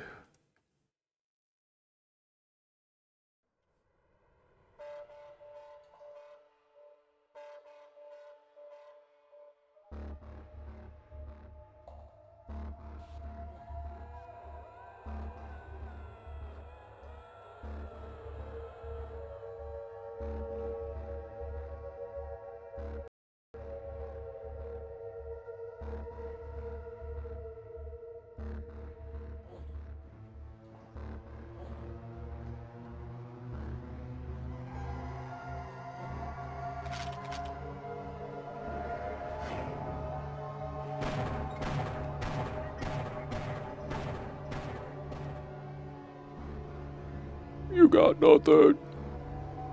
Look at this guy. Not sure what's even going on here. I know this is like the default trigger texture, but why is it like animating really fast?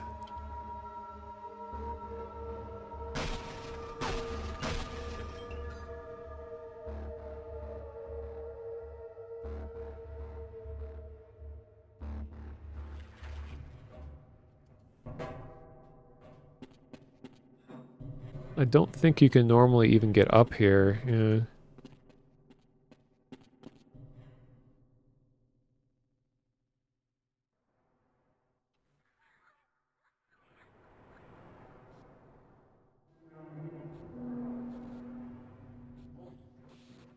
I guess the takeaway of this whole segment is just using rail car as a return point as you explore or something like that. as you branch out and explore, ultimately just, how do I word it? Using railcar as a, yeah, that's good enough.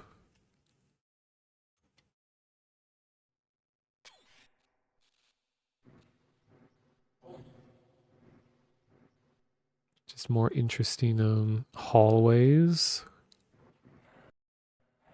with small, thin yellow lights.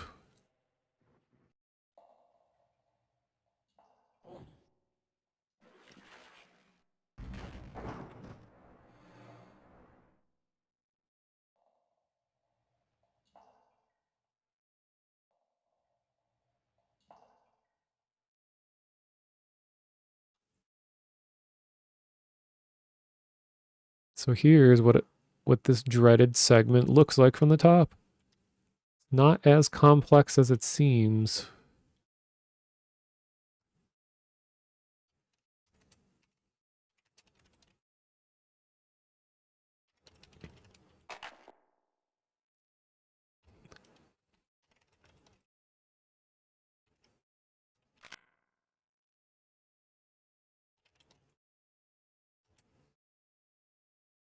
I'm trying to get a weapon that won't block my view. Dang it. Okay, this is as good as it, well, yeah.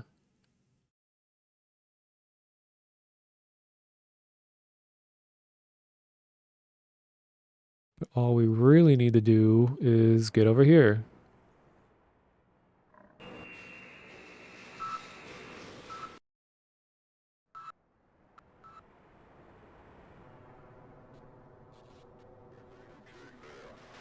What's going on, guys? Setting up an ambush or something? For who?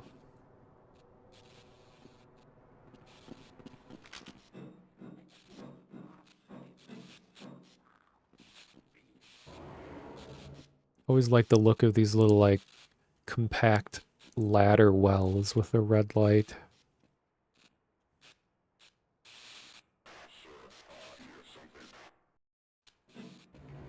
Yeah, be glad I'm not the guy they're looking for.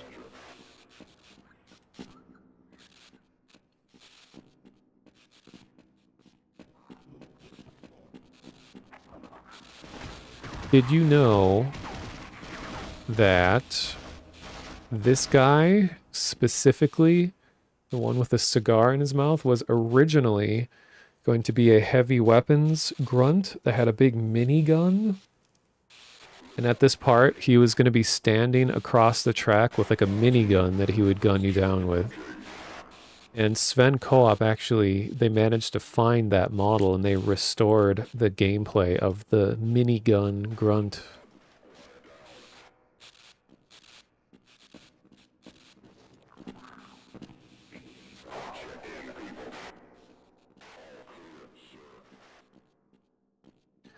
I like how they still look at me, even though they can't shoot me. It's like I'm a part of like a haunted house, like scare exhibit, but I'm walking out of turn and they're like, hey, wait a minute, you're not supposed to be here, huh? What?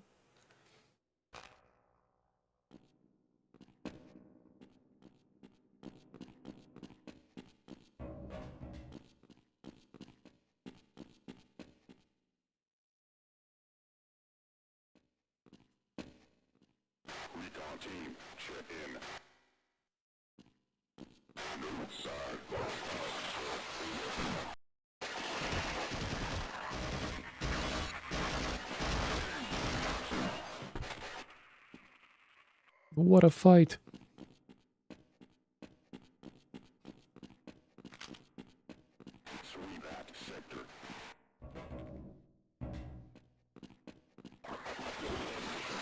Okay, I'm gonna skip this.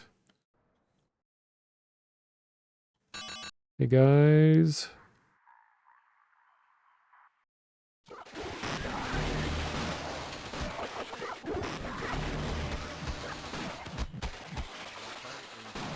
Day off today.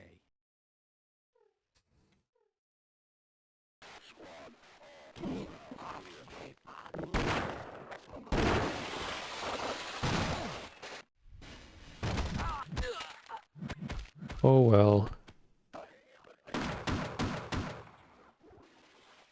Surrender, Freeman. Yeah, I guess the turrets, or the brush-based turrets like these, can still see me and shoot me.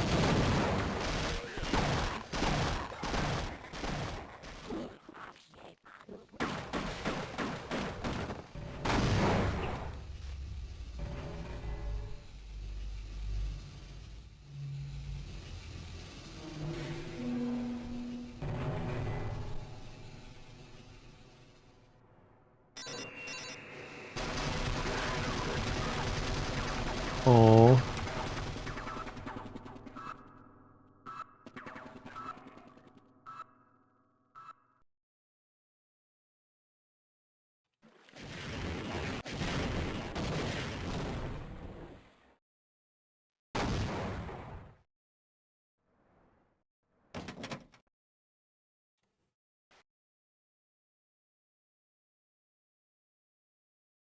Dang, this level is huge. I can't even fit it all in the one screenshot.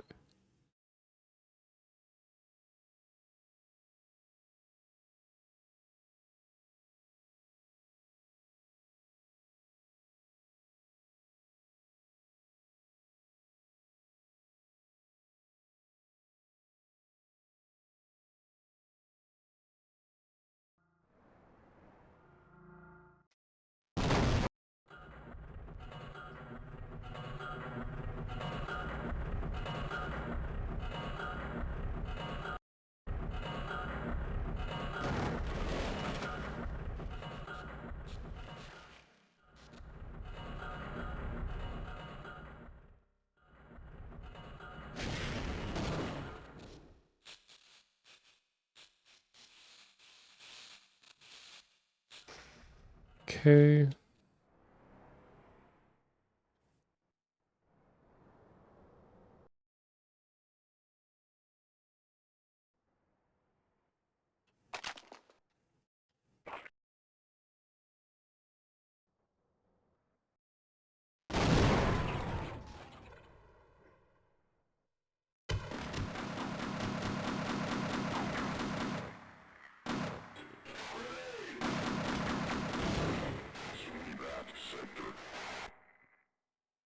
So, who is this guy, Freeman?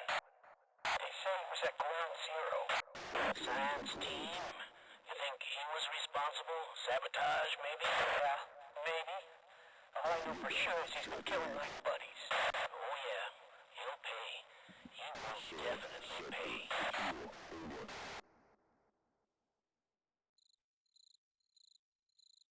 That reminds me of this video.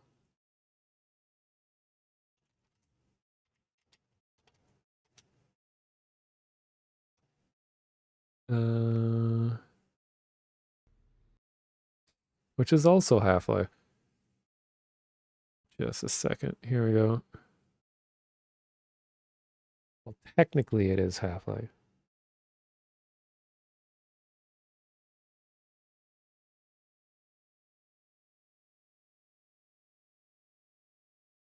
Absolutely. My hands are freezing. I hope nobody tries to get in this place.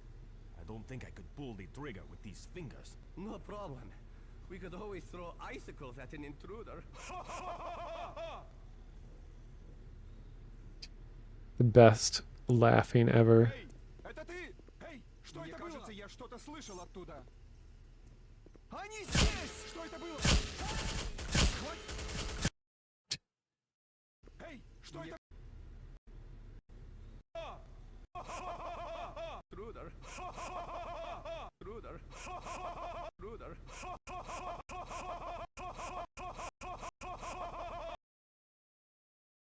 Anyway. Condition 0, yeah, Counter-Strike Condition 0, yeah. Called like Director's Cut or something, which is like the single-player campaign for Counter-Strike. So these guys aren't even going to throw icicles at me.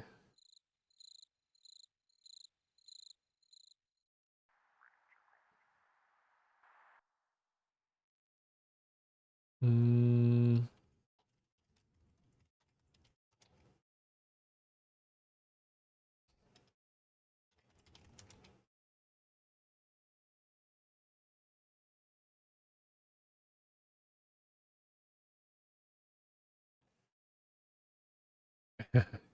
Yeah, it was a video.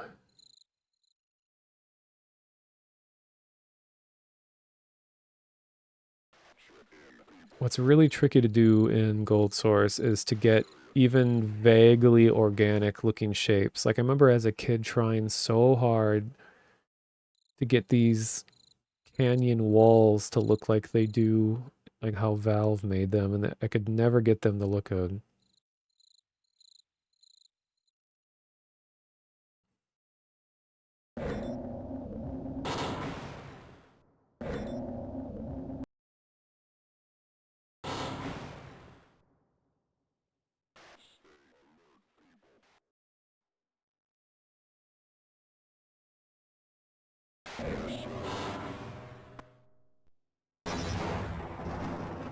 Oops.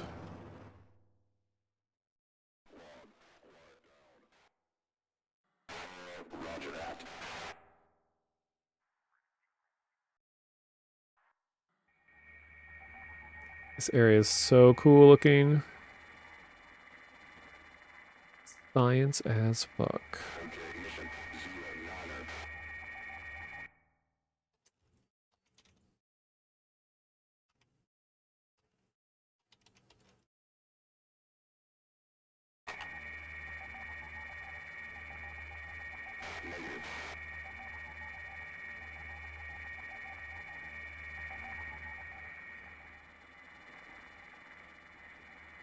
It's getting reference screenshots.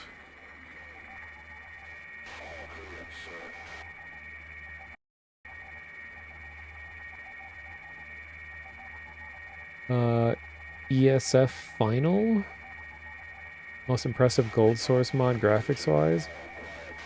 Earth's Special Forces? Is that like the Dragon Ball Z mod that's been around for a really long time?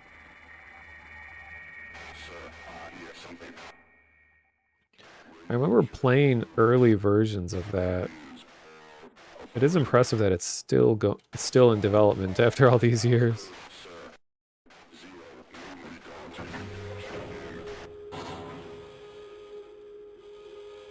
These guys are just gonna watch it out here. No movement.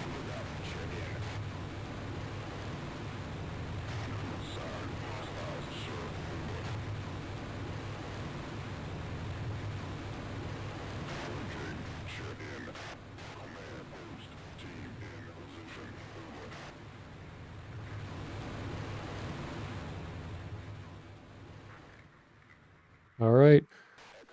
And then at that point on, Earth would be changed forever, yet again. So it's that rocket that alerts the Combine to Earth, which makes them be like, hey, we need resources. Earth has a bunch of water and gas that we could use and people. So let's go there and take all those things.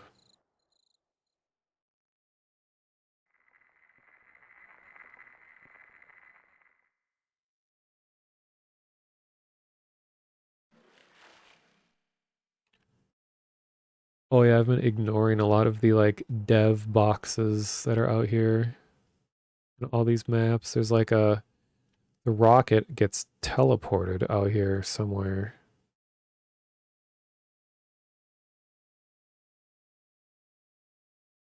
I think it's just sitting out of bounds. Oh wait, I changed the map.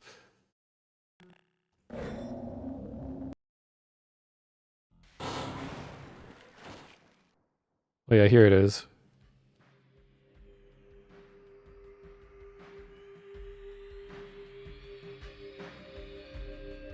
So this is because when an object moves, like this moves, it can only have its lighting baked on once. They put it in a box like this so that they can light it and then teleport it over here to be moved. And then once it's off screen, it goes back here again.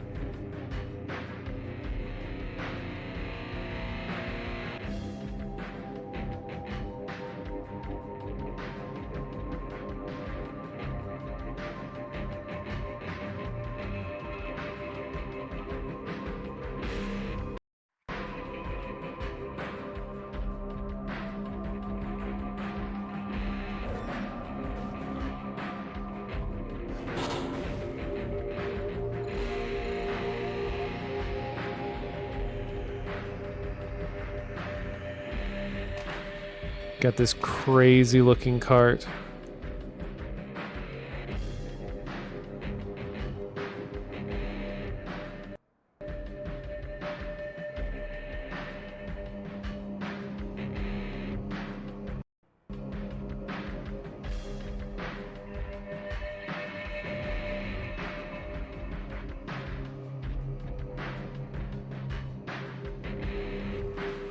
I keep forgetting I have a command to just like throw body parts.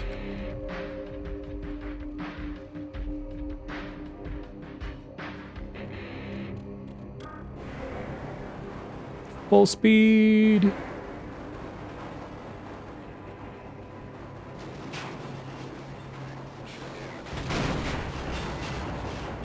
Oh, I glitched it.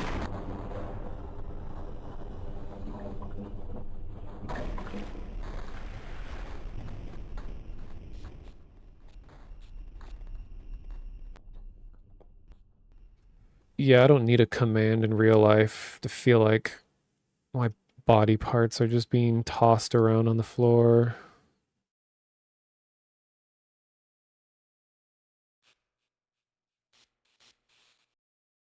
I'm just gonna no clip through most of this area. I don't particularly like the way this area looks. I mean, it's cool. I'll get like the layout screenshot, but let me speed up.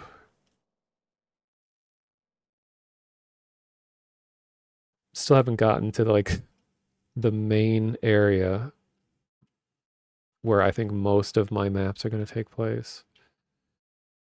I mean, I like rusty stuff in general, but it's just like the layout of this area. It was always just so frustrating to me, just going from like these staircases up to more catwalks, and it's always just very confusing to navigate this. Oh, and the underwater parts. Huh. Never noticed there was a little animation for that stuff spilling out like that. That was cool. I think it goes over here. Then we load.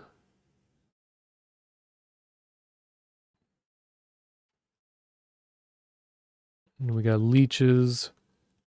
So I guess gameplay hasn't really changed yet. It's still just kind of like hasn't been mixed up yet.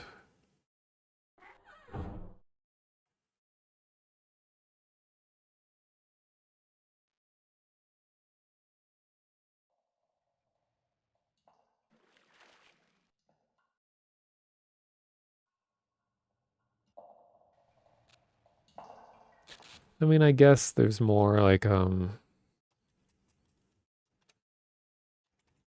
underwater navigation with leeches. That's about it. That's all that's really new.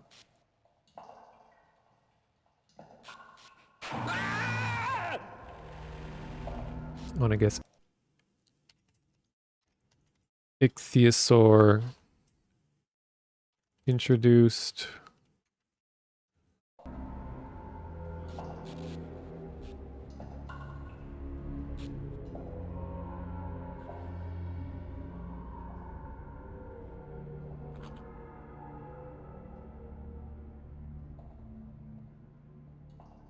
I'm always a fan of this door design. Screenshot that.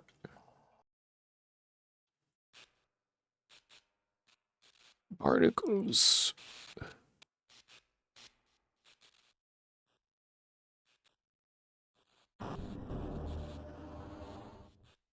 What up?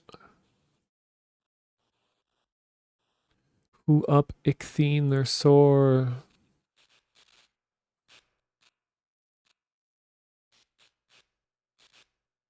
I guess these are kind of some new light fixtures we haven't really seen. This like circular suspended lights. It's cool. Oh yeah, you have to go through the hole in the wall. I want to hear about my icky sores. Yeah, true.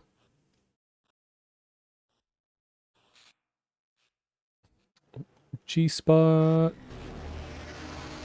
Wow, he almost got telefragged by that head crab.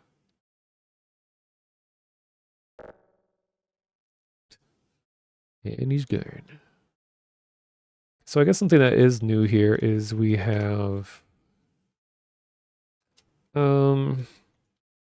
advanced jumping puzzles. Threatening. Terrifying.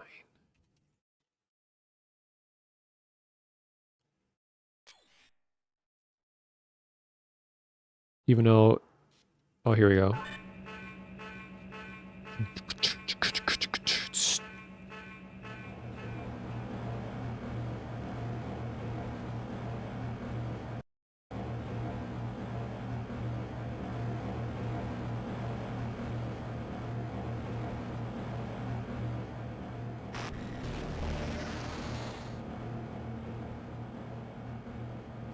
I like the lighting here, it's nice. Ah, then suddenly, sterile control room. Hey, that's where this prefab was used. That one that we were messing around with in my in the last stream.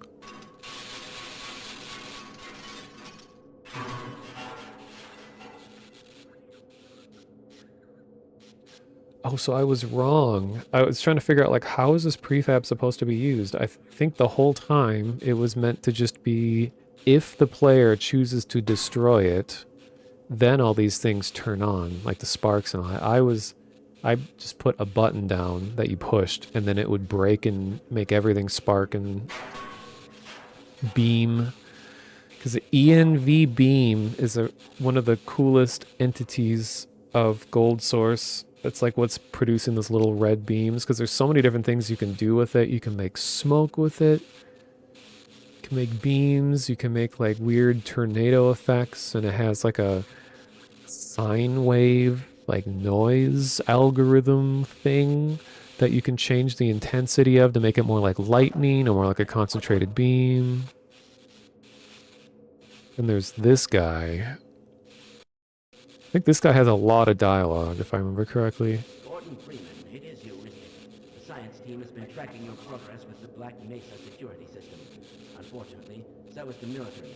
That suit of yours is full of tracking devices. Still, it's better than going naked in this place. It's cold in there, and you'll have to hurry. It could sap your suit power in a matter of moments. If you're bent on reaching the Lambda complex, then you'll want to keep to the older industrial areas where the security system is full of holes. It's worked for me, so far.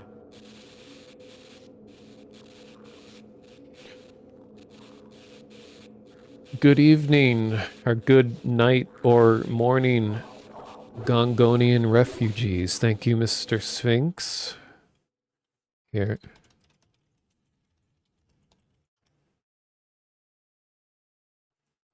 It's at that time of night where I'm the only one that's still around. As everyone else is asleep, some reason this guy is still awake. So what was on the Gongo menu tonight?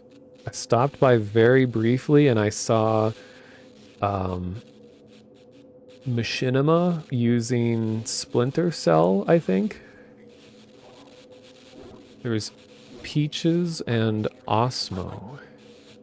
Boring stuff and some X-Play. Ah, so the usual. Huh. So, what I'm doing, 3D Techno VJ video. Whoa, I'd like to see that. Yeah, this is like the only time that a frost hazard is introduced in the game. So what I'm doing is I'm working on my own single-player Half-Life 1 maps, or I'm going to be anyway. So I'm just running through the whole game and just like taking notes and screenshots about stuff that stands out. And the general idea for what I want to do, it's going to be very small. It's just going to be like maybe 3 maps or 4, I don't know. But the idea is that you are a scientist and you don't use any weapons, and you were, during the time of the incident, you were working in the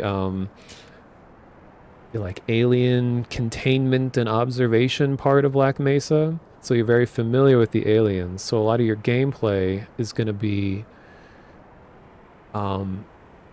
guiding the aliens around through computer operating, like using buttons to open doors and having them move. So you're not actively fighting stuff. You're using the aliens to fight the military threat for you, and then like sneaking around doing stealth stuff with the military.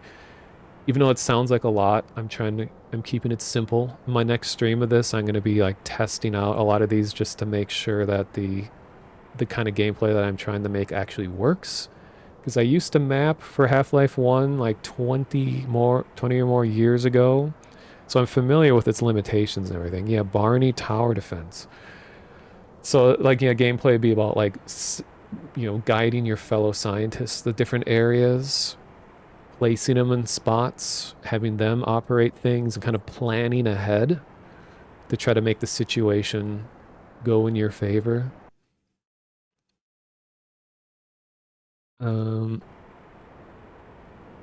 So there's this whole section. And I'm trying to pay close attention to all the different ways that light sources are used, just because I think a part of what that makes Half-Life 1's aesthetic so distinct is that they're really showing off their radiosity technology, or whatever they called it, that would allow for different colored light to bounce around somewhat realistically. So I've been trying to pay attention to light sources and just changes in lighting as we go along, and then just taking note at how like gameplay changes progress as the game goes on. Thanks for the follow, Barzep and Punished NACI. So that whole other section, I guess there really wasn't a change in gameplay very much. It was just more fighting some enemies, except you're cold. Thank you, Barzep. Natural Selection 2, similar? I mean, this is still just single player. I'm not like making a game or anything. This is just some maps using all the resources of Half-Life 1. So it's like when I make a custom thing, for a game, I always like to look at like what conventions were already established in a game, rather than just being like, I'm just going to do whatever I want. I like to make it feel like what I make could theoretically exist in this game, kind of thing. So I want it so that my little series of maps at the beginning will happen, like I want to portray what this department of Black Mesa was experiencing when the resonance cascade happens. Like I thought it was so cool how in Blue Shift, how you get to see what happened when Gordon is fucking things up on the other side of the facility. So it's like your experiments didn't do anything wrong. You're just going about your day, and then somehow what they did has a big effect on what you did. And so far, I'm thinking of, spoilers for something I haven't even made or might not even make. But we'll see if I'm feeling motivated.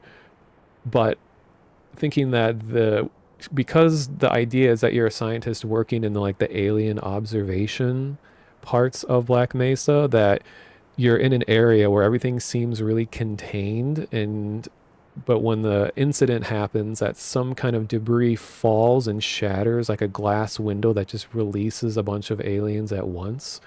and you immediately are running. So you begin feeling safe, and the scientists are like, "Ah, yes, we're all standing really close to these things and observing them, and like, oh, they're fascinating and things like that." But then when the incident hits, all of a sudden the containment walls and the glass is all shattered, and then all of a sudden the aliens are loose, and then now they're a threat. And that's kind of like, so they begin as a big threat, and you're just trying to hide from them. And then kind of the middle of all of the maps is where you're like, okay, we can still use them in our favor in this situation. And then you start to work with them, and then they're more on your side. And then like in the end, it's just straight up you and aliens versus humans. So it's like they're now fully on your side by the end, or something like that. I don't know. So making a mod, no, it's just custom maps of base Half-Life. So I'm not, I'm not programming anything. I'm not making anything new. I'm just trying to make a little story with the already existing assets. Does anyone have a Half-Life 1 map that's like combine stuff from Half-Life 2 before Black Mesa incident?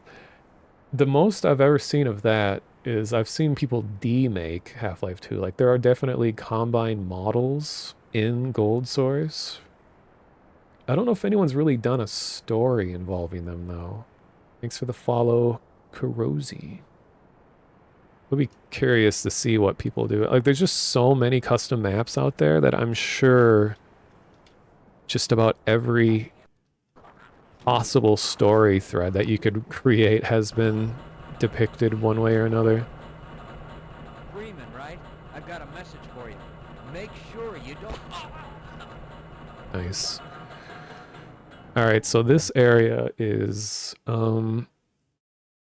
invisible threat introduced.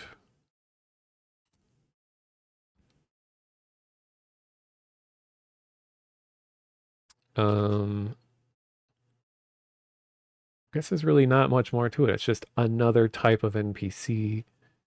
And like we were pointing out, is that Valve, and just I think game design in general, Valve really likes that when they introduce a new NPC of some kind, that they show you doing its threatening thing against something else first. So then it's like, just so we just witnessed here, we saw Barney get shot by one of these things. So you're like, oh, something new is happening.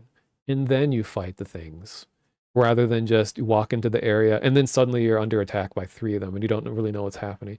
Same with like bull squids and everything. Like they're first introduced interacting with something else. So like when I make my series of maps, I'm making it as if you've never played Half-Life. Because I want to kind of follow the similar like tutorial steps where it's like, okay, here is the head crab. Here's how the head crab is going to behave. But it's going to be a little different because I'm going to try not to have any guns or anything. It's just going to be you using your fellow scientists and computers to solve your problems like a true nerd. Play as the G-Man with superpowers. I don't even know what G-Man gameplay would be. What, you like teleport in front of someone and then walk out of sight?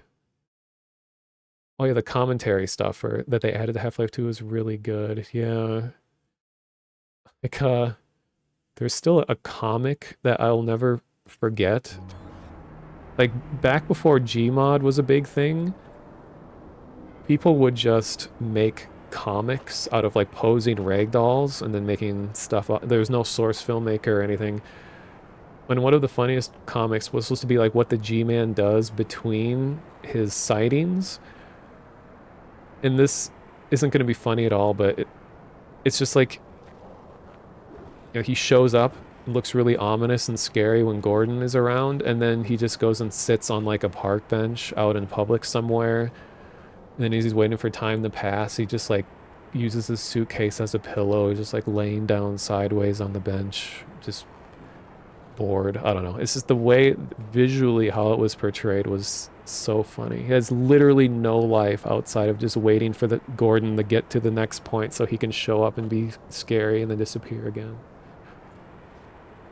Yeah, teleporting, walking, and briefcase carrying gameplay. What I'm really curious to see is what the okay, that's the wrong one. Oh yeah, I can pull my own body parts out of my body and just splatter them around for fun. In Half-Life also. What impulse was it? The one that shows the navigation nodes. Let me see. Info node 195. Okay, it's either 195, 196, 197. Let's see which one it was. I think it's 195. I think I have no target still on. Okay, no, now it's on. 96. Oh boy. Oh, here we go. So the way that the AI works in Half-Life 1 is that mappers have to manually place all of the possible places where the AI can walk. So it has it'll go between two different methods where it'll either be these things called info nodes, which are like these points that all the lines are leading to that are manually placed, or it'll just be a direct line of sight to the player. So if the player isn't in line of sight, it'll try to navigate as close as it can to the player and then do line of sight. So this area is especially interesting because there is so much AI running happening. So you can see that there's a lot of these nodes all over the place. Welcome to the... Yeah.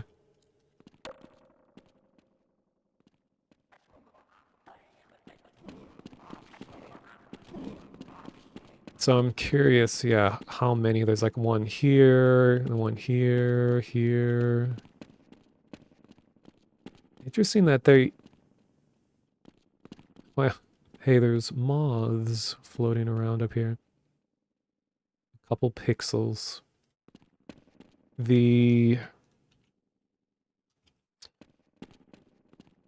Interesting that these go through breakable things. I wonder if they're just not even used. The nodes aren't used unless the box is broken or something. Interesting. Well, I'll get some screenshots of this area.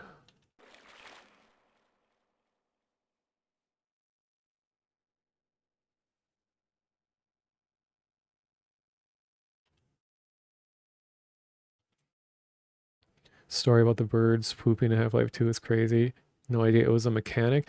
I always knew that there was the decals for bird poo. I guess I never realized that it was actually integrated into gameplay at all.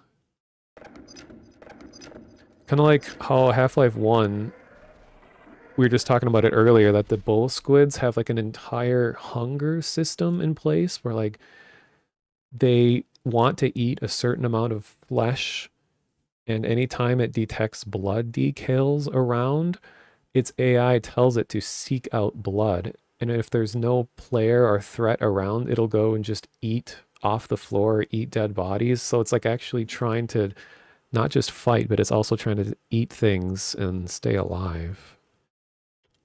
Which is really cool that it even had that amount of depth. And like the whole like cockroach thing too, like the cockroach AI in Half-Life was they move around relative to light conditions. So they would, if there was a really bright room, they would avoid light and they would seek out areas where it had shadows in it. And it would do this all like dynamically. Like it wasn't something baked into it. Like they would actually just react according to how much light was being received in a certain spot. Thanks for the follow, Xenon Phosphor. Utilize look targets and combination trigger zones. Yeah, like there's one of my favorite moments, like gameplay moments in Half-Life 2 is, and this was really fun in Half-Life 2 VR, is when you're out on the coast, and they showed it in the documentary also, where you're inside a big house and there's like nothing going on at first when you arrive at the house. So you go in and you go up to the top floor, and then the Combine raid the house that you're in, and they're just like shooting indiscriminately at the windows to scare you. So the AI doesn't actually know you're there, but they can just, force the Combine to shoot in general directions that get attention, and then they all like raid the house. Like that was really fun in VR, especially because you know they're coming. You don't know what door they're going in, what staircase they're going to be in. You just have to like hide in the corner. It felt like a Half-Life Alyx moment, but in Half-Life 2. All right, we're going to get our ass kicked here. Totally fake. My health is still 100. Nice hit. Alright, we got him. Nice hit. Where are we taking this Freeman guy? Topside for questioning. What the hell for? We got him. Let's kill him now. And if they find the body? Body? What body?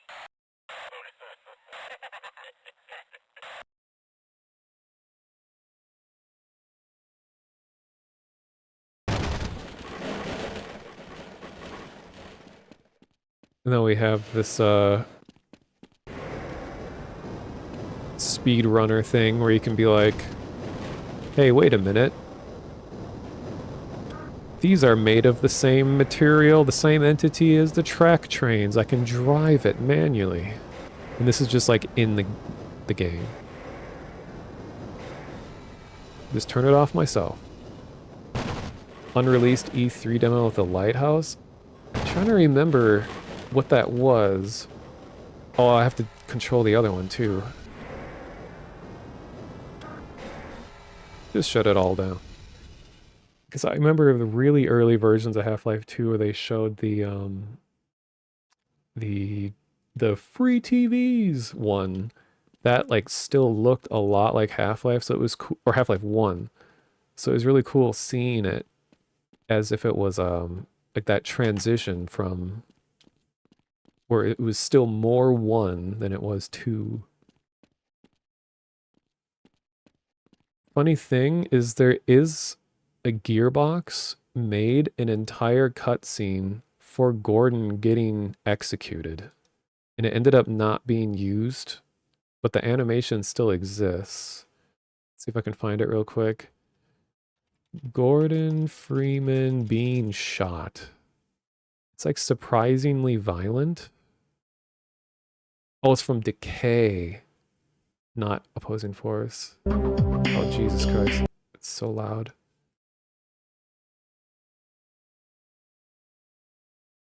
Oh yeah, you can post links. I have like no restrictions in this chat. Thanks for the follow, Tic Tac. So look at this brutal execution of Gordon.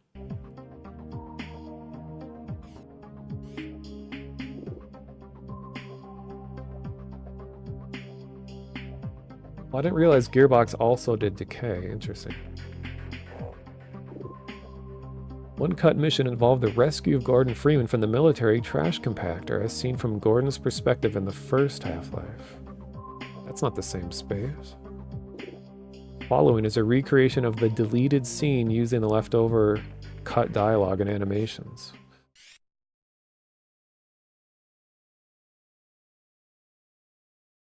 Primary target acquired, we got him. We got Freeman! About damn time. I hope they kill him quick. Let's just toss him in and turn this thing on. I don't want any more blood in my clothes. You gotta make sure he's dead first. Now hold him over the door and shoot him that way, then you can just drop him in.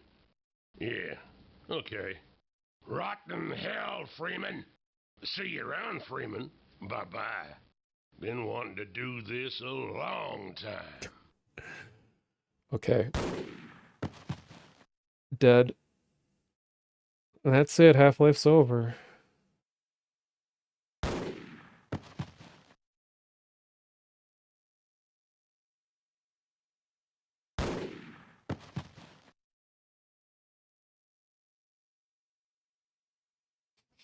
And Decay is still the only Half-Life official thing that I have never played. Yeah, I'm kind of glad they didn't include that scene. I'm not like I know that the soldiers are supposed to be, kind of gritty and all that, but I'd rather they're not just full on like, oh, we gonna kill Gordon Freeman here. Go get him out here. Go shoot him. It's just, that sounds so, like, cartoonishly stupid. I'd rather they were just more mechanical without much personality like they are in Half-Life 1.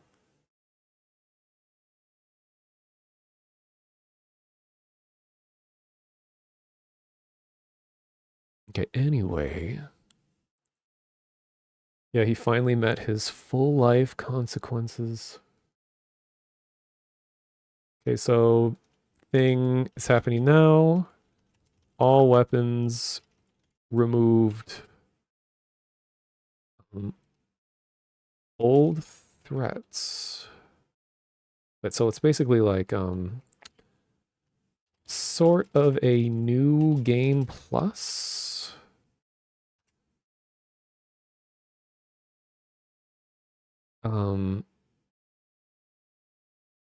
Starting with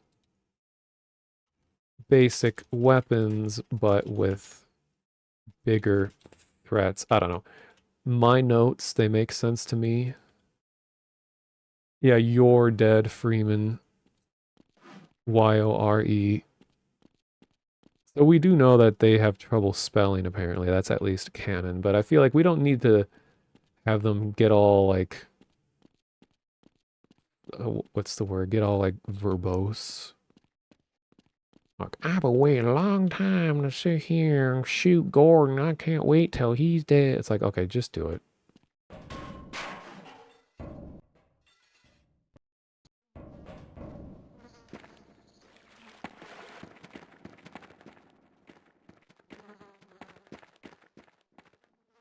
Okay, how about...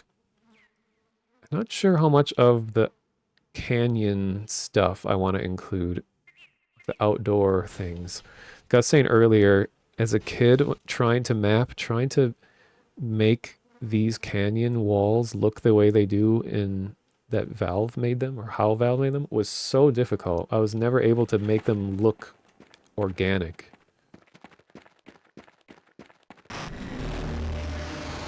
Jeez. Okay, now some of the rare instances where we see exterior walls of Black Mesa and kind of get an idea of like what this facility would look like from the air.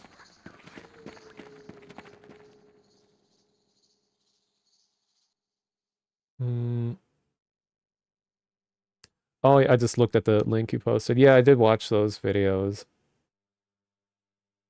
Yeah, it's Half-Life 2 introduced the whole, called it like displacement mapping, where they could place giant grids of like subdivided planes, and then the game would memorize the height of each of those vertices that make up the plains, and that's like what allowed them to make the whole coast section and then make all the canyon walls and everything there. So rather than brush-based terrain like this, where you're just cutting up geometric shapes, it actually used like vertex data individually, which is like a lot easier for level designers and stuff to use. You didn't have to worry about all the leaks and craziness associated with that.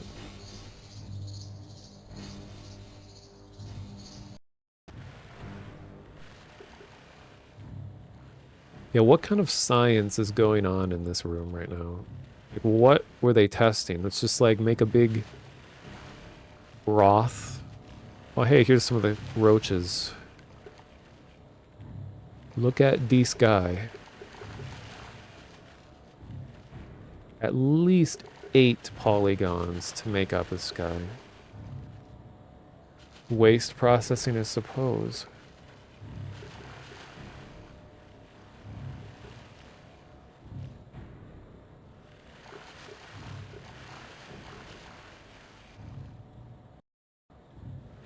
Wonder what, yeah, I wonder what this would taste like. This kind of makes me think of like, people just pour like Gatorade, use like a Gatorade broth in their soup.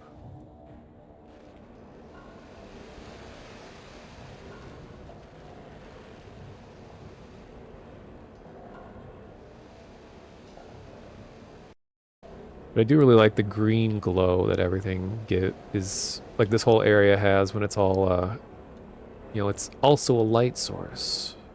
It's not just green, it's actually emitting green light and contributing to like the overall look and feel of the place. I'm gonna try to skip through a lot of this because I have to keep remembering that I can't just do 10-hour streams anymore. I actually have to end relatively soon before everyone starts waking up in this house and are like, boy, why are you still on your computer? No, it doesn't at all sound like my parents.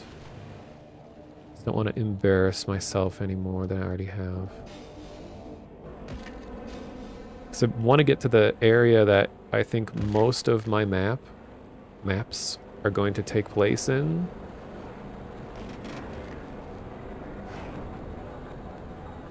Whoa, what did I walk in on here? Jeez.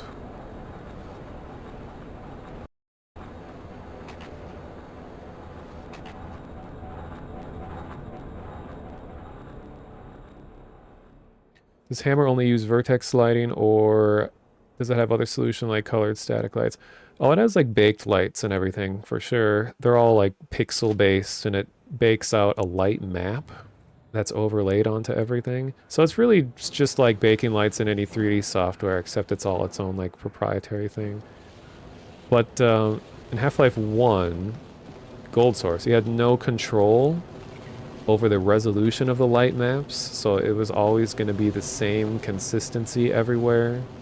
Whereas like in Source Engine, you're able to manually tweak the resolution of light maps, so if you want like really crisp shadows in one spot, but you want blurrier ones in other spots. So when I was looking through the source files to some of Half-Life 1 maps, I noticed that Valve did a lot of stuff where they just put a lot of point lights in the air that don't make sense why they would be there, but they're just to eliminate shadows. So they just kind of litter really far-reaching, kind of weak lights just to stop shadows from happening, so that they can make sure shadows only appeared where they wanted them to appear. So I guess something to mention here is a conveyor belt. Is that even spelled right? Conveyor belt. Oriented jumping puzzles. And acid.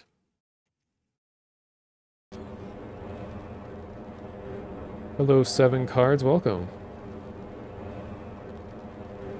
Yeah, and Sphinx, like, usually when I was streaming the Hammer editor, a bunch of, like, Half-Life mappers were showing up, and everyone was just like, oh, you know about trench broom, right? Trench broom, trench broom. I kept hearing that term over and over again, so it's like BSP-style maps, like Quake, and I guess the original Unreal must have used, but it's like an editor that works in any game that uses that style of mapping, but it's like advanced and a lot more user-friendly, and it's like pretty much how anyone that is trying to seriously make brush-based maps use it these days.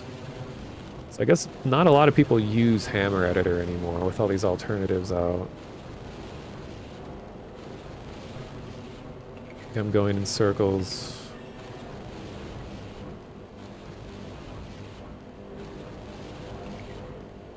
Yeah, you can export, because like really a brush-based map is just a model. It's a big model. So any engine that uses that can use it.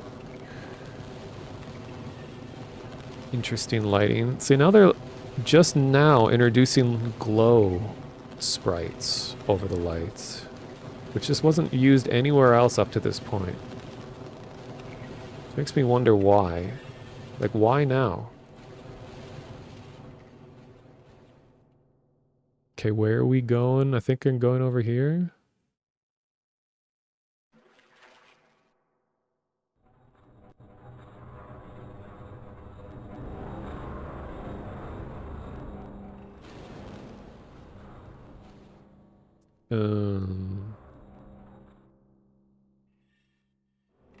This area gets so turned around. Okay, so you dropped on here, go into here, up, over, down.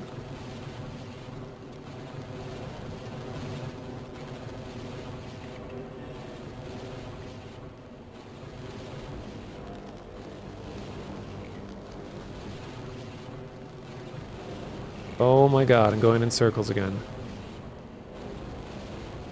Where are all these body parts coming from? Actually, I should get a screenshot of that. People all use Trench Broom for Godot games too, really? Yeah, I've been trying to come up with my own methods for doing level design in Blender. And it never... Like, I'll come up with some tricks to make things a little easier, but it never feels very efficient. Like, I know in Unity, people often use, what's it called? World Maker or whatever. Which is almost exactly like making brush-based maps in Half-Life. So it's funny that it kind of like come full circle. It's going back to the old ways. Okay, over here. Past this. Then you fall down here. Then you go up here. There we go.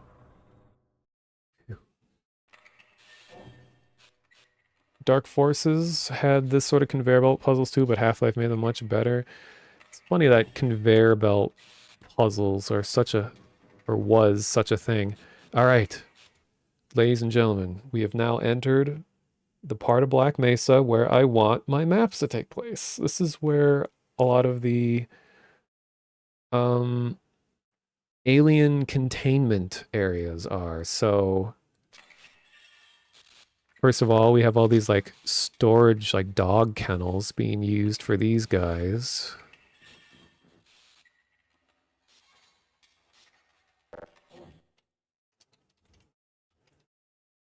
Wait, what's the name of this map? C2A4D. And I'm going to actually screenshot the name of that so I can refer to it later. Oh, and I just doxed my coordinates. I'm currently living at 1968X, 1302Y, and 323Z if anyone wants to hang out. Secretive weapon, handgun. Okay, this is like the least obtrusive gun in my view. Okay, so we have this very humane containment of hound eyes with an electrical fence. Or electric fence. We got some more cool use of the beam sprite that has all like the noise effects and things like that.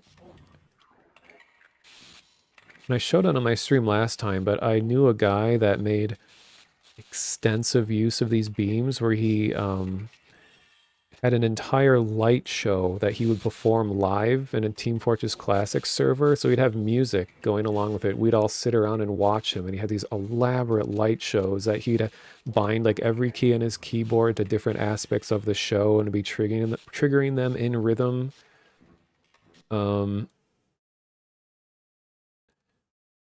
Actually, since there's a lot of new people here, let me show some clips of that. It was all playing DMCA music, but my last VOD of this didn't get claimed. So I guess the versions of the songs that he was playing weren't claimable. I'll just show them his most advanced one.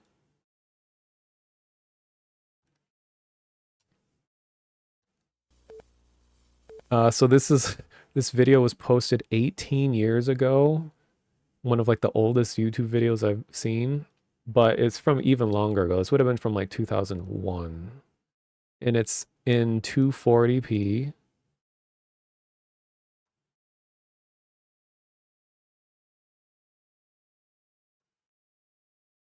Um, so yeah, this is a social server I used to hang out in where we didn't fight each other. It was just we would hang out and talk. And it was actually like I've known people from this community longer than I've known like anyone in real life that isn't family.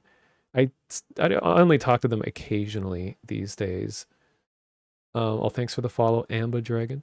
But this guy named Avatar X, so he bound like every key in his keyboard to do different sort of light show stuff, and just using Half-Life 1's map entities like the beams and all kinds of stuff like that, he'd put these shows on for us that were synchronized with music.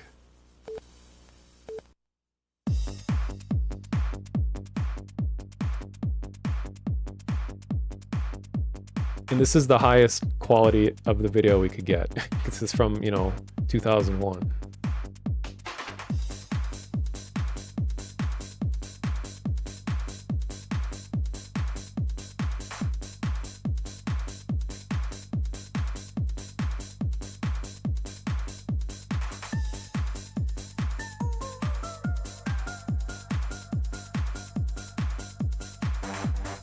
And the music sounds very 2001.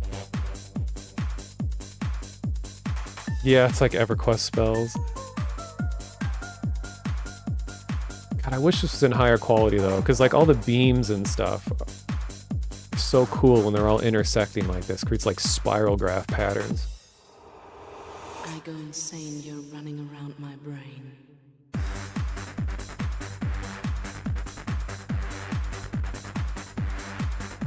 I do know technically how he made these effects. It would take a while to get exactly though.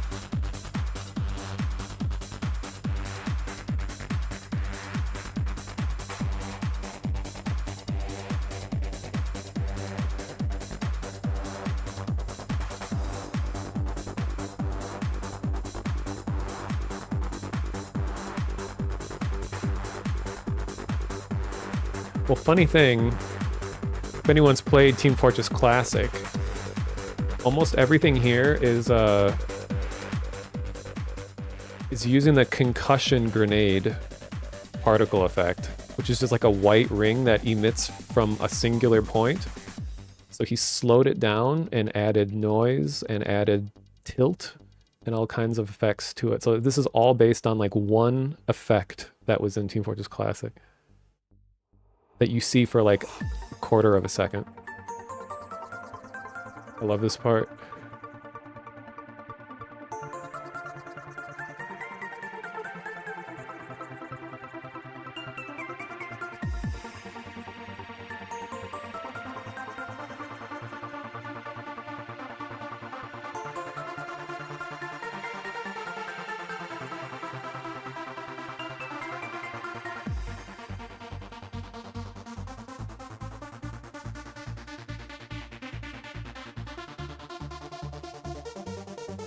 He's doing this all live, keep in mind.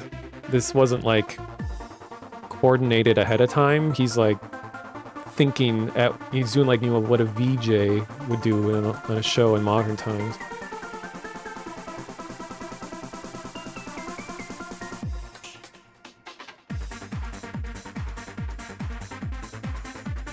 All right, we're gonna spin.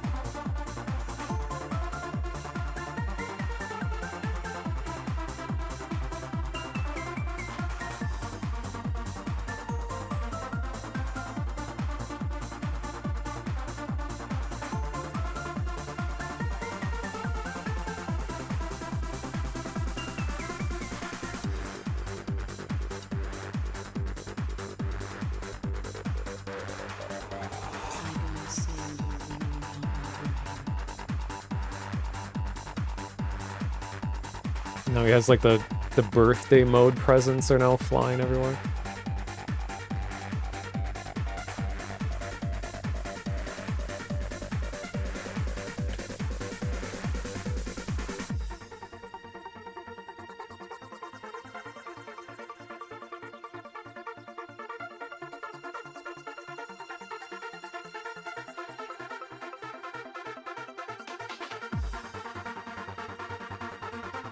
It's almost over. I think there's like a minute left.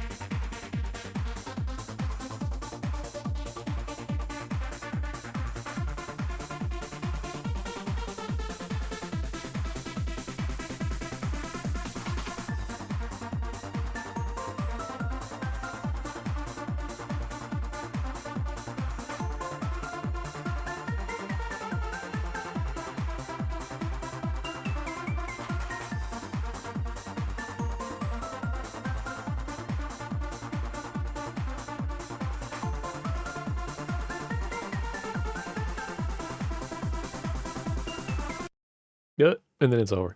I don't know why it so abruptly ends right there, but um yeah, so that was from like 2001.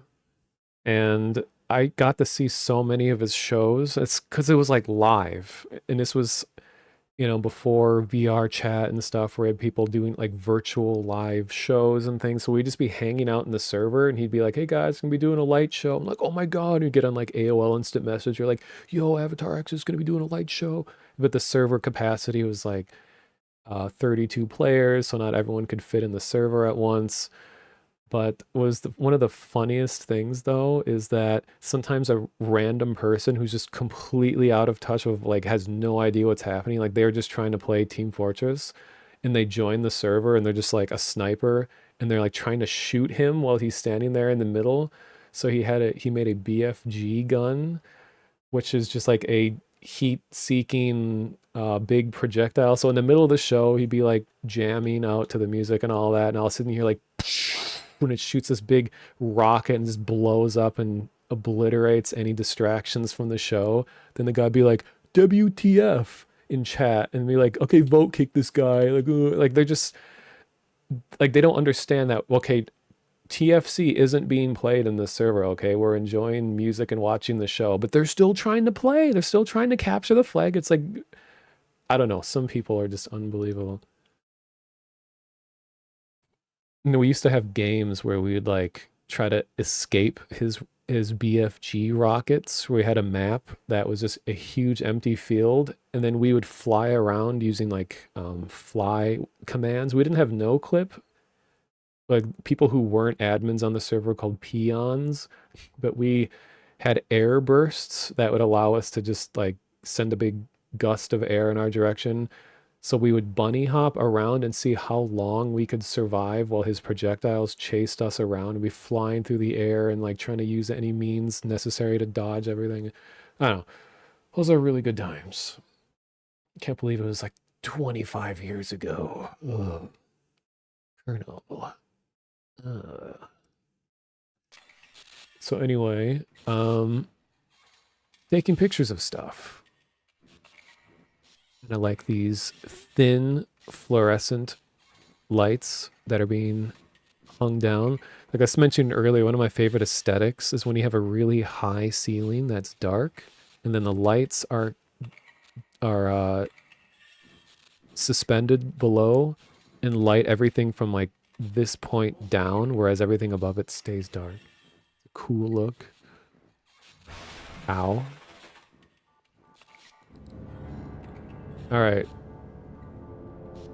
So this sort of lab environment, and this is meant to be menacing because of what's about to happen, but I'm trying to imagine what would this area look like pre-disaster? When everything is seemingly contained adequately.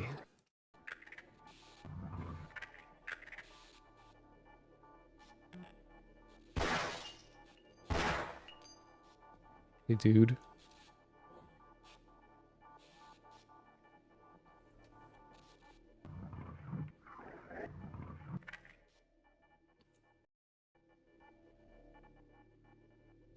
Because the lighting here with all like the blue and the orange complementary colors look so nice. So I'm not just going to take, this area exactly. I just kind of want to create an area that is inspired by the look of this place. Specifically, all of the, like, containment that we'll see is more of in a sec here.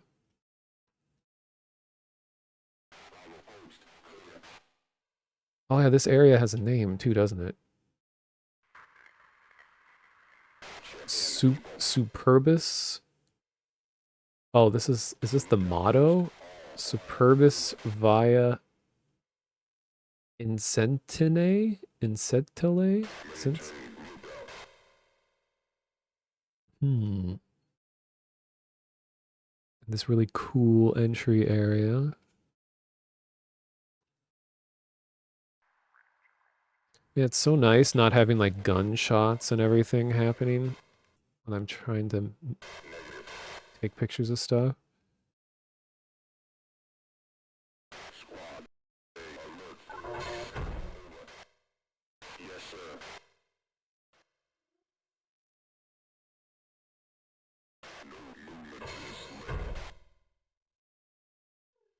Oh yes, and then cages like this. This area is by no means going to be, humane containment of alien life. I don't think gonna have anything fucked up where it's like, hey, torture the animals with this button, but because ultimately they're gonna break out and then they're gonna be a threat to you and you're gonna have to hide. But you'll end up working with them. Oh my god, Z fighting lights. Unbelievable.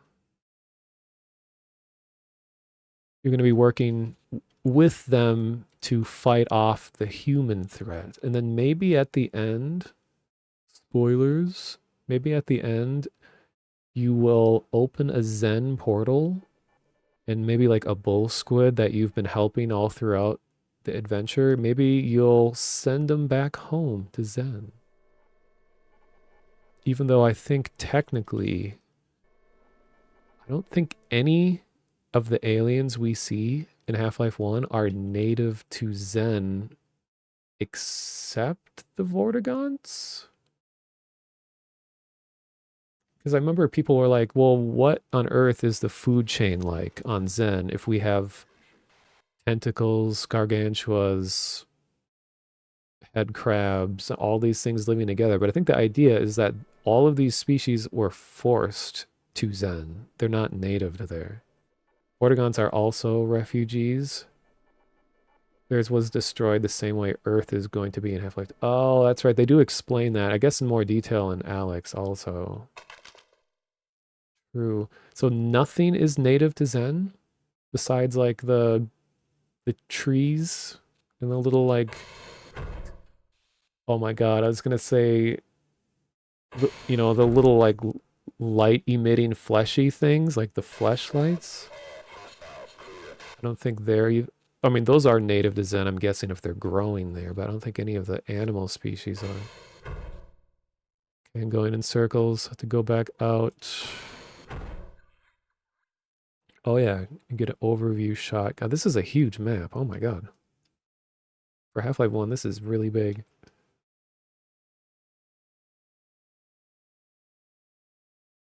The jump pads. Yeah, any of the like pink stuff.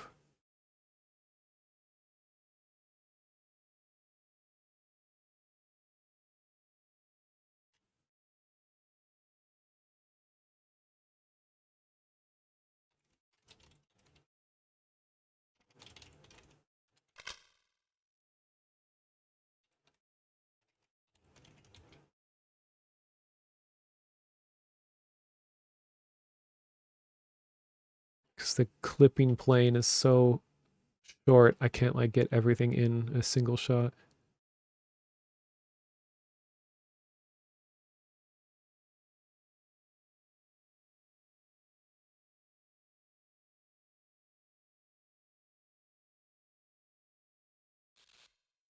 Oh, here's where I'm trying to go. So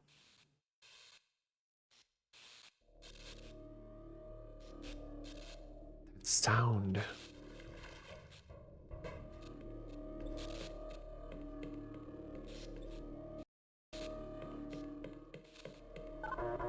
Oh, that's right. This is a very science-y room. Like, what kinds of studies are going on in this room right now? Like, let's just get a bunch of arms with spinning, spiky blades and just have them, like, rotating in a room where there's nowhere to stand. Okay, these were the, like, aquarium, terrarium, whatever, things that I was thinking of. So they have like little computers above them with like bundles of wires going inside. Cool details.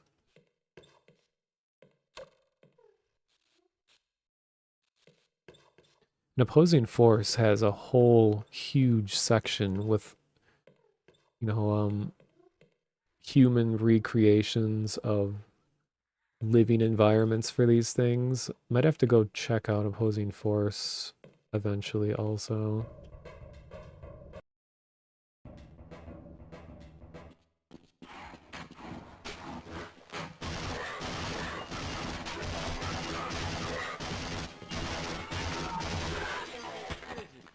Some kind of weapon? Put that down. It's a prototype.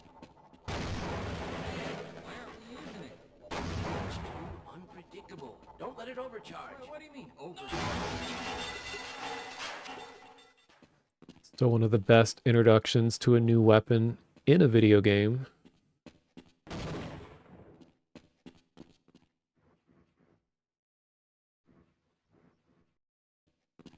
I never noticed that there's a big, like, skylight right here. Huh. Guess I'm too busy looking down at the laser.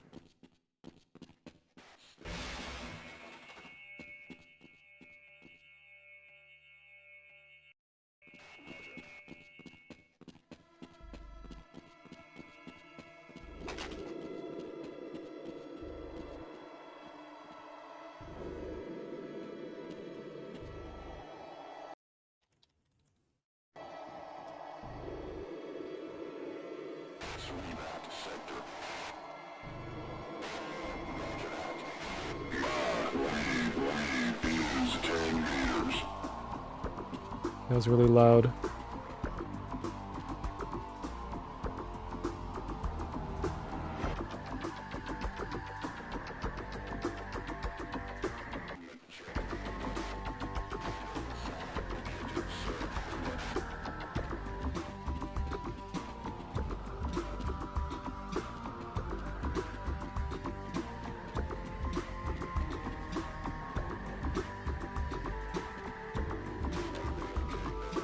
Cool glass tubes. Dun, dun, dun, dun, dun, dun, dun. Dun, dun, dun, dun, dun.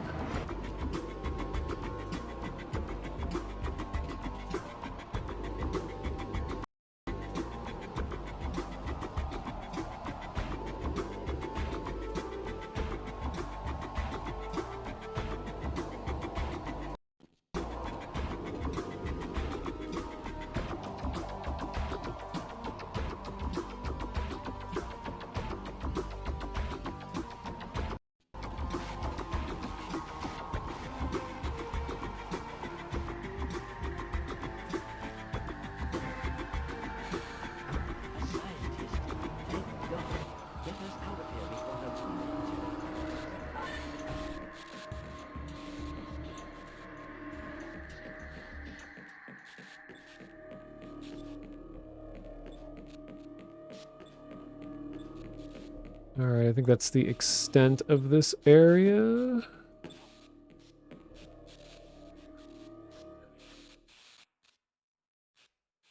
Cool little miscellaneous storage thing here in the corner.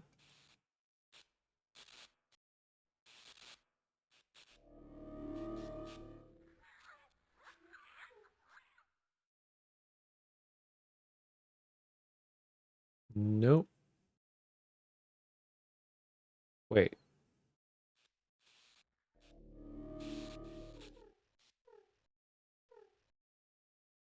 Yeah.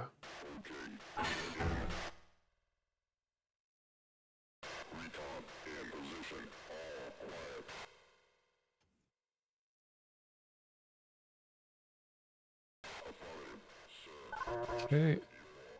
So we got this crazy ass revolving door, which is the only time you see a door like this in the game.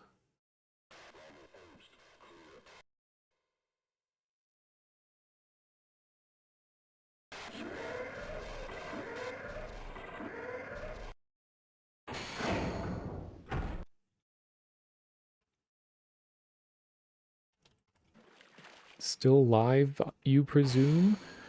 I am. Mostly live. Never fully alive. Because I'm dead inside. Another rare look at an exterior wall of Black Mesa. Not even sure what this section of the facility is called. See, there was a lot of science going on out back here. A little too much science.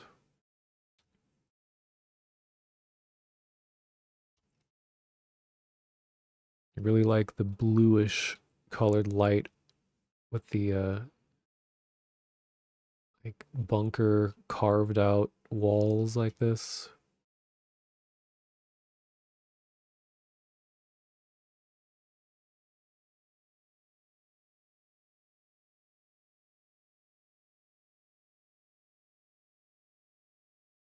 Then the old C2A5. Check in. Area secure, sir. Over. Squad. No sign. Maybe I should get a better view of what these look like. Um,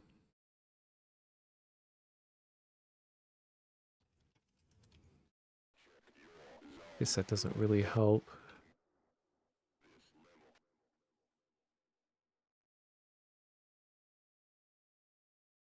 Uh,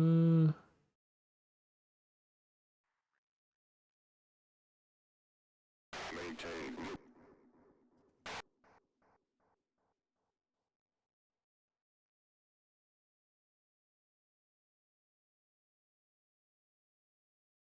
so you can better see the grid structure from a distance.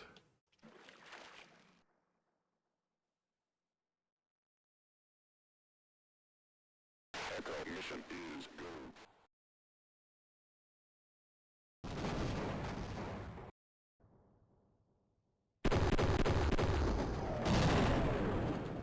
Why I missed the blow the bridge out.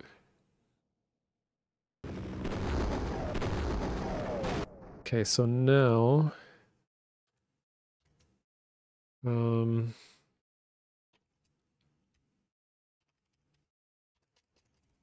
forgot to add walking in on military versus alien combat.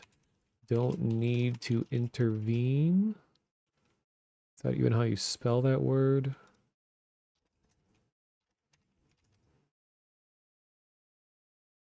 Yeah.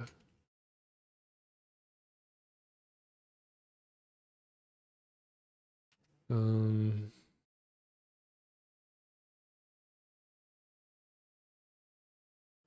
redirect laser puzzle to destroy wall. Now we are big outdoor military conflict versus helicopters and mounted turrets. Thank you for the follow, Knight of Wind.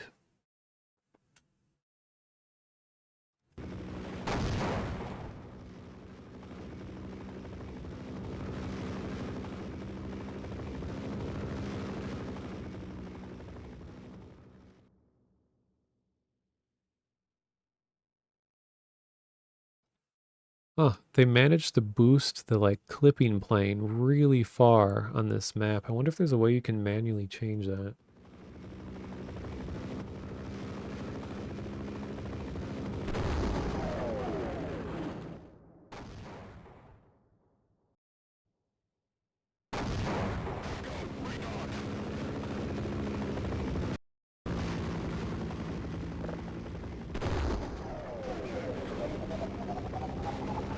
Anyone new to Half-Life, you can just do this to take care of the helicopter.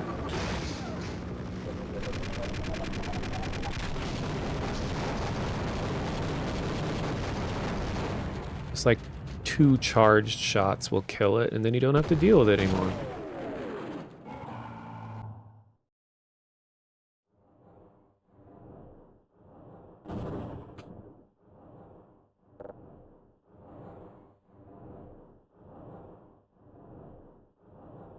Weird transparency problems with the fog.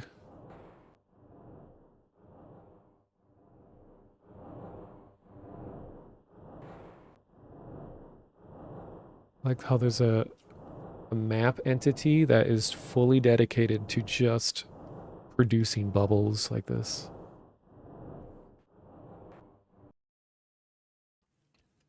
And underwater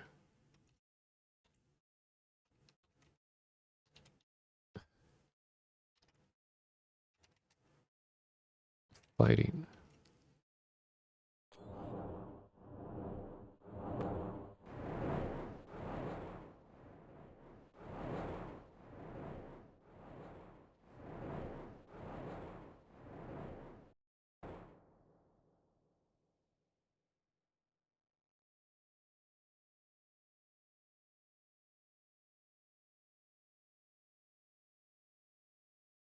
Such a Half-Life nerd. Well, thank you. I only like grew up with it and played it probably more than any other game. And also,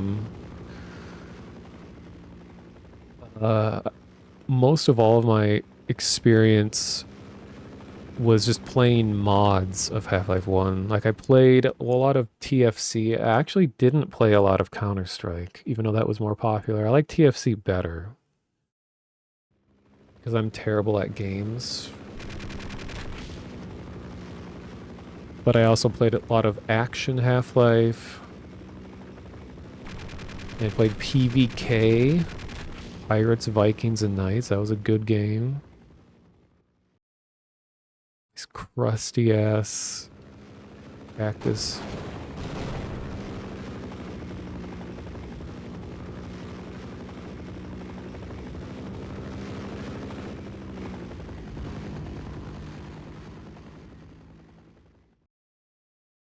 Get a good view, screenshot from here.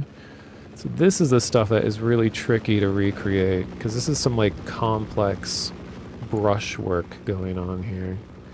It's hard to make it look good.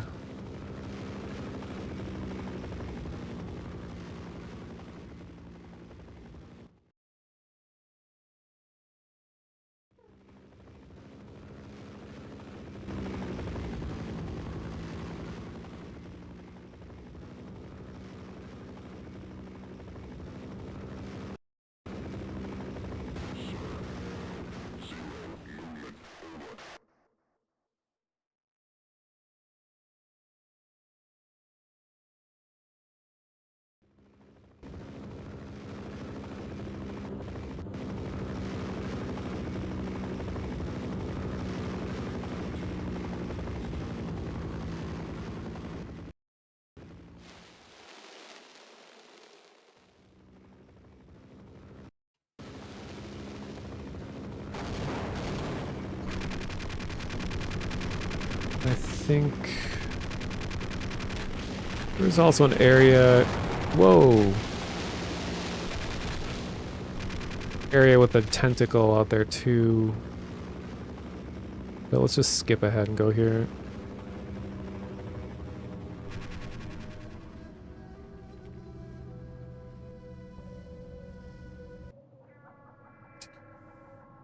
Oh yeah, I skipped way ahead. This is where the Valve theme came from. Originally created for this part of the game, and then Valve just decided to use it later as their logo.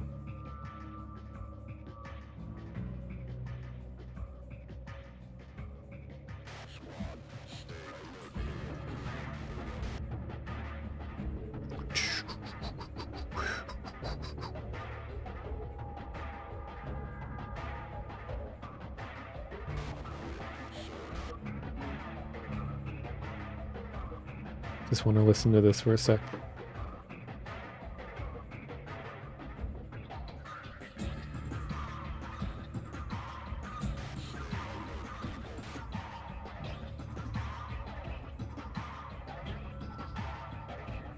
Okay.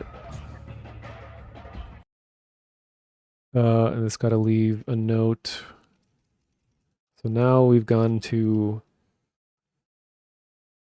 vertical military encounter with Apache.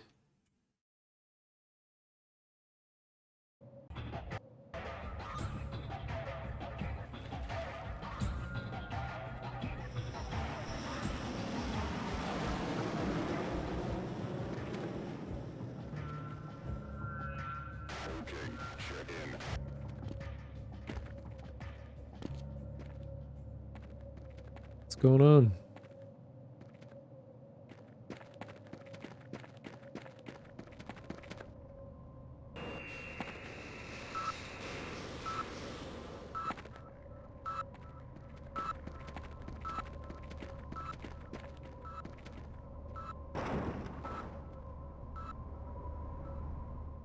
Wow. Well. Oh.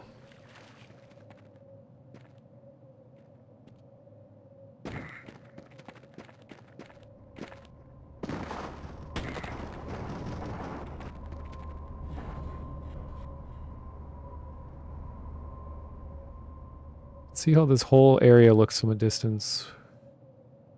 Not that complex, actually. Like, when you're on it, it seems a lot more complicated than it really is.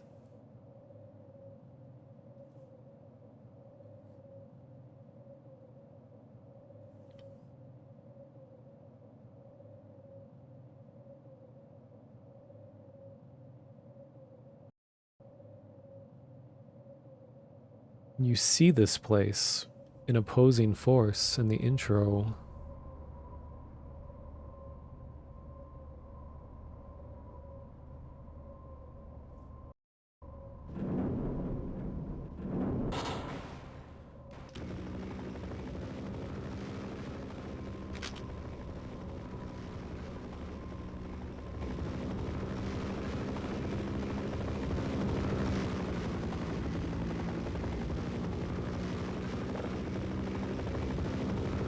Oh, hey, the jet didn't spawn, or it didn't move.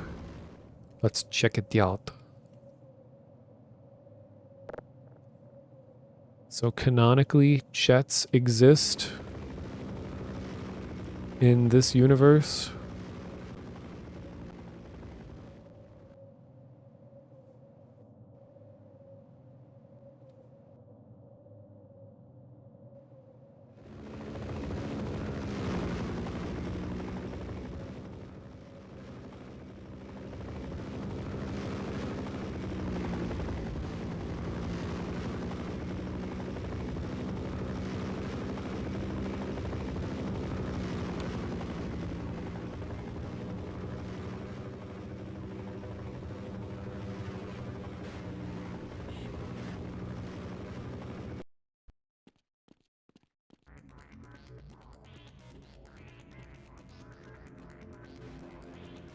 Another good song. Ow! Stop it!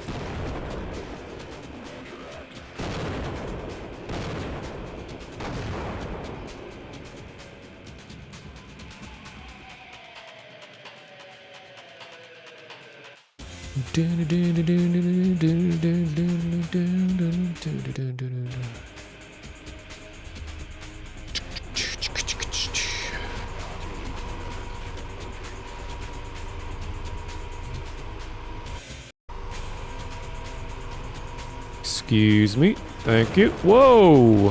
Friendly fire.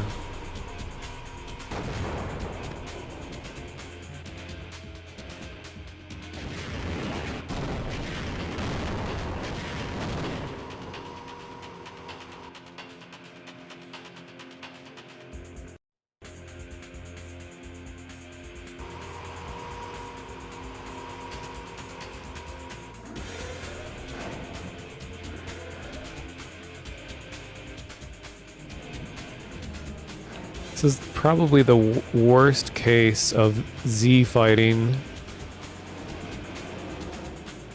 Like right out in front. Which I don't think originally these were a problem. Something about how the game was updated over the years broke these.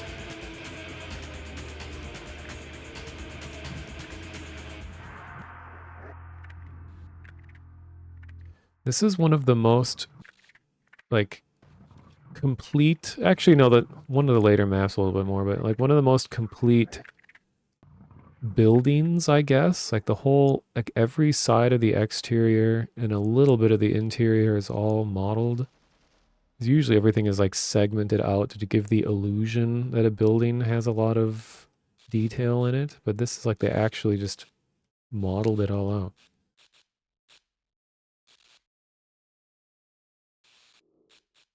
Oh yeah, let's take a look at what the snipers actually look like.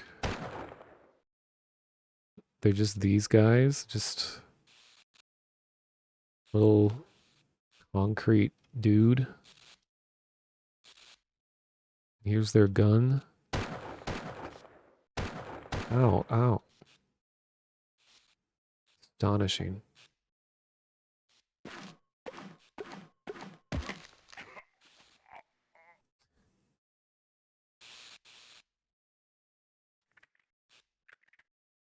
And then we got this.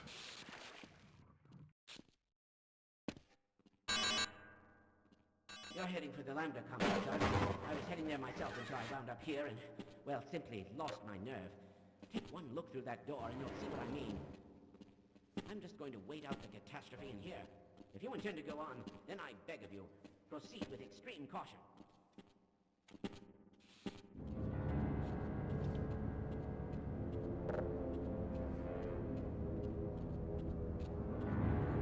Here's a little trick. Because the trip mines have colliders.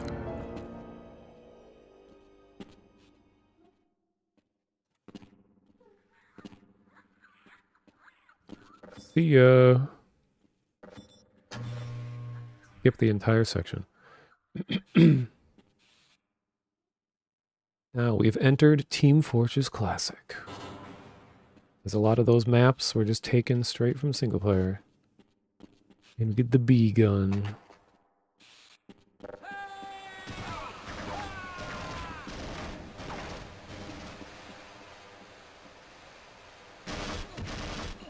I'll let them figure it out.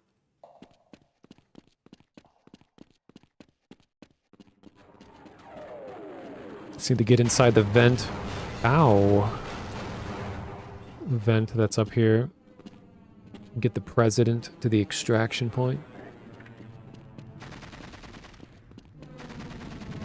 For this action.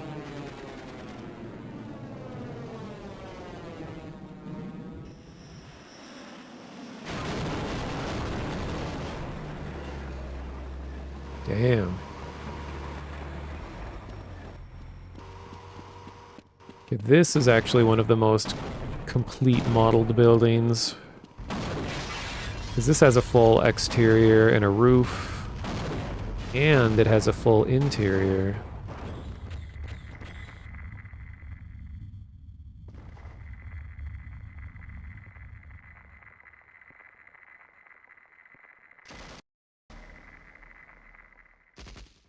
There's a really cool looking room up here. Nice.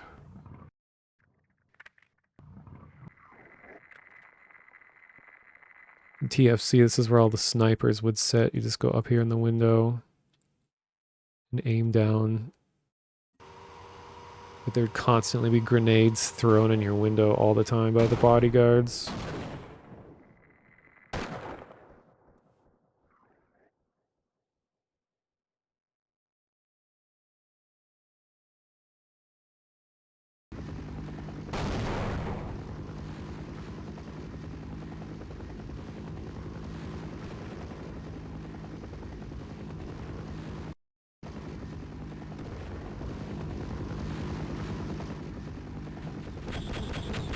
Just gonna skip ahead.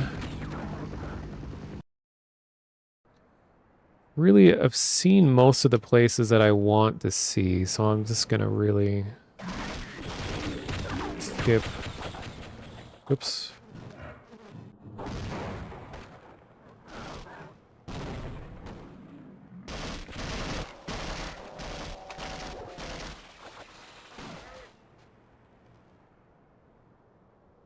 See if I can do this.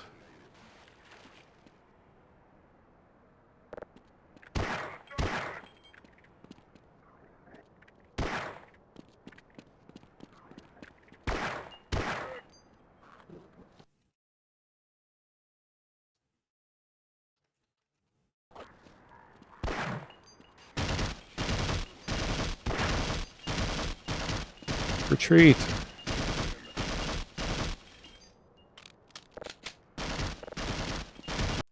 Fine. Other way, other way. Go towards the door. Settle down, man. Calm down.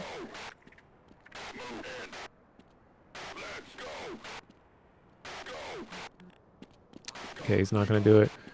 I'm trying to do the miraculous healing door.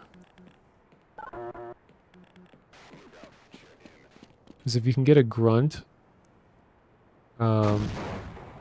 push him into the door. He'll open the door forcibly. And then if he gets stuck in the door deals -1 damage, meaning it heals you, and you can get like thousands of health.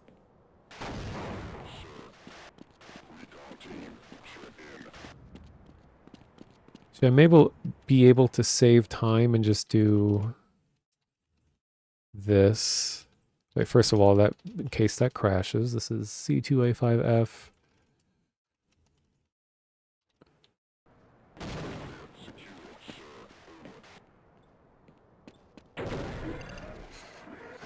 Oh, missed it. Shoot. Oh well.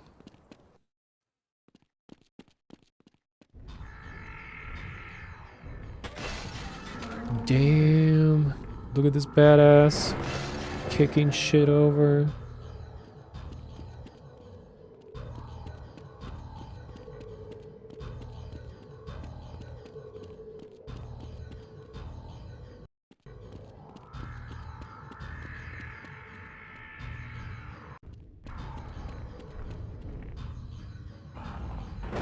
Whoa.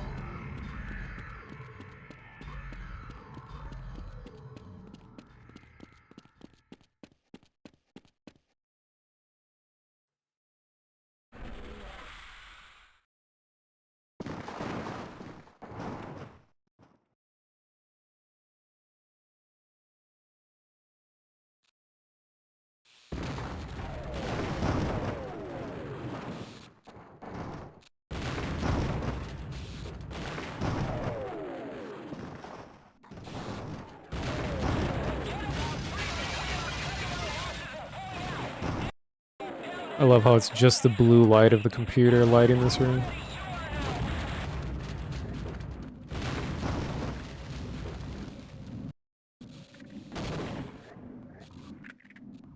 And here's the cryptid elevator. If you push this button, it loads you into a invalid part of a map and you're just stuck.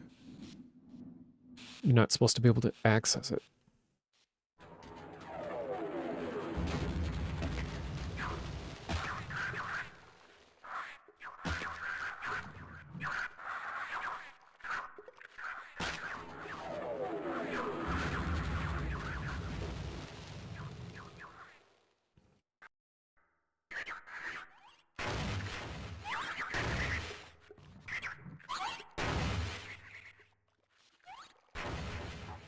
Here, I'll show you guys what happens with the mysterious, like, SCP elevator. So normally,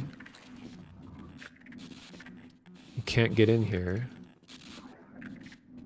Actually, I wonder if, because Half-Life 1 has a very well-known bug where you can use buttons through walls. I wonder if I can do that.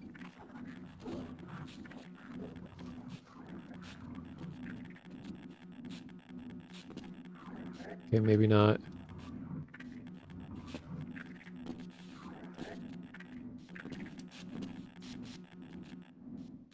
It is just out of reach.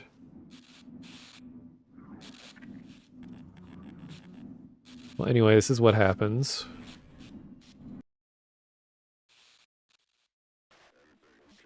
Just stuck in the ceiling over here.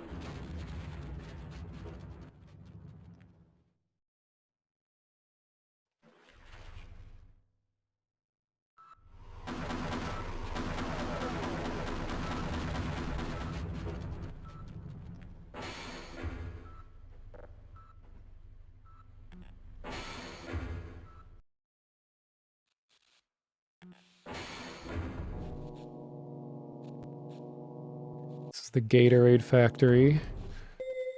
Yeah, the tank was shooting me. It disregards no target for some reason. He overindulged. Poor Barney.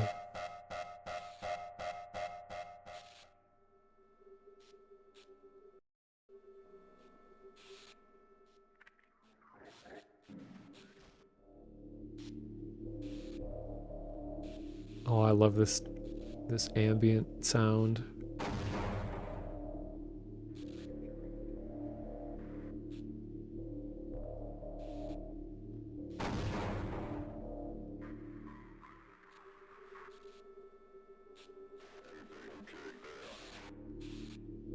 Everything okay there.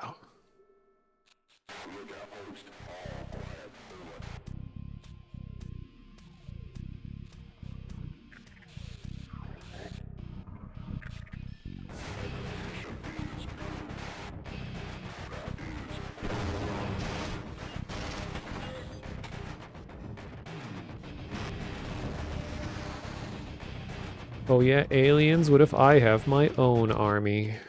Bind L, give monster H grunt. What are you gonna do about it?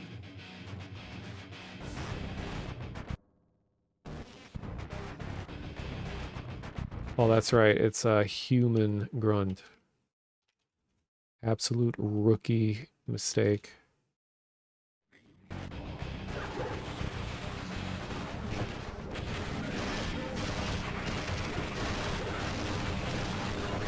Whoops.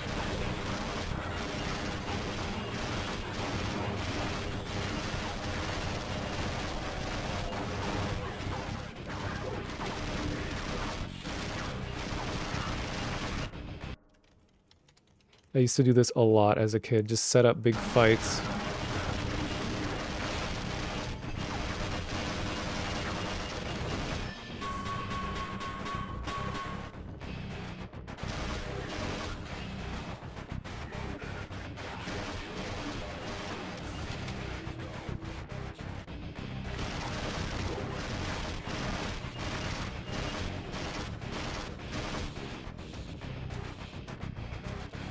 Using metamod to do this in CS 1.6.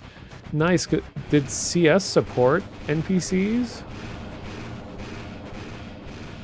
Oh god, I don't think the grunts can get over here. Well, I'll put them over here.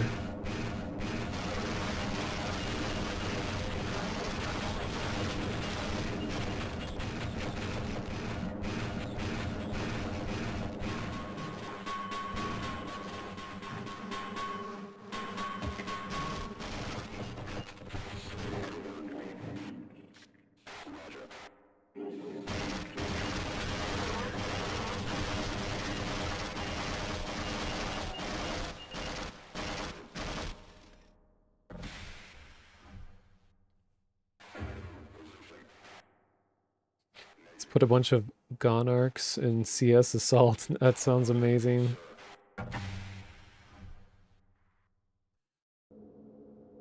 Lambda Core. Babe, I'm not hardcore. I'm Lambda Core. What kind of sucks is that Half-Life 1 requires things to be pre-cached. So I can only place monsters that are already in the world. I can't just put ones that don't belong. So you'd have to use external mods, yeah, like meta mod and admin mod and stuff like that to forcibly pre-cache things so that they could exist in other areas. More use of these glow sprites for the lights.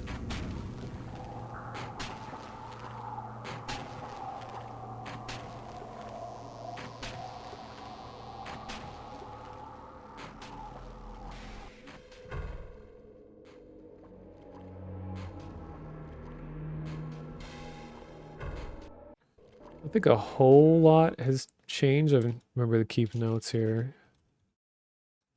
Just more, I guess what all that's really changed is that we got, what's alien grunts versus human grunts.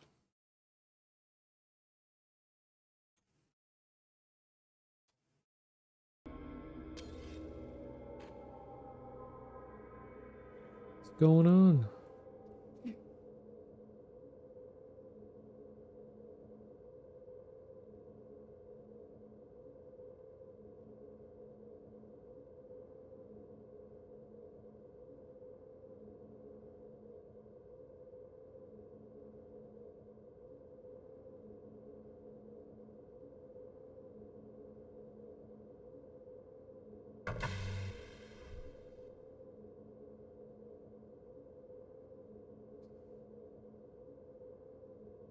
Found a video.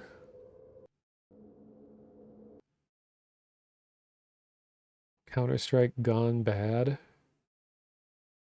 Let me check it out.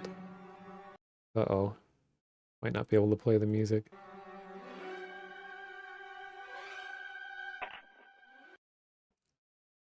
Here, I'll show this.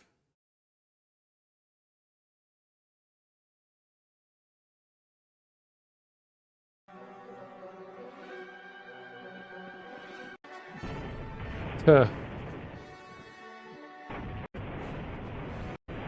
Incredible. Uh-oh, uh-oh, okay. Well, man, yeah, this looks like classic days. This has got to be authentic, like 2002 footage.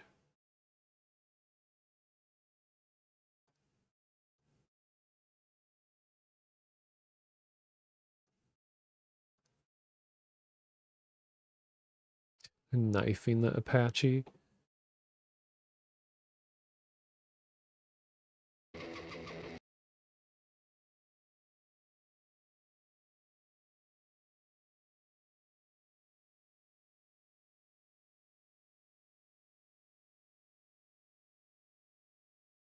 Oh, yeah, a lot of this looks like it might be Ent Mod or Ent Craft, because we do this kind of stuff too, where we'd like make turn things into trains and have them move around, and you could slide objects. We got Barney's. It's funny how like the hunched over posture of the CS characters make them so short compared to Half-Life NPCs. Oh, we got grunts. Wow, even the forklift guy.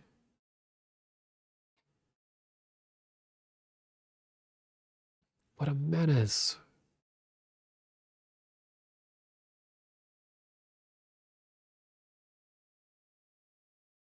Those are some maneuverable forklifts.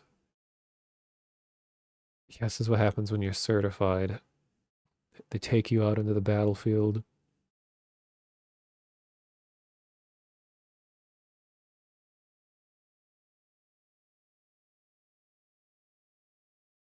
Incredible. I want to see what they say in the description. It says like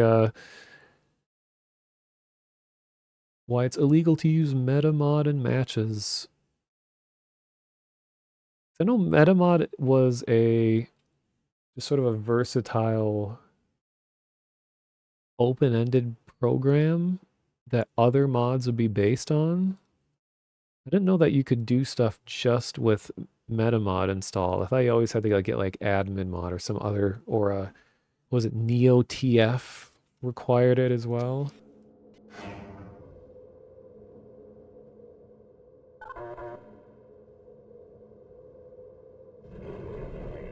Ooh.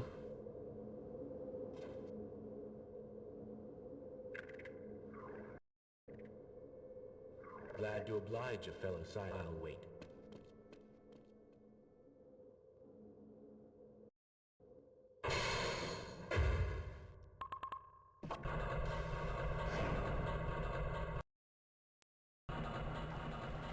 Oh, AMX mod, yeah. Forgot there was like a Warcraft 3 mod for that too.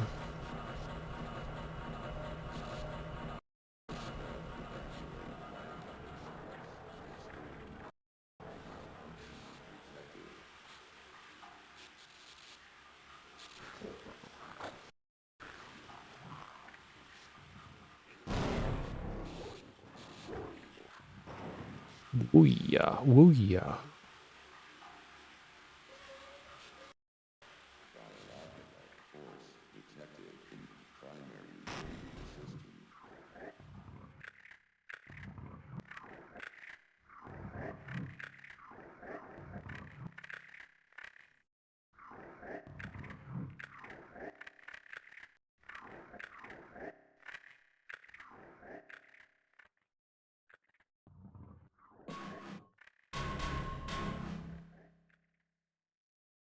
Damn, this area is huge too.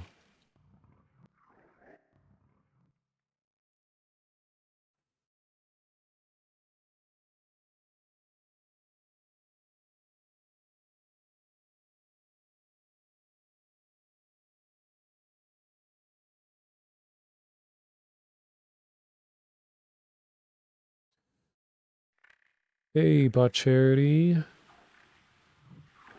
Hope you're enjoying breakfast. Yeah, I'm thinking in the future, when I theoretically stream more often, that this is just about the only time slot that I could reasonably do without my parents being like, "Where did we go so wrong that you just sit and stream all day?" So I can stream at night when they're asleep. But yeah, I'm just getting reference screenshots and just taking notes for a little Half-Life 1 single player map series that I'd like to make. I have a pretty good idea where I want to go with it. And then my next stream I'll actually be like making things. This is just kind of a reference time. So when I make anything, I like it to fit the world that it's being put into, to follow the conventions that were set before.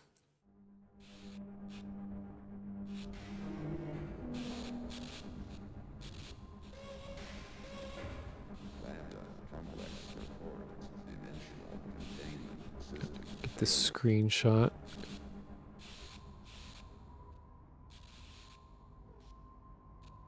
It's the Gaman.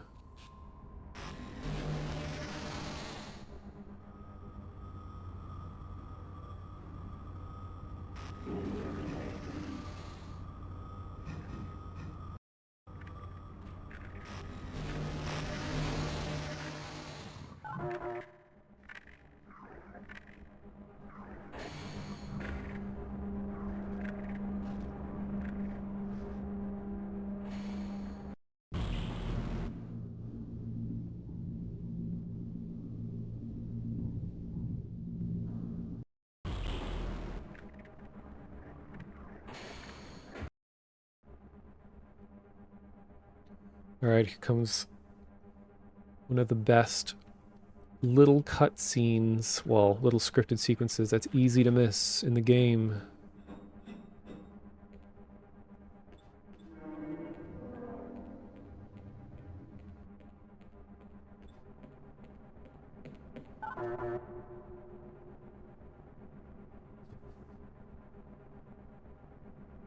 Very wacky animation, but yes, scientist points a shotgun at you. Freeman, you finally found us. So this is the guy. We thought you'd never make it. This is the supply depot for our first survey team. Quite a few handsome specimens were collected from the border world and brought back this way, before the survey members started being collected themselves, that is.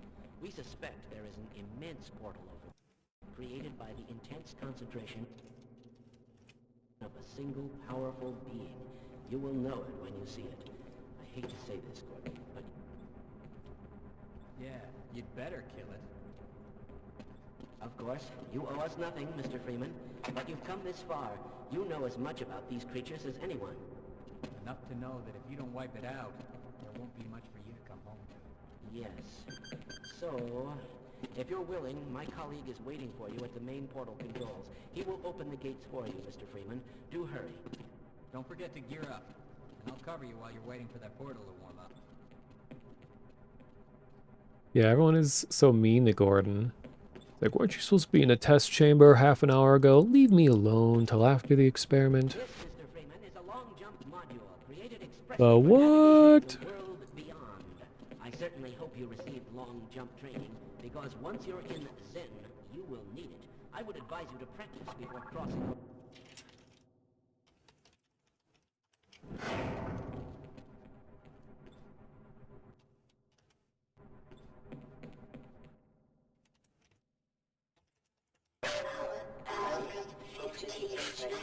I like how he covers his ears with the loud noise of me getting all this stuff. I love the animation for the long jump. High-impact reactive armor activated. Atmospheric contaminant sensors activated. Vital sign monitoring activated. Automatic medical systems engaged. Defensive weapon selection system activated. Okay, lady. Level monitoring activated. All right. Communications interface online. Have a very safe day. Okay. Stop that.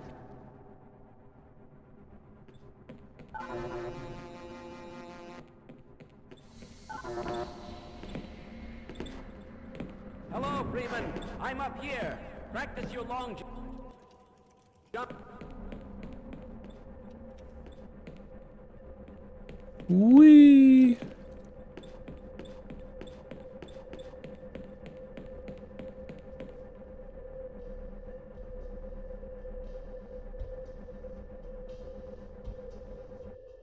You can see the seizure box.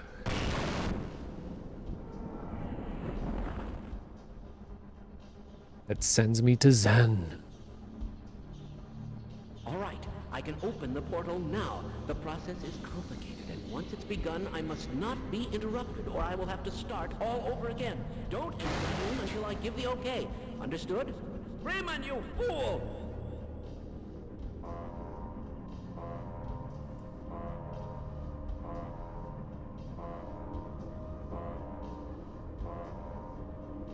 Okay, I think I messed up the sequence.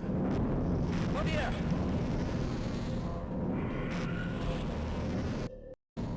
Okay. Wait.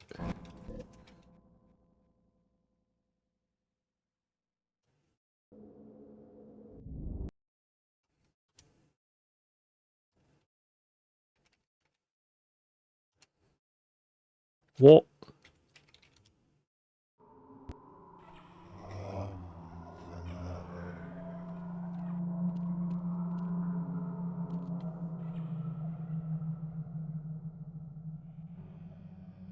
No. Oh. Right, I can open.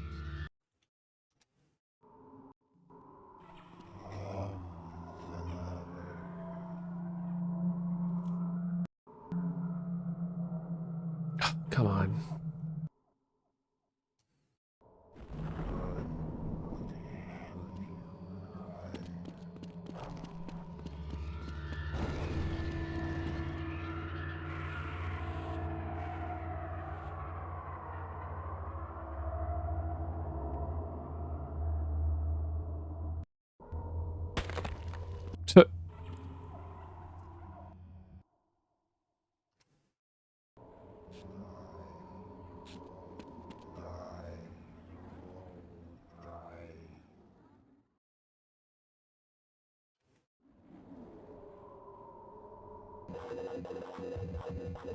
Is that the babbler? Babbler's babbling.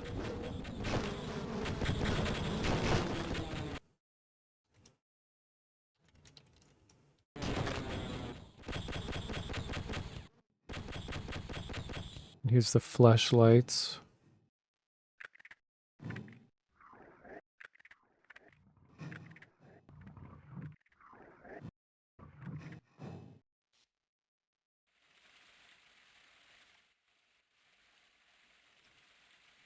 Okay, I'm almost done with the stream. I'm on 6 hours, and at the very end, I'll just kind of type up a rough outline for what I'm imagining for my maps that may or may not ever get made, but I hope I can feel motivated to make them. So then I'll have some stuff to test out next stream.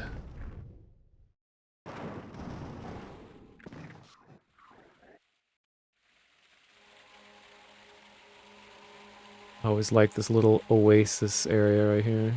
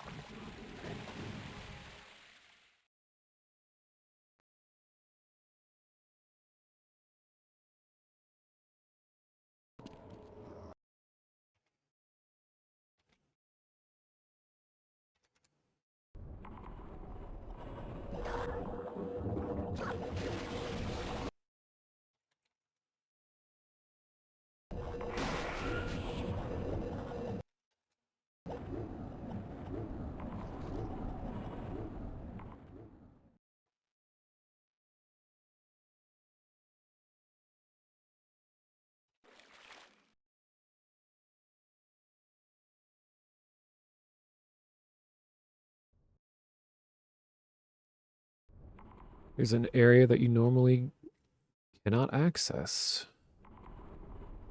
It's just where these barrels hang out.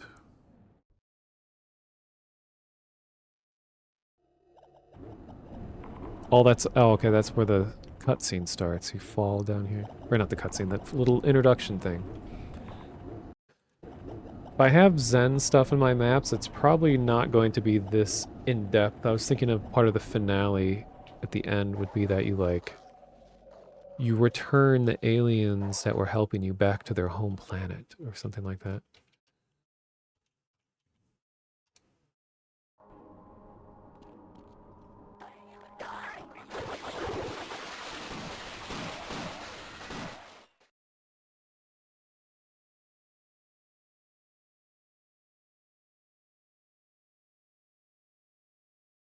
This area looks really cool from a distance.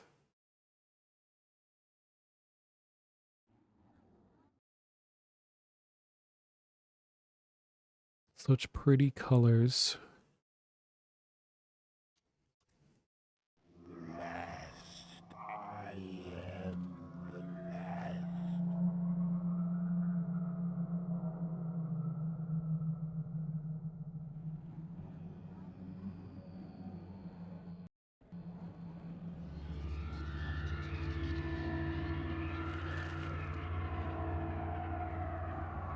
This little thing is made with a bunch of beams, the same electricity ones we've been seeing forever, the same ones in the light show that I showed you guys. Just a bunch of them all terminating at a singular point. And it uses a shader called an additive shader so that overlapping pieces all add up to a maximum of 255 or a maximum like brightness. So the cool effect of that is that once everything is overlaid, they all merge together and give kind of like a bloomy glow like that, rather than it looking like just a bunch of overlapping stuff. They all actually like converge, create a new shape.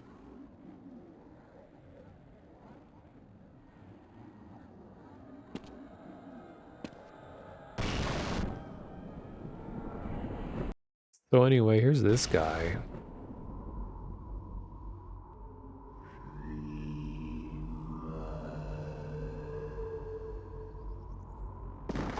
Yo, what's up?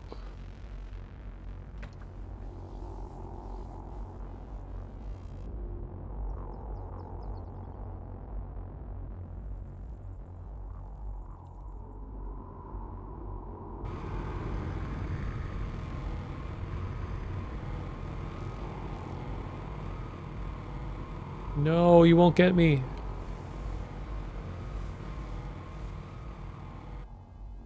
So you can see all the other chambers out here that where he can send you.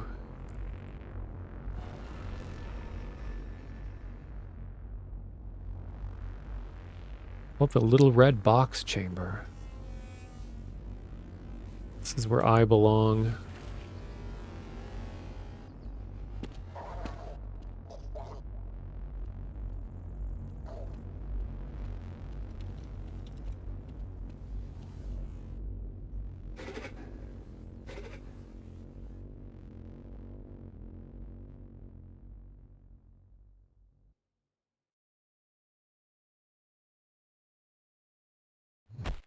Ow.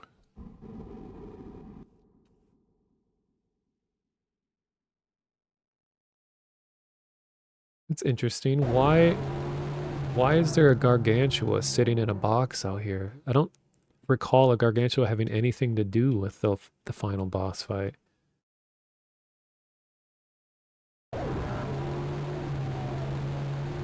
Huh.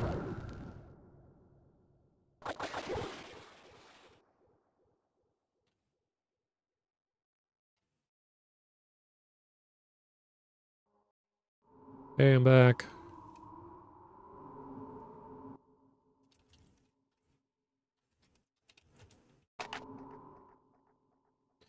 Yeah, I don't know. Hope he didn't need these. No, no, no, no, no, no.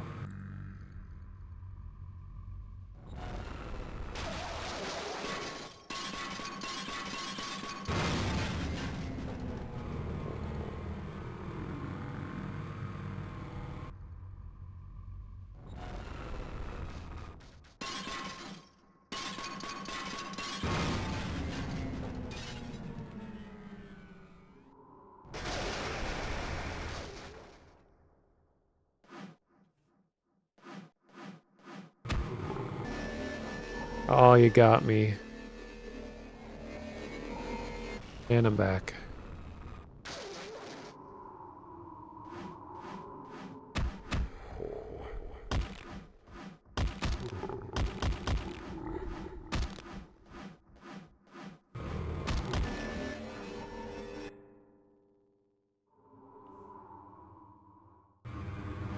It's a very honorable fight. Karaoke Nightmare, welcome to the chat. You come at a strange time. I'm right near the end of my stream. I was just, did a speed run with cheats throughout the whole game.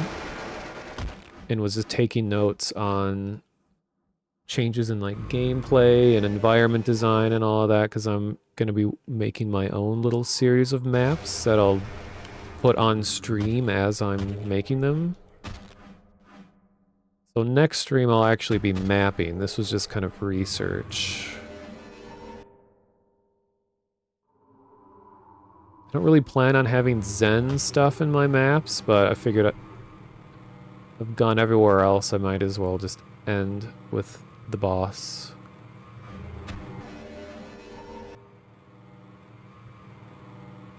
No, no. No, two of them. This is like the one-up in Mario 64.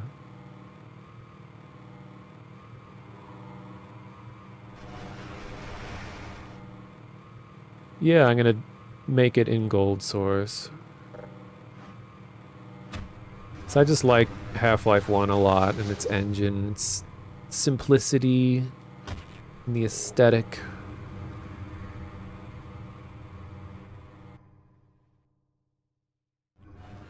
Oh, hey, Steger, welcome.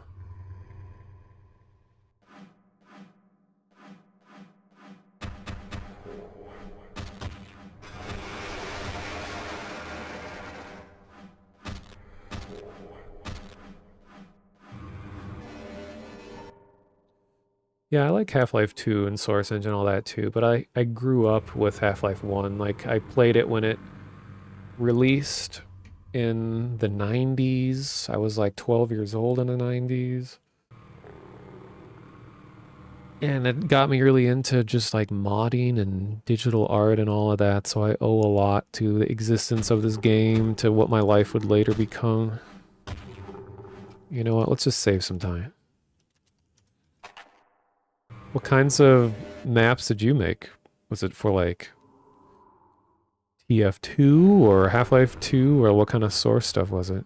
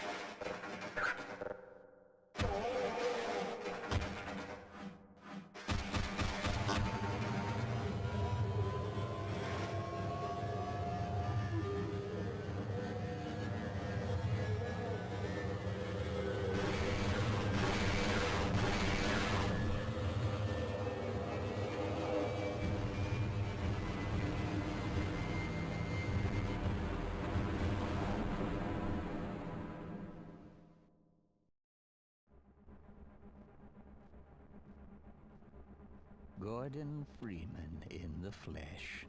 Gordon Freakman in the flesh. I took the liberty of relieving you of your... Oh, he made some DM maps. In games like Quake, Unreal Tournament, Half-Life. Nice.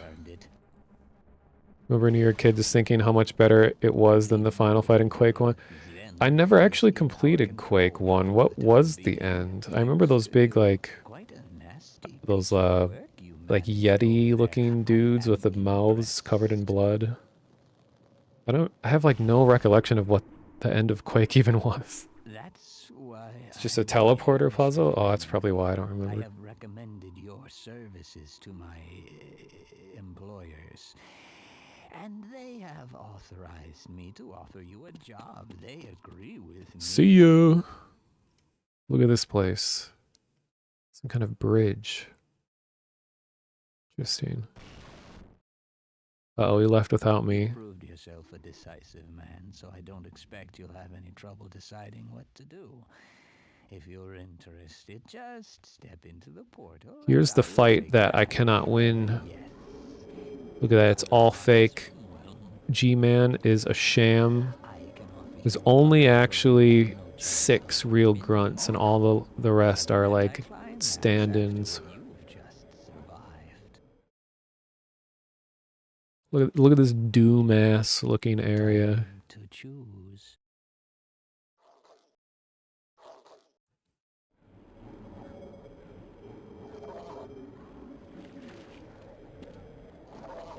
Hey, what's up, guys?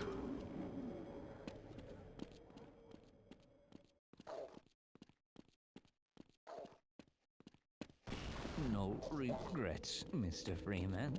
Bye.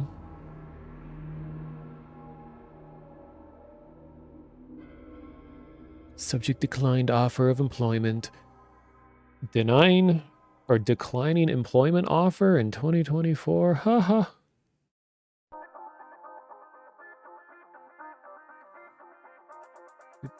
Did some maps with Day of Defeat and Counter-Strike. Nice.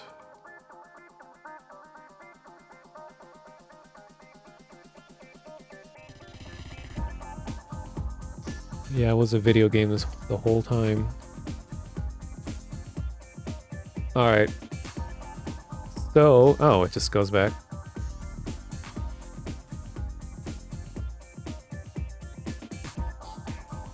Hey guys, let's go to the CBT zone real quick.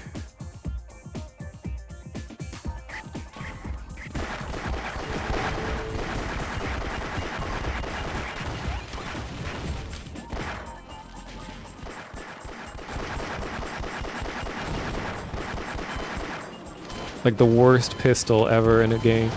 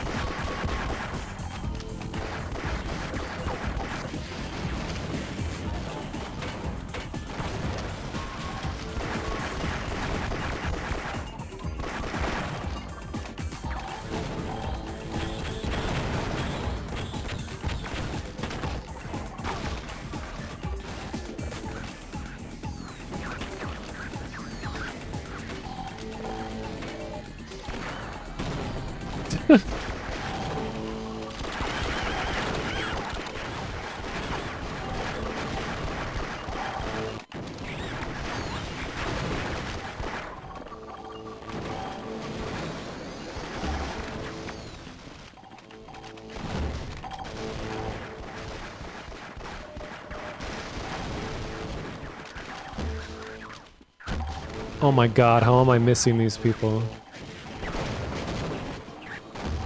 Come on. I'm terrible at video games.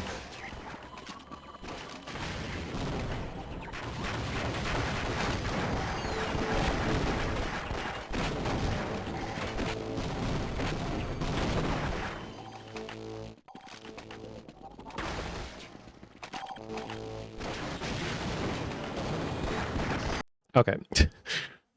I just wanted to get that out of my system. There's a single player mod that starts with the battle against those grunts. Gotta escape the unwinnable battle. I'd like to know what the name of that was. I'm curious what people's interpretations of that final battle are like. And I'm not trying to make anything complex here. This is just probably going to be a small, maybe like 3 map thing. Well, the last thing I'll do here tonight is I'll just kind of come up with a little outline of how I foresee things. So this will be Mono's map outline. So the general feeling, kind of a elevator pitch, would be you're a Black Mesa scientist who survives the event through without the use of weapons, but instead using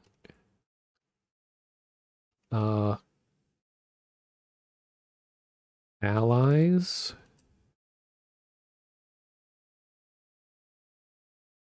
equipment, and stealth to win To complete the mission. I don't. Oh, you can't see this. Okay, that's a very rough idea.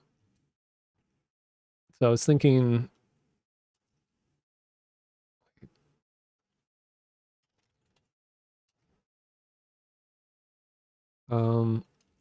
setting the alien containment and examination sector of Black Mesa. Called Half-Life Anti-Climax. Let me see.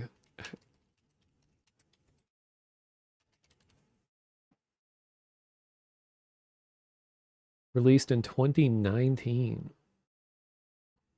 Oh no, it's using the Blue Shift HD models. Looks pretty good though. No, you guys can't see it, but has some stuff on Zen, some laser beams.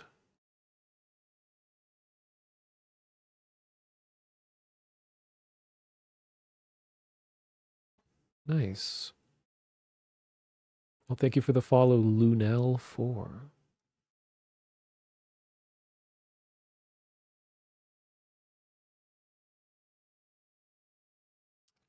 You were part of the 2019 Storm Area 51 event, but got more than you bargained for. I'm sure someone made that.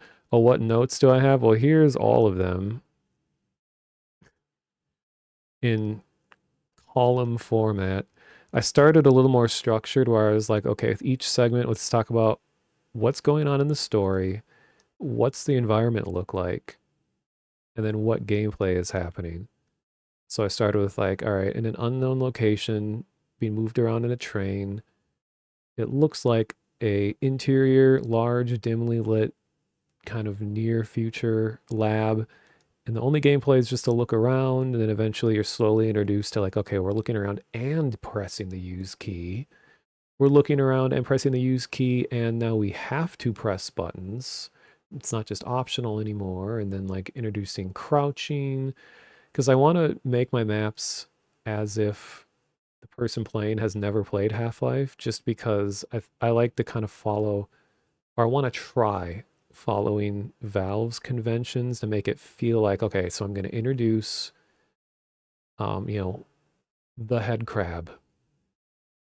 But there's going to be a bit of a twist because I want to try to do it where you're not using any guns. You're just like moving NPCs around and using your environment around you and sending other NPCs to fight the military or something. I don't know. Just to do something a little different. So it's not just, move from box to box, killing everything until it's all dead. So I got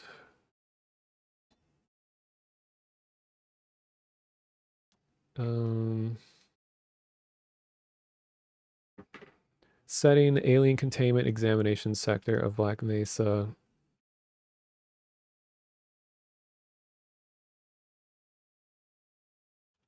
Gameplay is going to be about using your fellow personnel and lab equipment to fight off the military forces. Like to fight off and evade military forces.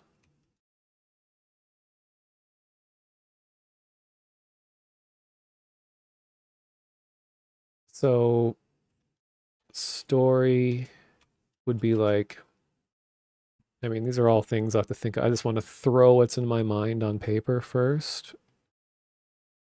And then next stream, I'm going to just test specific gameplay elements to make sure that they'll actually work before I like commit to it. Like, I want to try doing a stealth thing with the human grunts, but the problem is Half-Life 1's logic system is quite limited, and I don't know if relying on the the trigger condition of on here player would be too unforgiving, because sometimes the grunts can see you or hear you in ridiculous situations that make it really hard and not fun. So I got to figure out, can I rely on the default behavior of the grunts become an alert to you, or do I have to like completely puppeteer the situation and give the illusion that they're actually there? Because I know how to make them patrol and move around and all that. So it might just have to be that like you just have to stay behind them, or I don't know. You really have to figure it out more. So the basic story I'm imagining is just that you begin as a member of a science team studying alien life after the resonance the resonance cascade, after it happens, alien containment is breached and you frantically have to escape your lab. Okay, so I think this is going to be multi-part here. So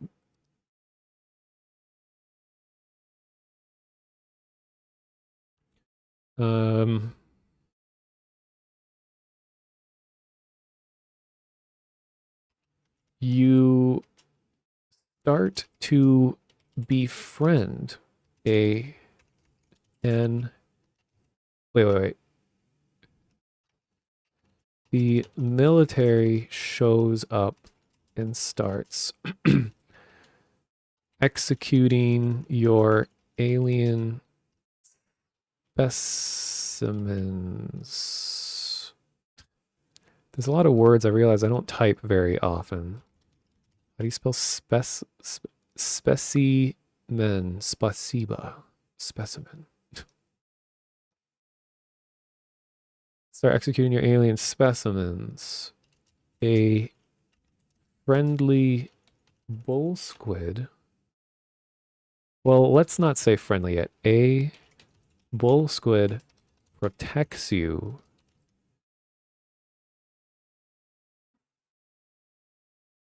from a a an alien grunt, or sorry, a human grunt attack.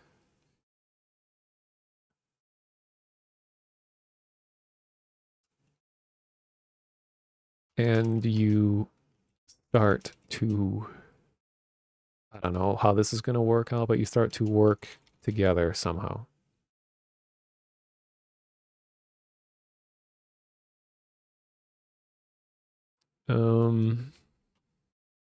So like the intro is the first act. Second act is to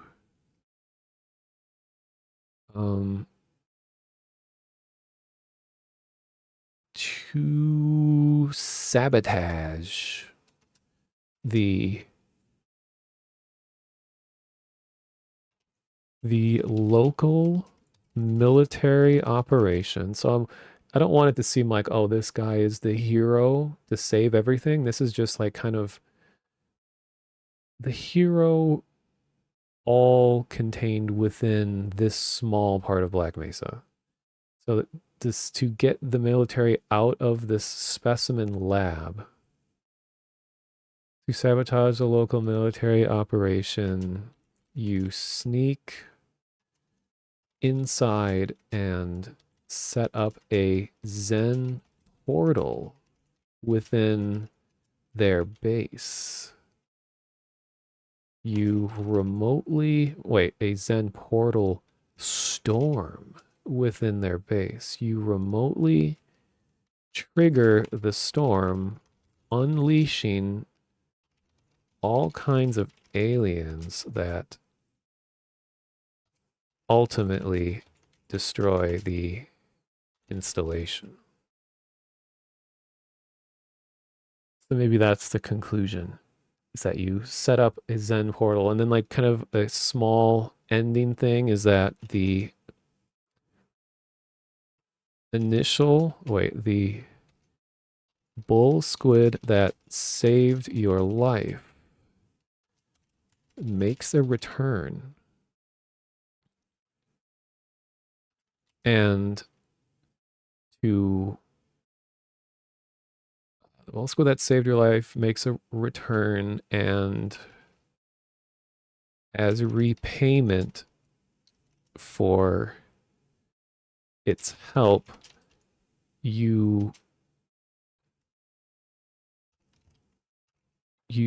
boot up an old teleporter to beam it back to its home planet. How the scientist knows where this bull squid's home planet is, I have no idea.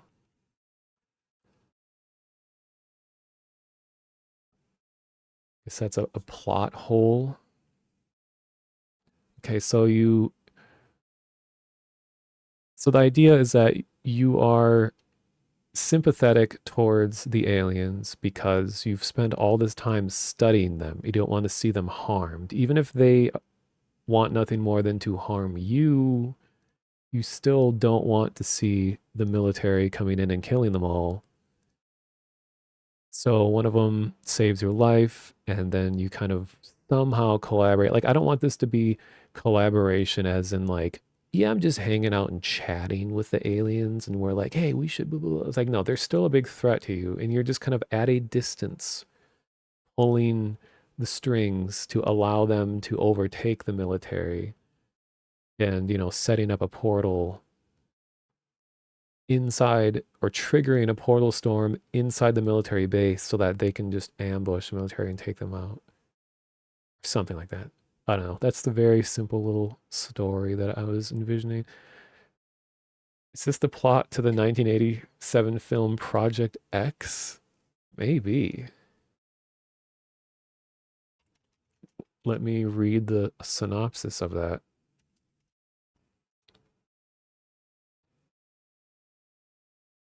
Oh, wait a minute.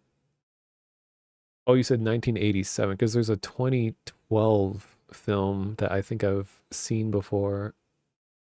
Like 1987.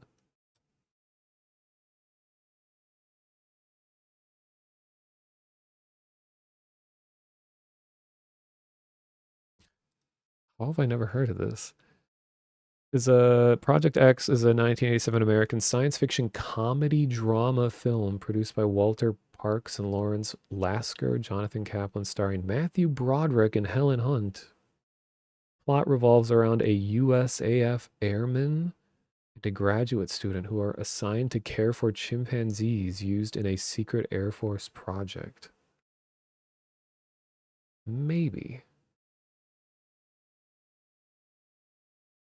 It's a project to train them to fly nuclear-armed bomber jets. Wow. Does sound wild. That's right, there was like a Spyro the Dragon mod for Half-Life that was actually surprisingly well made. Bull Squid model using Barney's AI voice. That's going to be tricky because, I mean, I know a lot of the scientist dialogue like from memory, just having played so much of the game. I might be able to just like stitch together pieces of already existing dialogue that have it kind of make sense. I don't know if I'm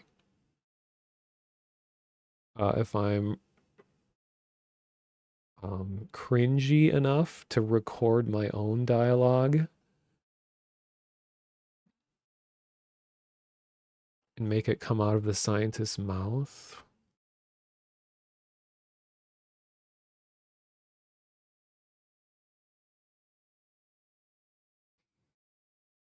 Oh, yeah, and a few ideas for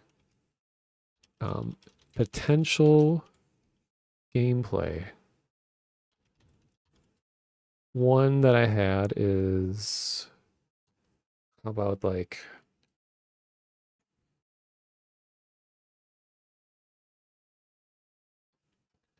work together with a security guard to contain escaped aliens by remotely locking doors and triggering elevators. um,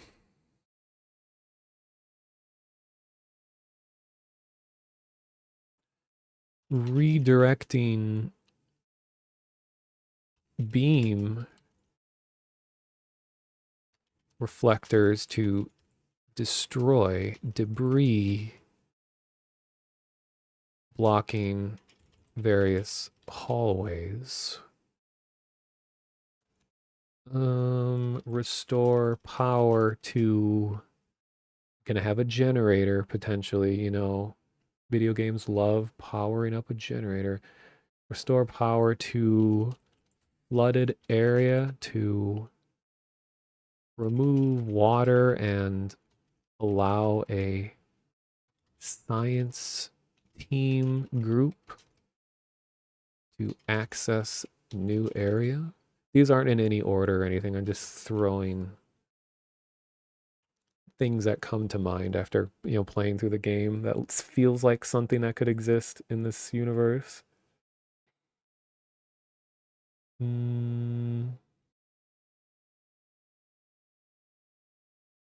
What else would scientists do? You know what? What about some pre-disaster things? How about microwave casserole? Um, Bring soda to how do you spell colleague? Call EAGUE English. What are you doing? Colleague. That's got to be a French word. There's no way that we'd have that many letters normally. Actually, let me look that up right now. No, not college or collage.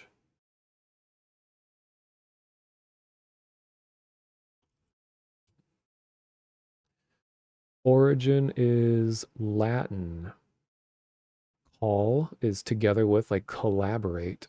And legare is depute, which, oh yes. And then the French combined them in the 16th century to form the word colleague. I was right, it is French.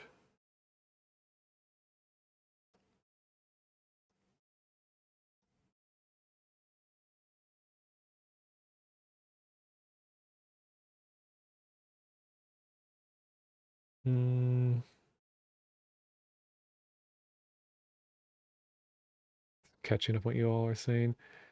Bull squid is taken as a testing specimen from a specific marked location. If you know how to do the skin and model, you can mark that bull squid with a number on its body.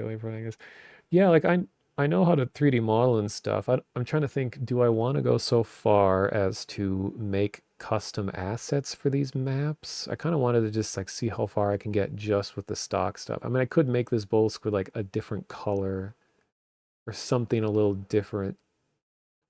Maybe it's just the only bull squid that you come across the whole time, so you don't need to differentiate.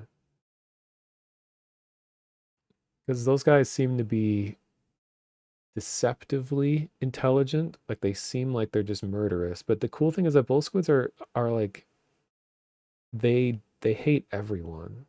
Or at least they're very independent. Like they fight other bull squids, they fight head crabs, they fight marines, they like everyone. They're on their own. I mean, Vortigons are ultimately the most intelligent, but in Half-Life 1, they're just slaves. So I don't think they're going to do a lot of intelligent things.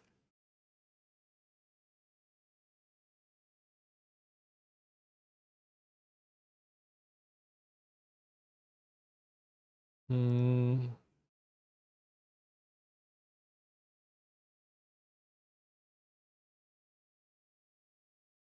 Yeah, what about intro? How do you arrive to this location? Because it's kind of a classic Half-Life thing that you ride in to your beginning area. Like in Half-Life, you're in the train or the tram, whatever, transit system. Opposing Force, you're in the Osprey. And then Blue Shift, you're also in a train. Well, Half-Life 2, you're in a train.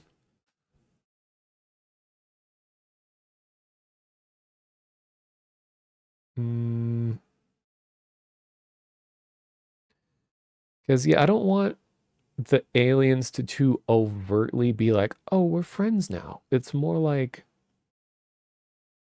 you kind of feel like you have an obligation to protect them because you've kept them captive all this time. Like, even though these things would kill you given a chance, you're still trying to help them survive because they're like, an important part of your research and you hate to see them be harmed. And there might be a moment where like the bull squid won't attack you, but he's not going to just straight up be like, "Oh, I'm your dog now. I'm going to follow you around and you're going to feed me and pet me." I do want some kind, speaking of which, just to contradict myself a little bit, going to be a point where you feed bull squid Gibbs because we saw how fun that was.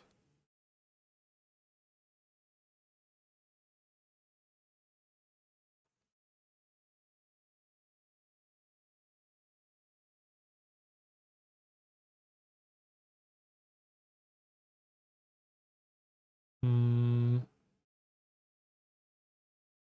Oh, the Akira elevator, the big angled one. Hmm. Oh, yes. The thing I wanted to test is also stealth part sneaking around grunts question mark. That could very easily get frustrating, so I'll have to test and see how reliable that system is. It's called a funicular. It's a tram built on a hill. A rare and weird thing. I think the purpose of those is so that it's for lifting really, really heavy things so that a lot of the weight is alleviated by the fact that it's putting pressure on a slope rather than all the pressure being on whatever, metal supports there would be on a vertical drop of an elevator.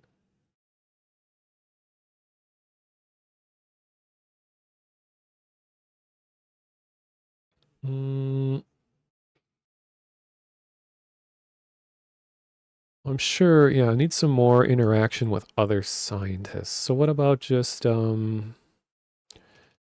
rescuing trapped scientists? And these things could be combined with other things too.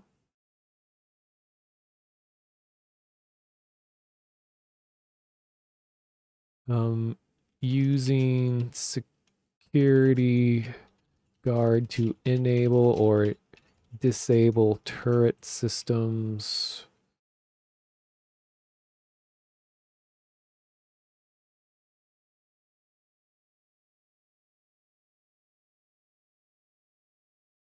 There's one in Los Angeles that's famous for running over people. Oh no. Like, was it made in like the 60s or something?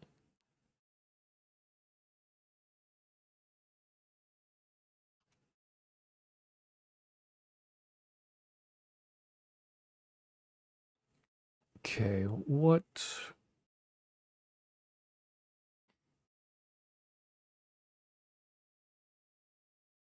Just looking at my timer on my stream. I'll go like 15 more minutes.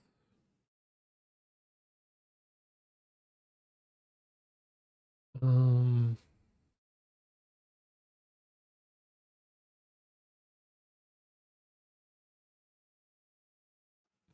just looking at all the other people who are streaming Half-Life 1 right now. It's a Russian streamer streaming right now. He says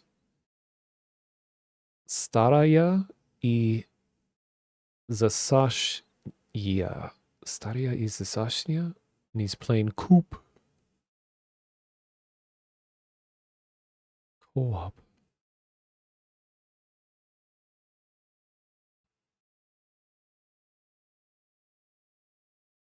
There's a Korean streamer, German streamer. Wow, we got like worldwide representation here. So I'm an English streamer, well, American streaming in English, and there's a German streamer, there's a Portuguese, there's two Russian streamers, Spanish, Korean, another Portuguese Brazilian streamer. Very diverse user base, player base. Okay.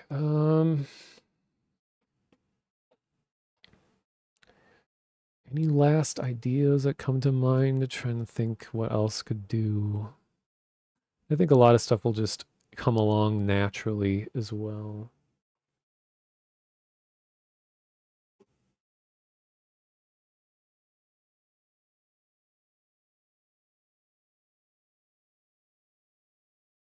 Mm.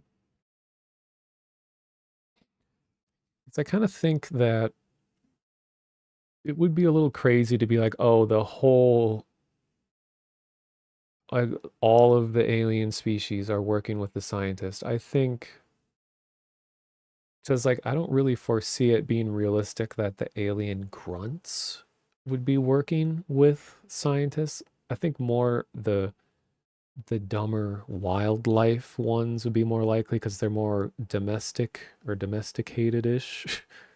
Whereas like alien grunts seem to be intelligent and I'm like, why would they even try to help? So I'd like more the idea that it's bull squids and maybe head crabs. Maybe barnacles.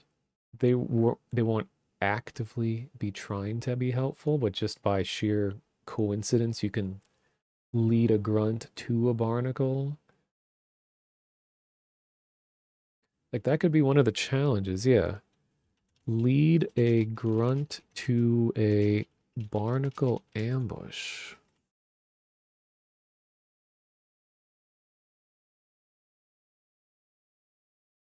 Hmm. What other guys do we have? Well, there's ichthyosaurs, but can't really think of anything that would be fun or interesting with them in this context. I don't think I'll have any like outdoor areas.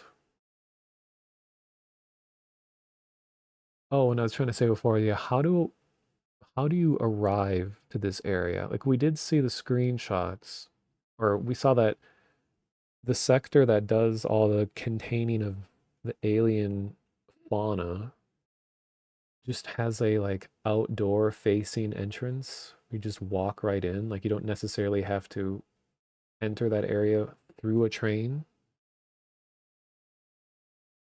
Hmm.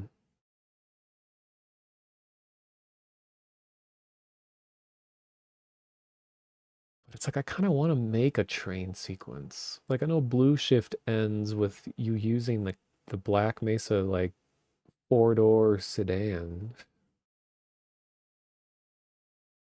Those goofy looking vehicles.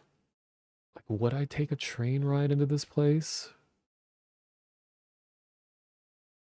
Or do you just walk in the front door? Well, like Valve says, when you produce your game, you create the intro last. Because an intro is going to be the culmination of everything that you learned while making the rest of the game. So I think an intro will just kind of come naturally once I've developed other things. Once my spirit has been broken and I'm like, actually, this is too hard. Just kidding, guys. And I know how to make maps and stuff. So this isn't going to be like, I'm not going in blind. Like, I know how to make all these things. It's just more like, can this be entertaining? A lot of this is just motivation to help me feel like streaming more. Abiotic Factor has that truck ride at the beginning. True. Could break convention a little bit and just be that you are inside a vehicle, like a land vehicle, instead of an automated train car.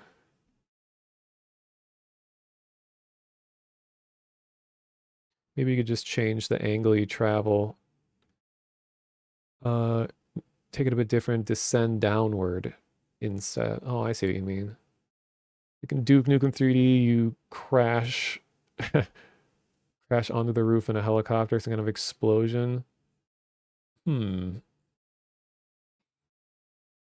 I'm just thinking about like intros to games that I remember. A lot of classic games didn't really have intros. So that's part of what made Half-Life 1 so interesting is like, this intro feels like a movie. Whereas like the first map of Doom is like, oh, I'm just at a place shooting things. Maybe if you read the instructions, it tells you that like, oh, before this moment you were doing all these things just in case you care. You bloodthirsty gamer. Okay, now go kill. I forgot there's like Shadow Warrior was an FPS around this time too.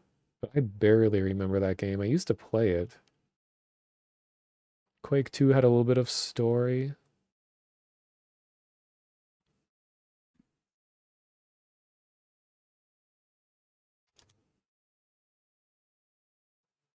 Like Quake 2 is something I know so little about.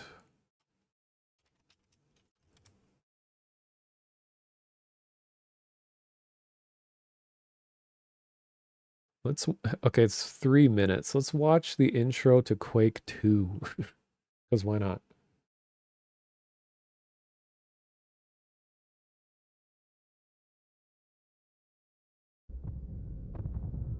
The head of SETI will give a full press conference today in the wake of the verified and authentic non-terrestrial transmission coming from just beyond the asteroid belt in our solar system. Contact with the colony of Mars will be re-established and have nothing to do with the impending arrival of the mysterious aliens. The McCulloch space station has just been destroyed. Casual sex from the theory in our Mars.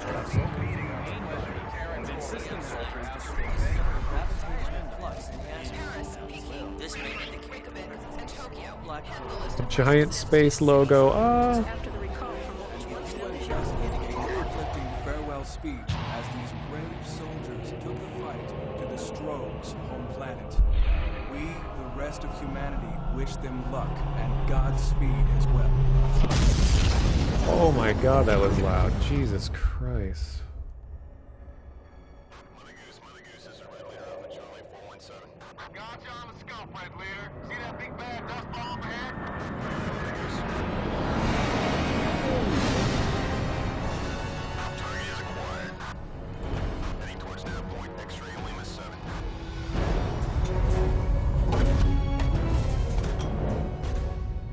Volume is all over the place.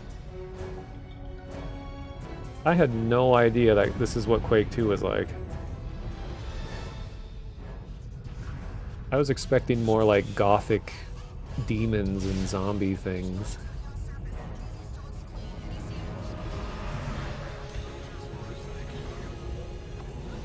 Whoa, is this the beginning of Warcraft 2? With the big walls of cannons?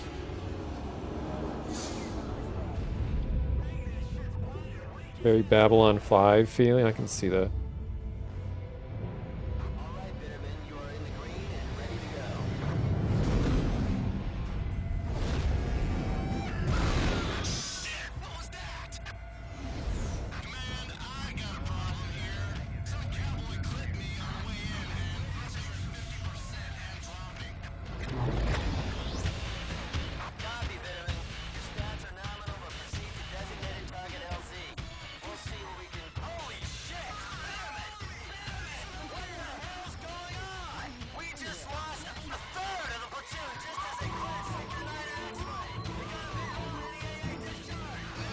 Hey, how about show, don't tell?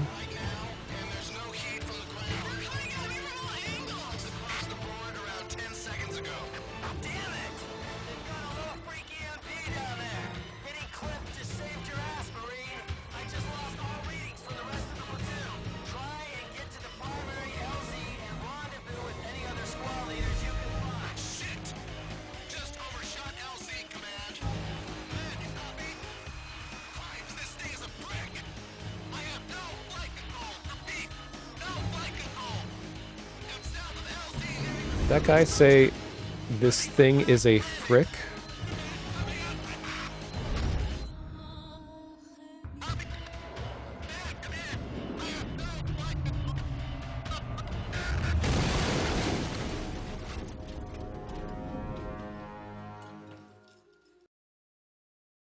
Wow, okay. I had no idea that that was that's how it went. Well, now I'm curious about what the intro gameplay is like. Quake 2. Yeah, I don't even know what am I supposed to take away from that? That there is a conflict and a bunch of people are yelling and they say shit a lot?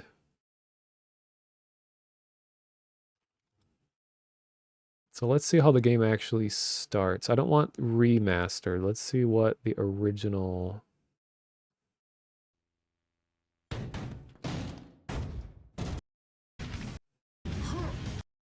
Yep, there's Quake. Oh.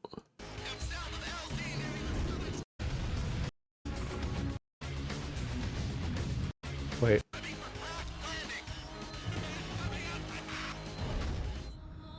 More sweeping cameras.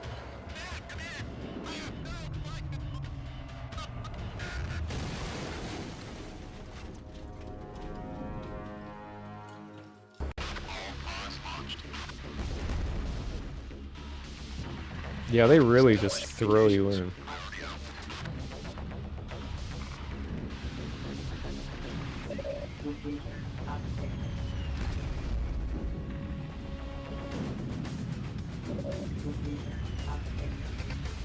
Reminds me of like Command and Conquer soundtrack.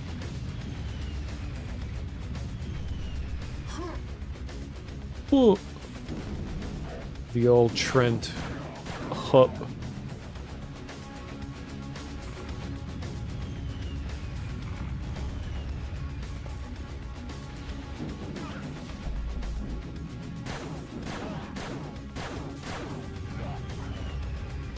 Epic first encounter.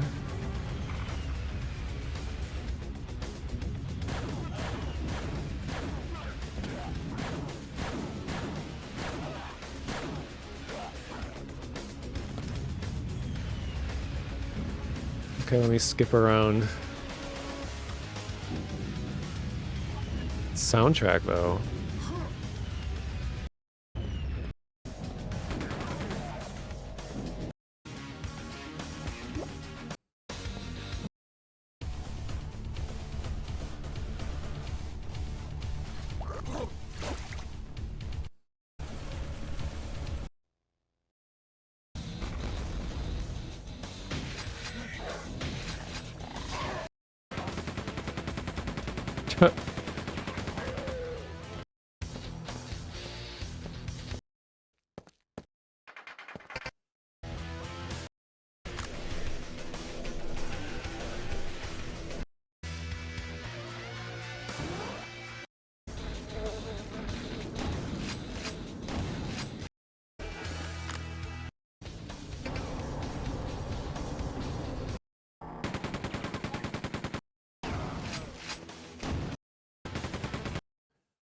think Quake 2 was just a canvas for mods, perhaps. I think um, Half-Life 2 was not made from Quake 2. It's that Quake 2 and Half-Life both came from Quake 1.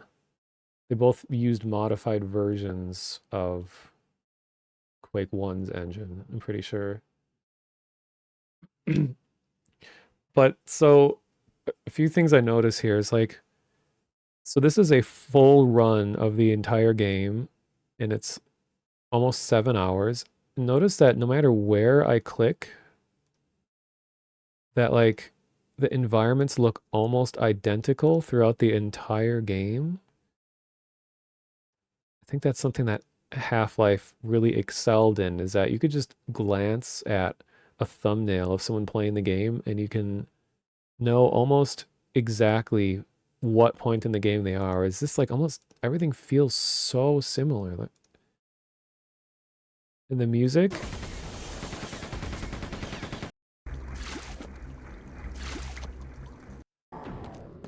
okay, I guess it calms down a little bit. It's gonna say like, even though the music is nice, it seems like it's just high energy all the time. There's like no pacing, no like variation in what goes on. But it sounds like I guess it does turn off at some points, like right here.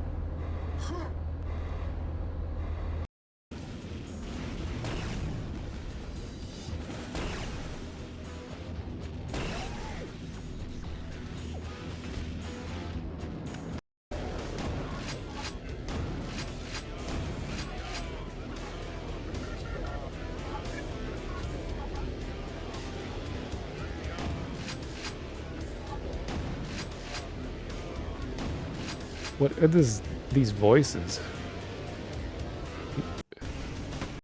I mean, it does feel like I'm watching a multiplayer game. Yeah, like they probably had it on their minds that this is going to be a multiplayer experience. Like all the weapons and stuff. I mean, because Quake 3 Arena would go on to be like one of the most iconic multiplayer games of all time after this one. So I think they realized that maybe we shouldn't try to make a story game and instead just focus on fast-paced FPS deathmatching instead. We'll let the Half-Life people focus on story experiences.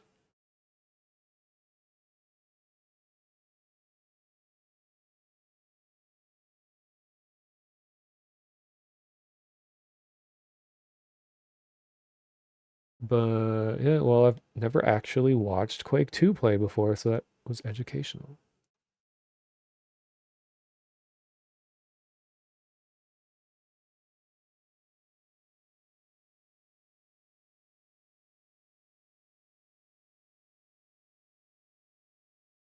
Yeah, I couldn't think of anything else to add to all this, so I have my basic summary.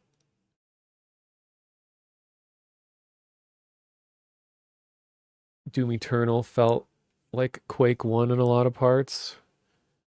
It seemed like it was more true to the like the crude like gothic origins being really medieval and brutal kind of thing, like less on the spacey stuff and more on the like up close and personal. I don't know, I'm bad at words.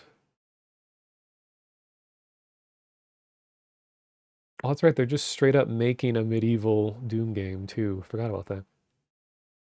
Will the scientists incur fall damage? Yeah, I think it'll be the same physics as regular Half-Life. All right, so yeah, a scientist who survives without using weapons, but instead using your allies' equipment and stealth to complete your mission takes place in the alien containment examination sector of Black Mesa. Use your fellow personnel and lab equipment to fight off and evade military forces.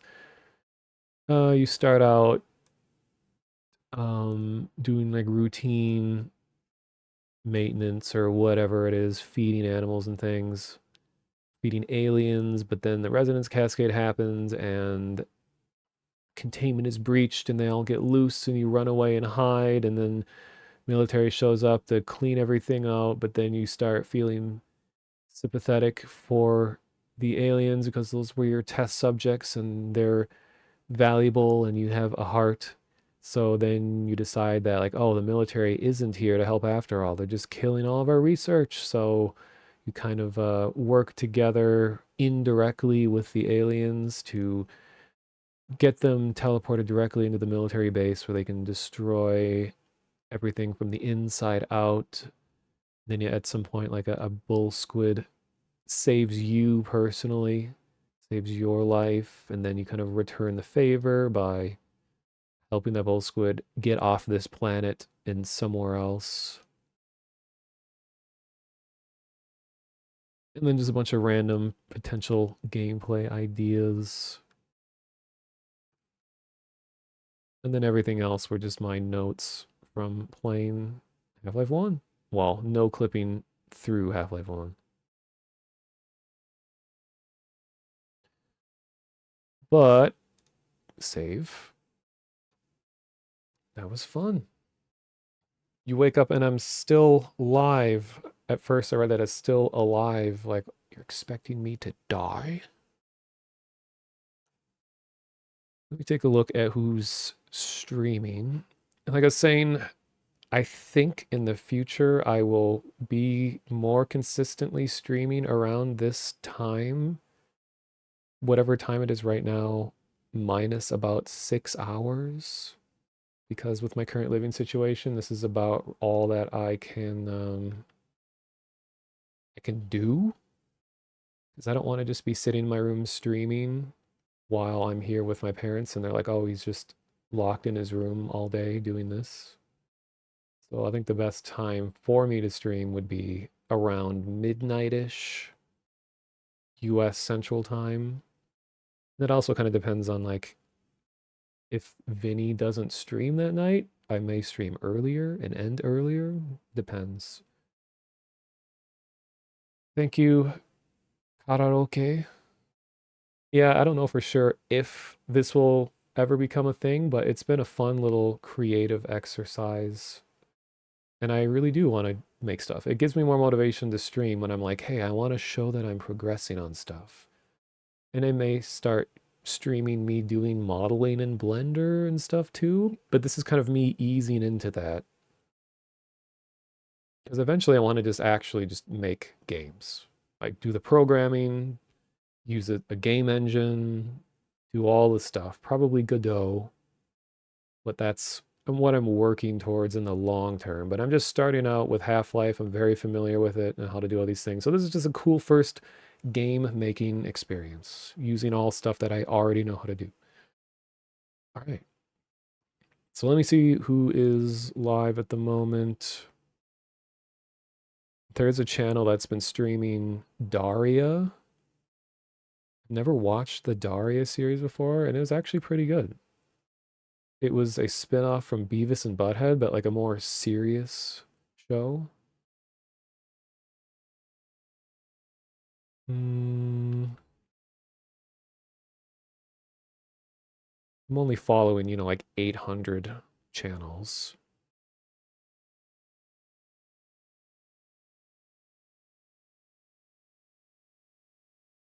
Should I just go around knocking on streams? Because there's that feature now to knock to collaborate.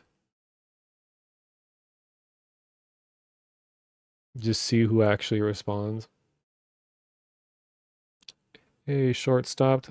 Thank you for showing up. And Steger. Steger. Anyone else? Just looking at my list of people.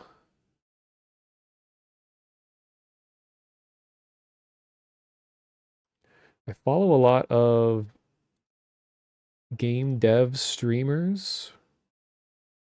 So it might be fun sometime to, raid them.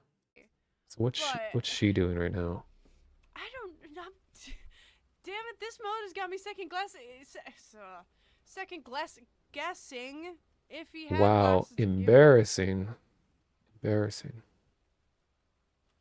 I swear he did. Like. Okay. Looks like she's just playing a game. Might be fun to host or raid someone who's actually like actively making stuff. I mean, playing games is research. Not trying to say that it's not, but we got ducks, got some speed runners.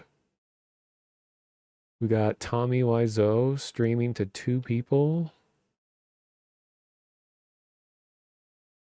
And we do have Mech, who I've hosted before. He's a regular contributor to my Discord, which, by the way, I'm a real streamer now because I have a Nightbot command. After 11 years, I finally have Nightbot. That's my Discord. Don't be alarmed. The word crypto is in the Discord name, but it has absolutely nothing to do with cryptocurrency. I came up with the name before crypto started becoming such a weird thing on the internet. But I assure you, it has nothing to do with that. It's just merely we all hang out and talk about weird stuff in games, obscure puzzles, and Easter eggs, and whatever else. I might end up hosting Mech here. He's playing Stalker 2. Because I'm usually the latest streamer of everyone that I know, like who's actually still up and streaming at this time.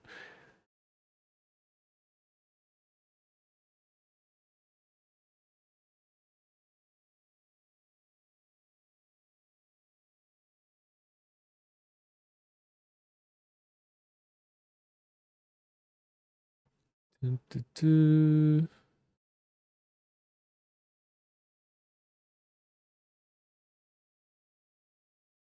It's a bunch of Russian streamers that I follow, but I feel like dumping a bunch of English speakers into a Russian stream would be kind of rude.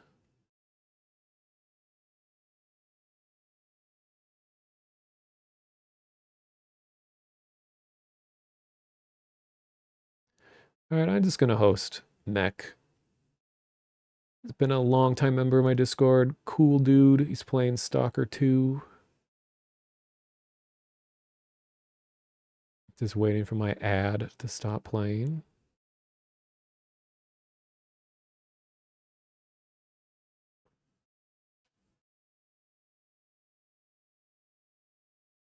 No guarantee whenever the next time I'll stream. Probably not tomorrow, but maybe the day after tomorrow. So potentially Friday. We shall see. All right, finally.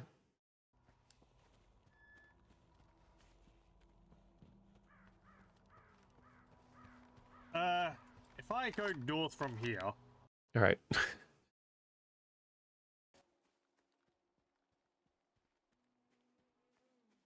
I'll do slash raid mech.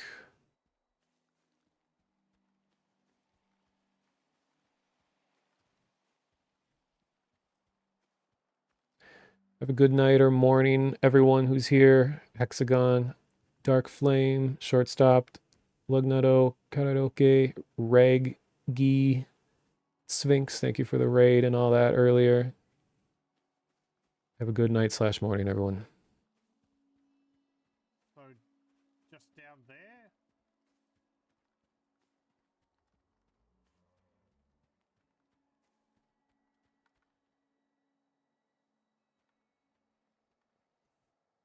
Ah, Snorks! But we haven't dealt with Snorks yet.